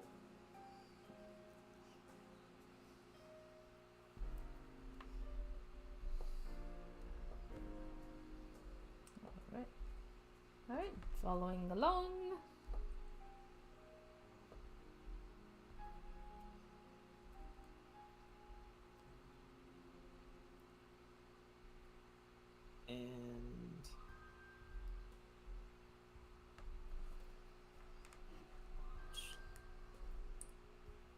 And you're making your way towards the mountain path, so let's change the map.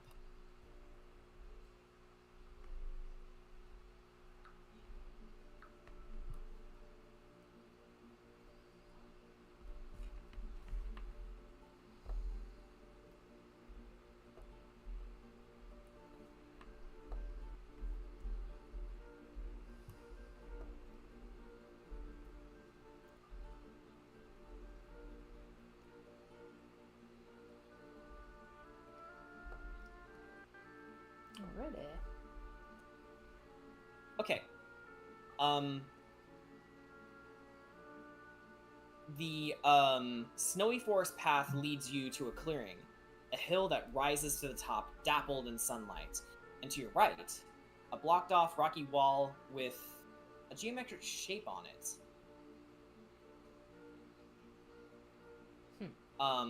But your attention is immediately focused on the lay of the land itself. So, where to put the spring? Alright, well, definitely looks like there's a lot of water around here.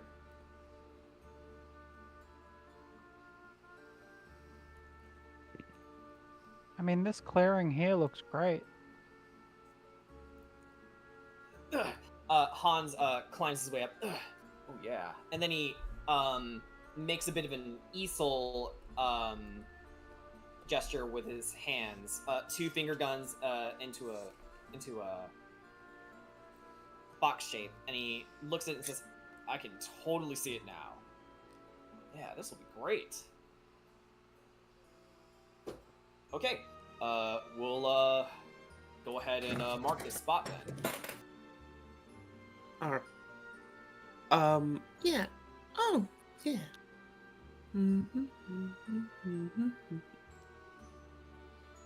I have a question. This little area, right here, right where I'm at. Do you think this could work as like its own little thing, or maybe?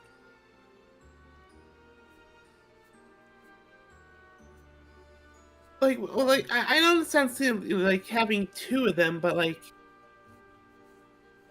maybe like a private one. Okay, yeah, that could work.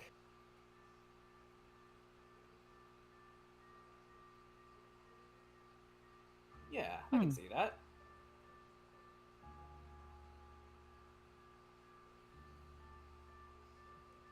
Alright, so, the area with, the big red X is where I believe the main spring will be.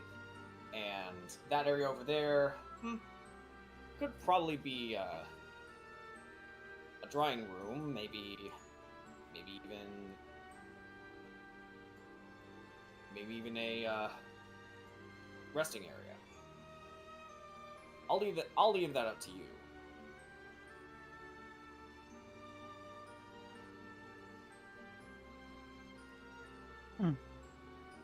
Oh, Or maybe perhaps a sauna. perhaps.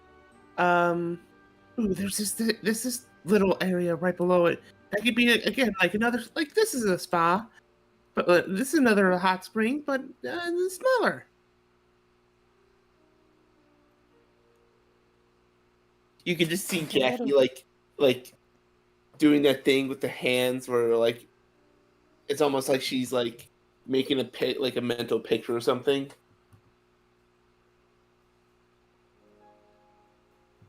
I like the way you think, little lady. And the way I think is pretty unique, so.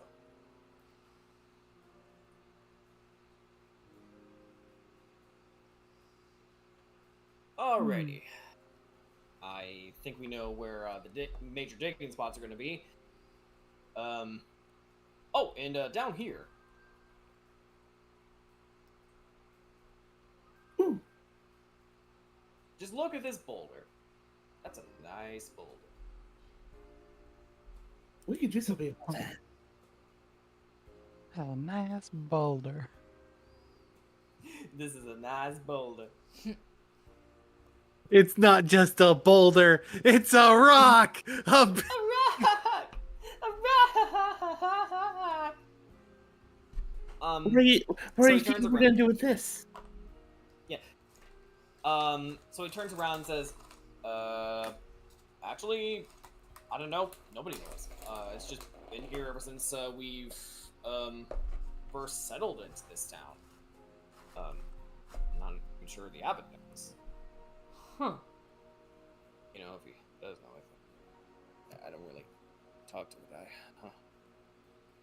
So this is just like an old rock. I mean, he gestures to the geometric shape on it. It's got this nice symbol on it. I want to see. You're like, what does the symbol look like? As you get closer to it, it looks like a rectangle. I want to see what it means. So, would you like to touch it? Sure. Poke. Okay, so as Jackie goes to touch the shape, a series of strange markings appear on it. Almost arranged as a jigsaw puzzle of sorts. And they all slide into place. And has anyone thought about touching the rock before? Hans just shrugs.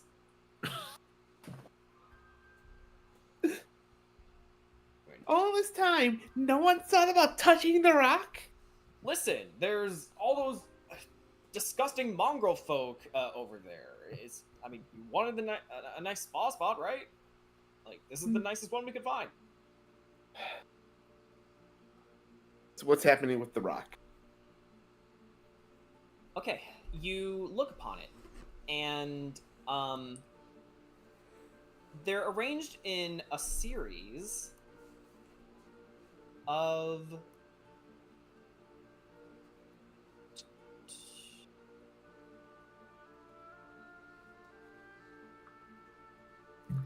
wrong folder. Wrong folder again.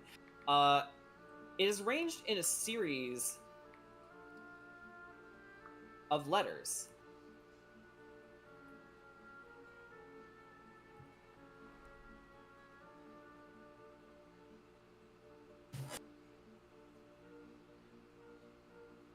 And Suko, as you look upon it, you recognize it as a cipher. A cipher? As in, you use this to figure out something else? So do like the Possibly. letters mean something, another letter?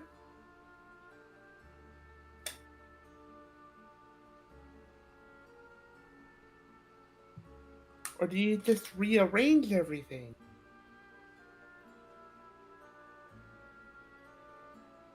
Hans notices you looking at it and goes, "Oh, well, that's a neat trick." Again, no one What thought does to that- touch what this. does that say? Clusword epis. What the hell does that mean? You know, something's telling me that's not what it actually means. I mean, I don't know. Maybe it's a Krelep Orustis. You're right, that doesn't make any sense. Hmm.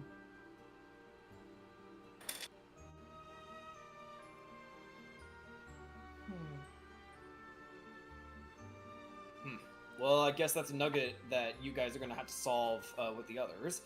Shall we head back? Can we take the rock with us? You take a look at it, and you notice that it's actually embedded into the rock face itself. You probably couldn't take it even if you wanted to.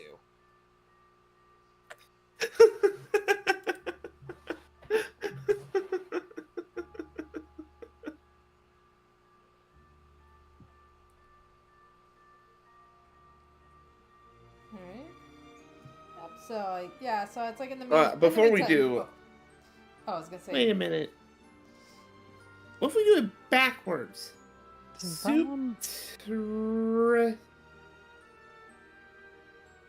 that... I doubt that it's that, because that sounds super sci-fi. Let's try it. Super cluster? That Okay, sounds so- super sci-fi. Alright, so as you say... Oh shit, Letter also got it a minute before me. Yeah. As you utter the words, nothing happens, but the first letter of that word begins to glow. S.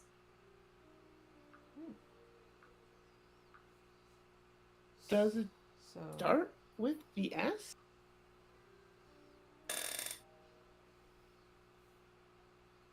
Let's see.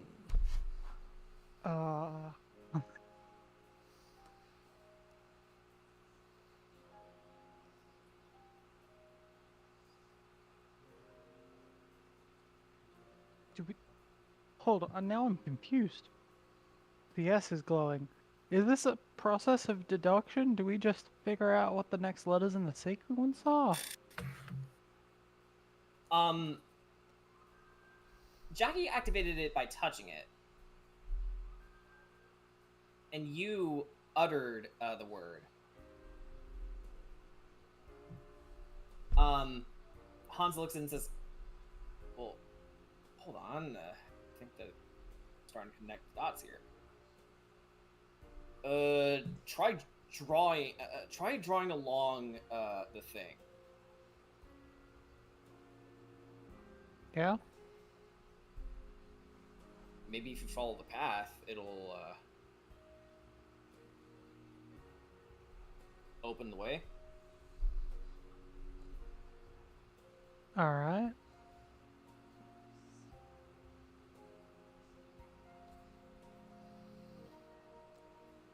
Yeah, it's like I can see like Ark maybe trying it. Like he'll just like kind of like point and take his finger, and he'll just go super plus tree.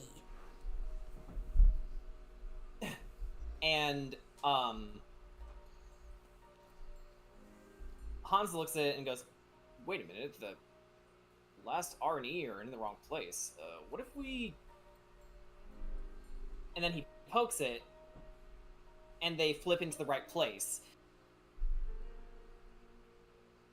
What the fuck? And the wall begins to shake and crumble at your feet. And it reveals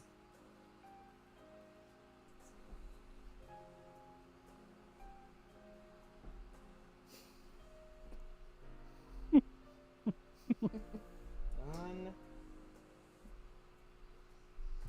We'll ignore Aletta being a massive nerd in the in the You will not Yeah. ignore me being a massive nerd, thank you very much. All right. So the door opens, and you're met with a scent of mushroom stew. As you see an old man sitting inside the cave. Hello. And then, as he's busy cooking, he looks at you and says, "Ah, well, it seems you solved the password rather quickly." Yeah, apparently, I didn't realize that rock was. Listen, first and foremost, you put the E and the R in the wrong places? He winks at you and says, "That's the point, is to keep robbers away. But you lot seem to be quite capable of solving complex puzzles like this. I like the cut of your sails." Well, as you can see, he gestures to the cave to you and says, "This be my humble abode."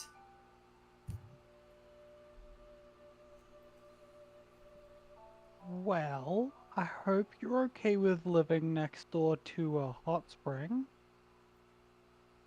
A hot spring? So that's what you was talking about. I did hear your voices over on the other side of my door, but... Well, that'll certainly make all my mornings more eventful. He takes a ladle, makes a taste of it. Mushroom stew? No, thank you. Yes, please. All right, so Suko, you head on over to have a swig of his mushroom stew, and with that, you gain the benefits of a long rest and +5 temporary hit points. Spell slots return. On second thought, I'm hungry.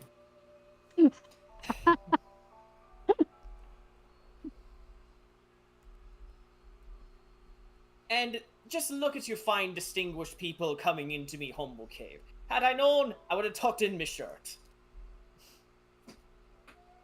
It's a nice cave. I should know. I've had 3.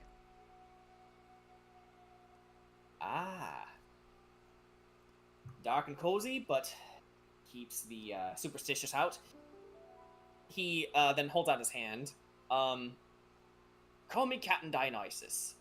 Dionysus Soleo. Hello. Nice to meet you. Suko will shake their hand. He eagerly shakes it. Much obliged to meet your company.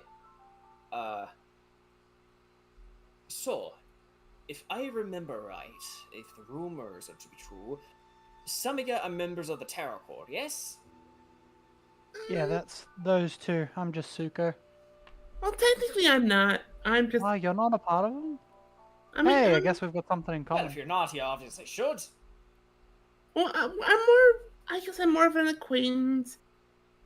Now, goes to Ark, slaps him. He's the real deal.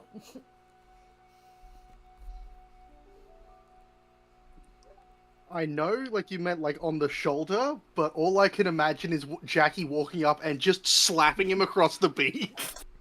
And you know what? And Ark would, Like, and Ark would be on the back, like more like on the back. You know more what? like a Given back. given what she just did in the woods, you're goddamn right. and you know, Ark would probably just like slap and it's like blink. No, Like no, he, no, he like, would not. it's like a slap on the back. Yeah. Ark. It would be funny if Ark just did the same and it counts as like a strike. Yeah. So as you're having this conversation, Hans looks at you all and says, "Well, I'll leave you to it. Have fun with your old man in a cave. I'm gonna go get some of my guys to prepare for the extraction." No. Take it. Yeah. Thank you for the help. Yep. And then Dionysus has a hearty laugh. Well, funny thing, I actually found some of your friends down below. I was on my way to make this stew to sort of revitalize myself. I've been away for quite a long time, you see.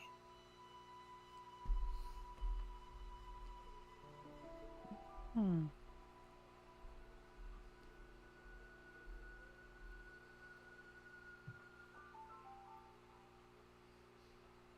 But it does appear to me that while the lot of you have some troubles on your hands, you're keeping on. You're helping each other, and quite honestly, that's a crew that is meant to last.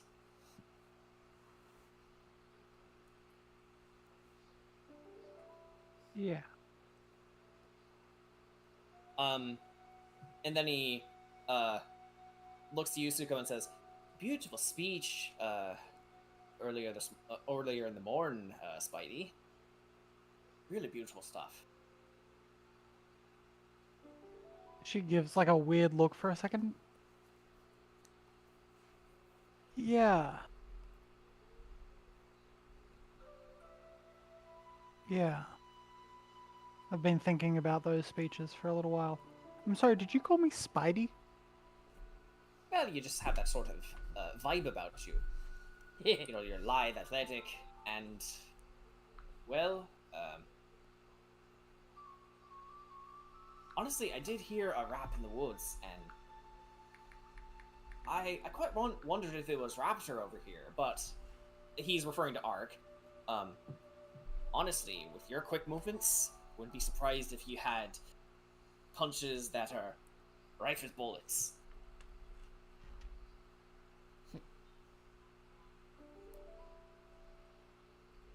Suko's just gonna blink a few times. Alright.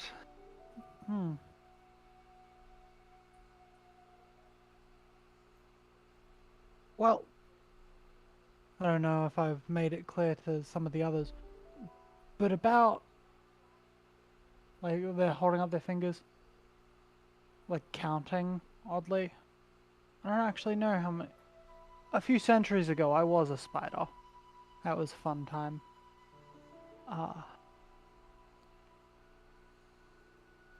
maybe we'll leave it at that.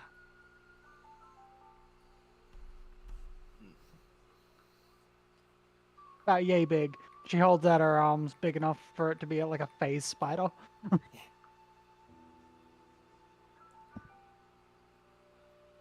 Not a happy sort of memory, is it?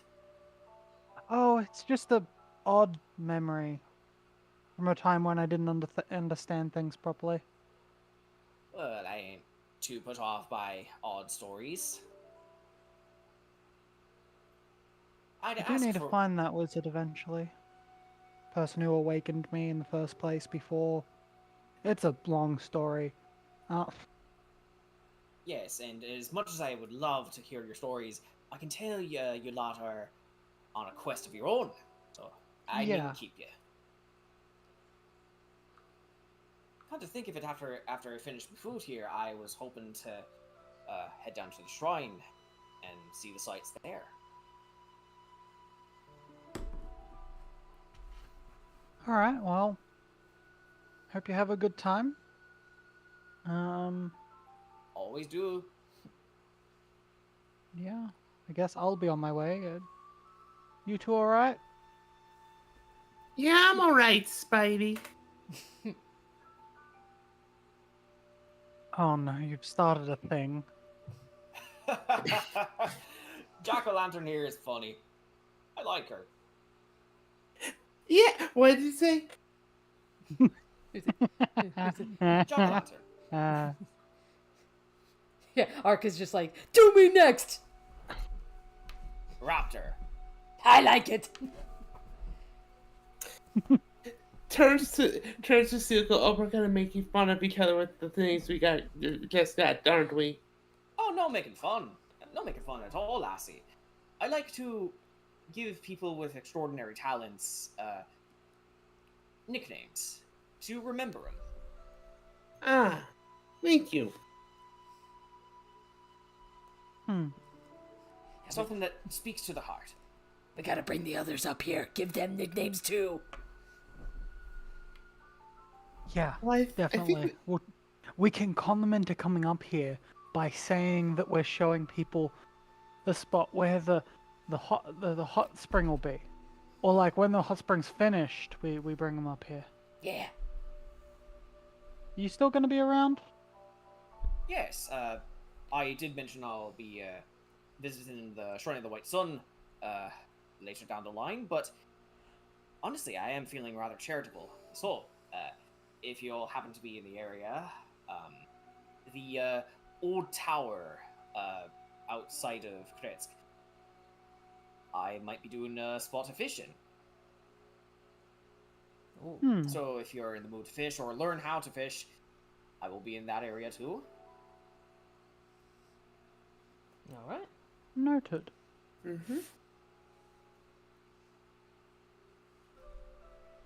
Alright. I'll leave you to it. Alright. Alright, then I guess we'll make our way back. Okay, so as you make your way down the path,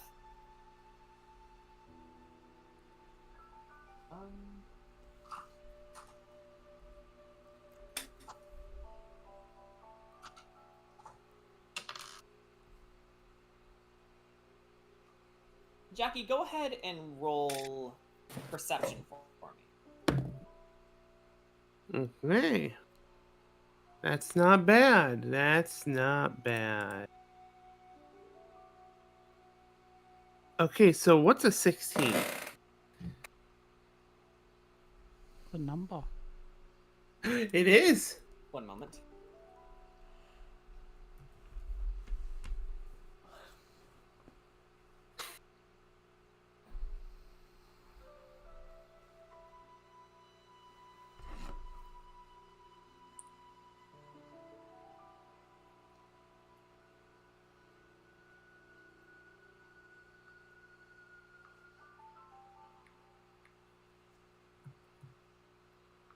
You overhear him muttering something to himself as you leave.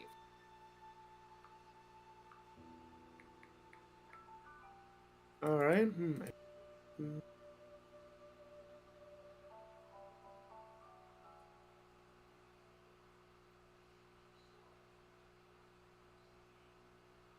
Am I allowed to go back and ask about that? You can if you want to. She steps back quickly. I may have overheard a little thing. You said, I bet he was mighty happy to have seen them back in the village. Who's he? Dionysus, sort of, in the middle of drinking his soup, sort of, it goes down the wrong pipe. You heard that? Points to her ears. Yeah. Righto. Well, there's no easy way to say this, but Eric and I were close friends at one point before his death. I did hear around the grapevine that a group of heroes were on their way to Barovia, and, well,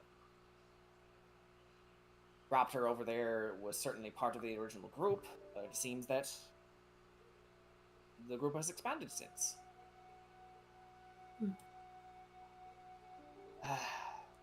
I'm gonna miss that old blighter. I don't know if I met him. He seemed like a really nice fellow. You're the best, lassie. You're the best.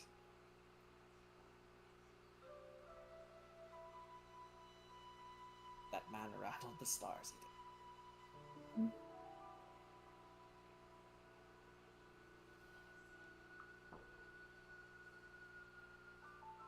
Alright, you don't need to hear any more of this old man's natterns. You best be getting back to your mates.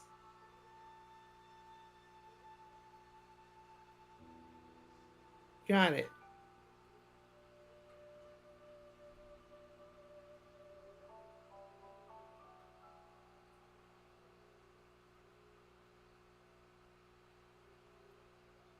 Alright, so as you make your way back,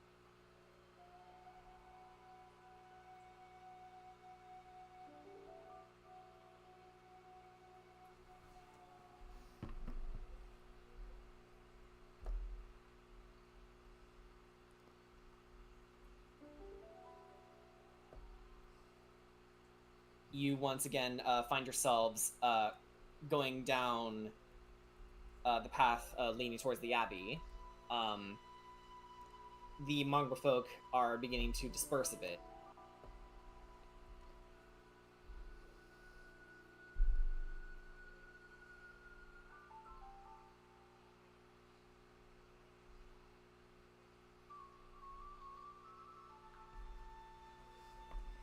Alright.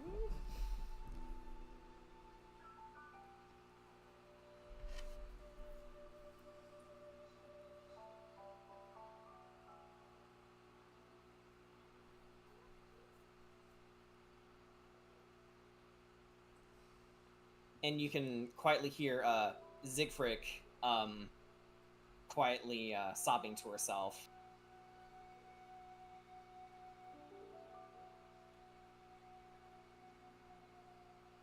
And with that said, Vasilka is still right there. Alright. Would you like to go to retrieve her? Sure. Yeah, so Arkle, he'll slip on through, and you'll see everyone, and you just say, it's like, hello, Abbot. The abbot turns around and says, "Ah, Sirach. Welcome back. How fares your journey?" As it's been rough, but looks like things, things might be looking up, like I said, it is, it's still very hard, but we are starting to see some light coming into Barovia again. He points to the sky, quite literally, in fact. Mm-hmm. You see, those lights peeking through the sky are that of the Morning Lord himself. I'm sure you already heard the story, but he was imprisoned for a time. Mm-hmm. Yeah, he actually reached out to us. Ah, the Morning Lord reached out to you. I Yeah, must say, that's rather envious. yeah. It's like he literally grabbed us all and sent and pretty much like divided us, like sent us to different ways to collect some more of the treasures. Divided.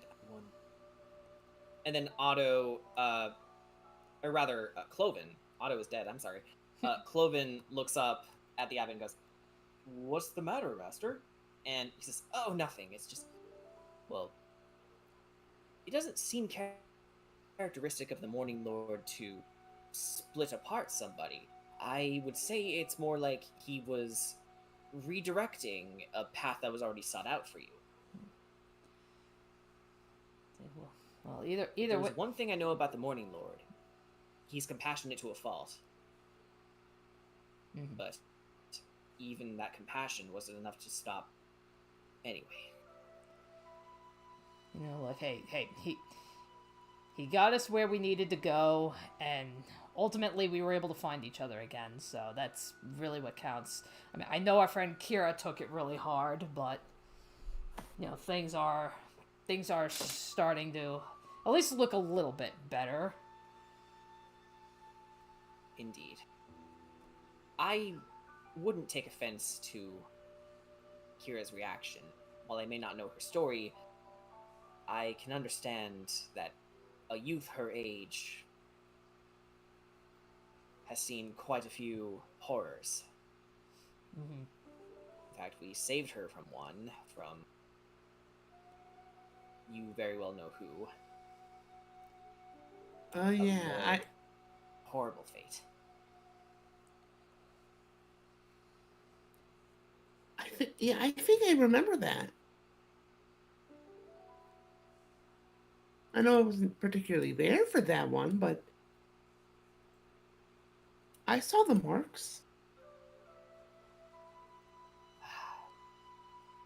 Stoop so low as to ravage her body. Monster. He's like, well, you'll be happy to know she's all better now. Mm-hmm. Physically, yes, but mentally, I wonder. Anyway, no need to hem and haw over it. Before you go, take this. And, he hands you all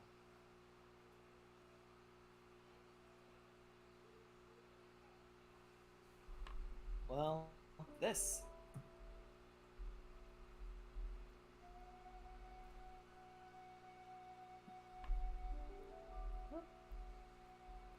That's An amulet of some sort.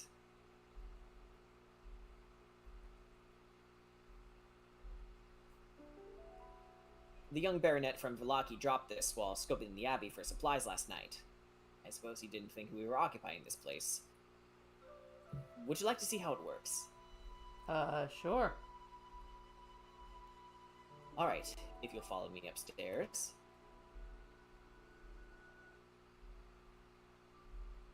All right. Okay. That's the sound of going upstairs. Of course. We need that ASMR. And it's totally not me trying to keep myself awake. Yeah, so he leads you upstairs into the infirmary where Taka was once kept. Infirmary. Over here.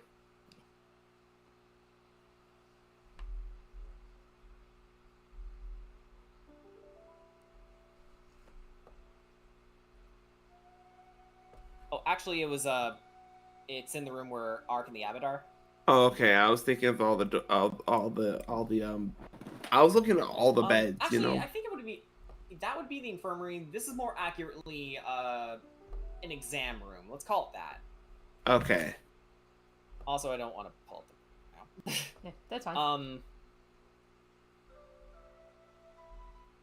So the abbot,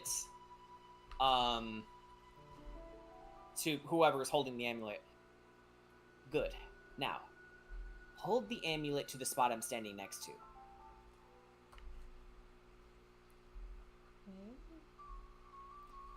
Who did take the amulet? Actually, I don't think anybody took it yet. Suko, do you want to have it? What? Who has what now? Oh, did you not see? I might have zoned out accidentally. Okay, that's all right. Well, the abbot gave you all an amulet. It's called the Teleportation Disruptor Amulet, and he's showing you how it works. Who took the amulet? Because he's giving you a demo of how it works.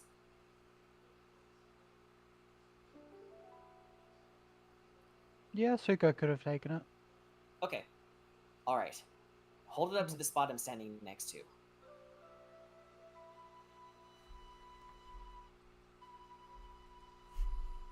Suko does so.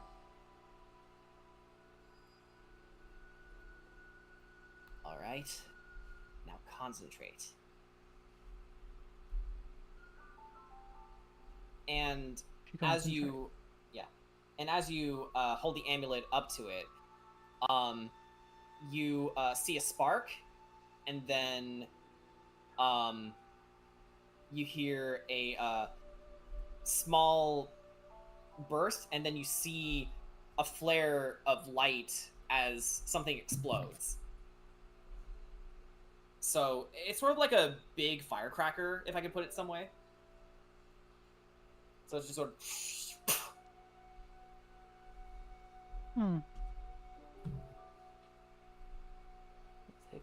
Okay.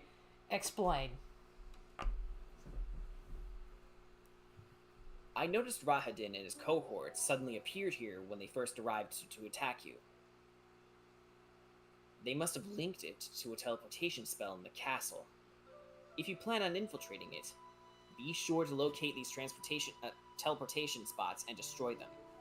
The less routes the Dreadlord has to key areas in Barovia, the safer everyone will be, and the less surprise attacks they will launch.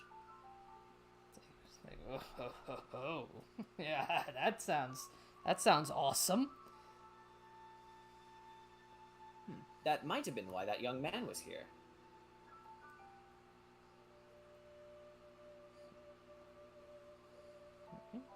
It's like, so I guess how would we know where these circles are?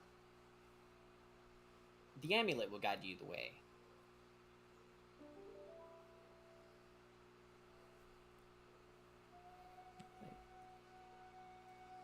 I only knew how it worked because, well, as I had one of my mongrel folk retrieve it for me, it began to blink, and as I went upstairs, it began to blink more rapidly.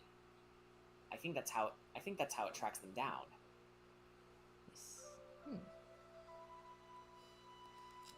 All right.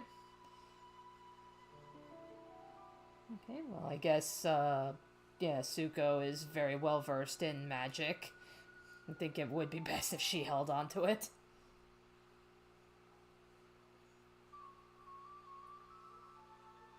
Alrighty.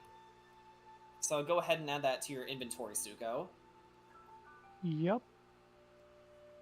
And then the abbot says, "Well, I bid you farewell.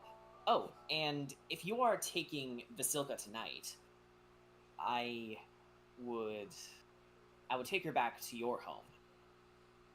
Right. It's like, yeah, for the most part, our home is safe. And I am not blind to the sort of superstitions some people tend to keep. While the people in Kretzgar are understanding and compassionate people, well, they do fear my people. I am not blind to that. I understand.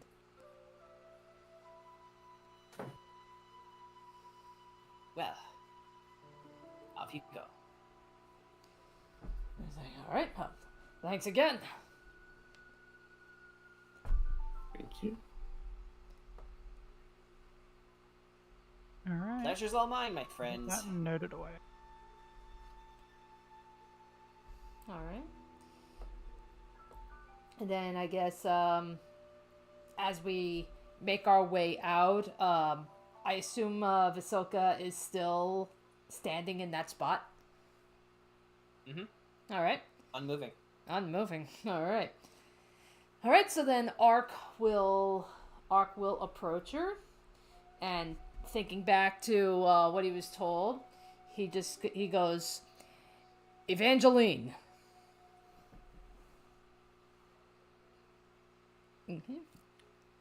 She turns around.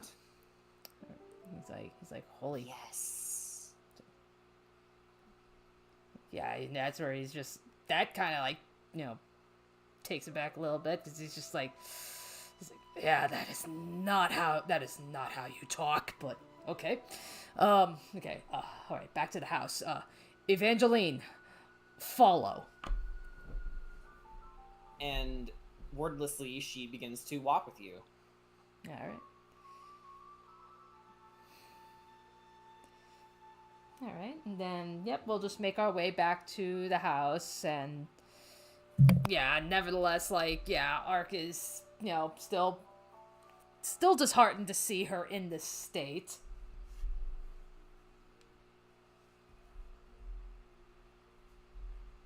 And you think about how stalwart and outgoing your older sister was before you were subjected to the experiments that was given to you. And now more than ever, you feel a sense of determination to bring her back from the brink. And as you all make your way down to meet with the others, I think we're going to call it a session tonight, because things were running a little long. Okay. Oh, good. So we'll continue the downtime Alright. activity next session. Alrighty. I was still muted, goddammit. Yeah! I didn't do much this session. I was Can't so believe fucking tired. Hoopa muted me! Fucking Hoopa. There's our Hooper reference. Fucking hoopa. I was Okay. about to say, secretly, it was Hoopa who put Dionysus behind the wall. It's Okay, true. you know what? Hang on, I got this. Be silent. Nama. Stop! At some point, I am going to make a sound for fucking Hoopa. One day. Yes. One day. One day. One day it'll happen. Alrighty, so Explode your dick and small your ass. Get bent, losers. Penis Penis blast. alrighty. God damn it. Okay, so Fireball. alrighty. Anywho, so just as that reminder, so 2 weeks from now, our next Strixhaven session will be August 6th. And then the next D&D session on Saturday, August 10th, that will be our Ravnica campaign. So we will be Yay. So we will be returning to Curse of Strahd on the 24th of August. That's right. And hopefully Kedrot will be able to play with us next time. So we didn't get to do everything that we were going to be able to get to tonight, but we got a pretty strong start.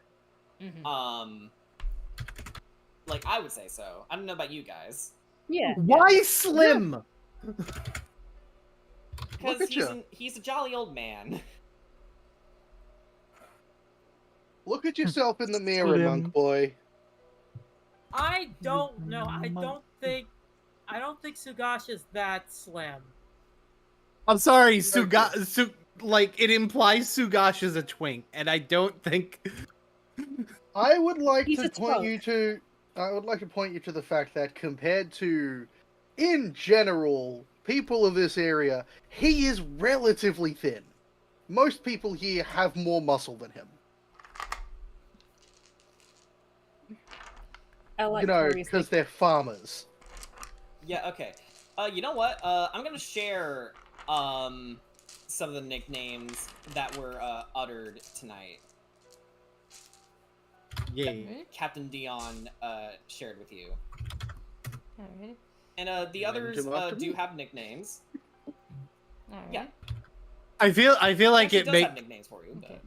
I feel like Yeah, it you makes may- sense in character, but with Sugash, it's like I'm not that. we call Yeah, skinnier than you think. Jackie Jack-o'-lantern, right? Mm-hmm. Jack-o'-lantern. I love the fact you called Kira Goldilocks of all things. Look at I feel like yourself. Because you have I golden feel like hair. Sugash would not. I feel like Sugash would not be offended if Ismart called him a twink, though. Probably not. Alright. Anywho, so yeah, so have a good night, everybody. Bye. Have a Good one. night, everybody. Okay.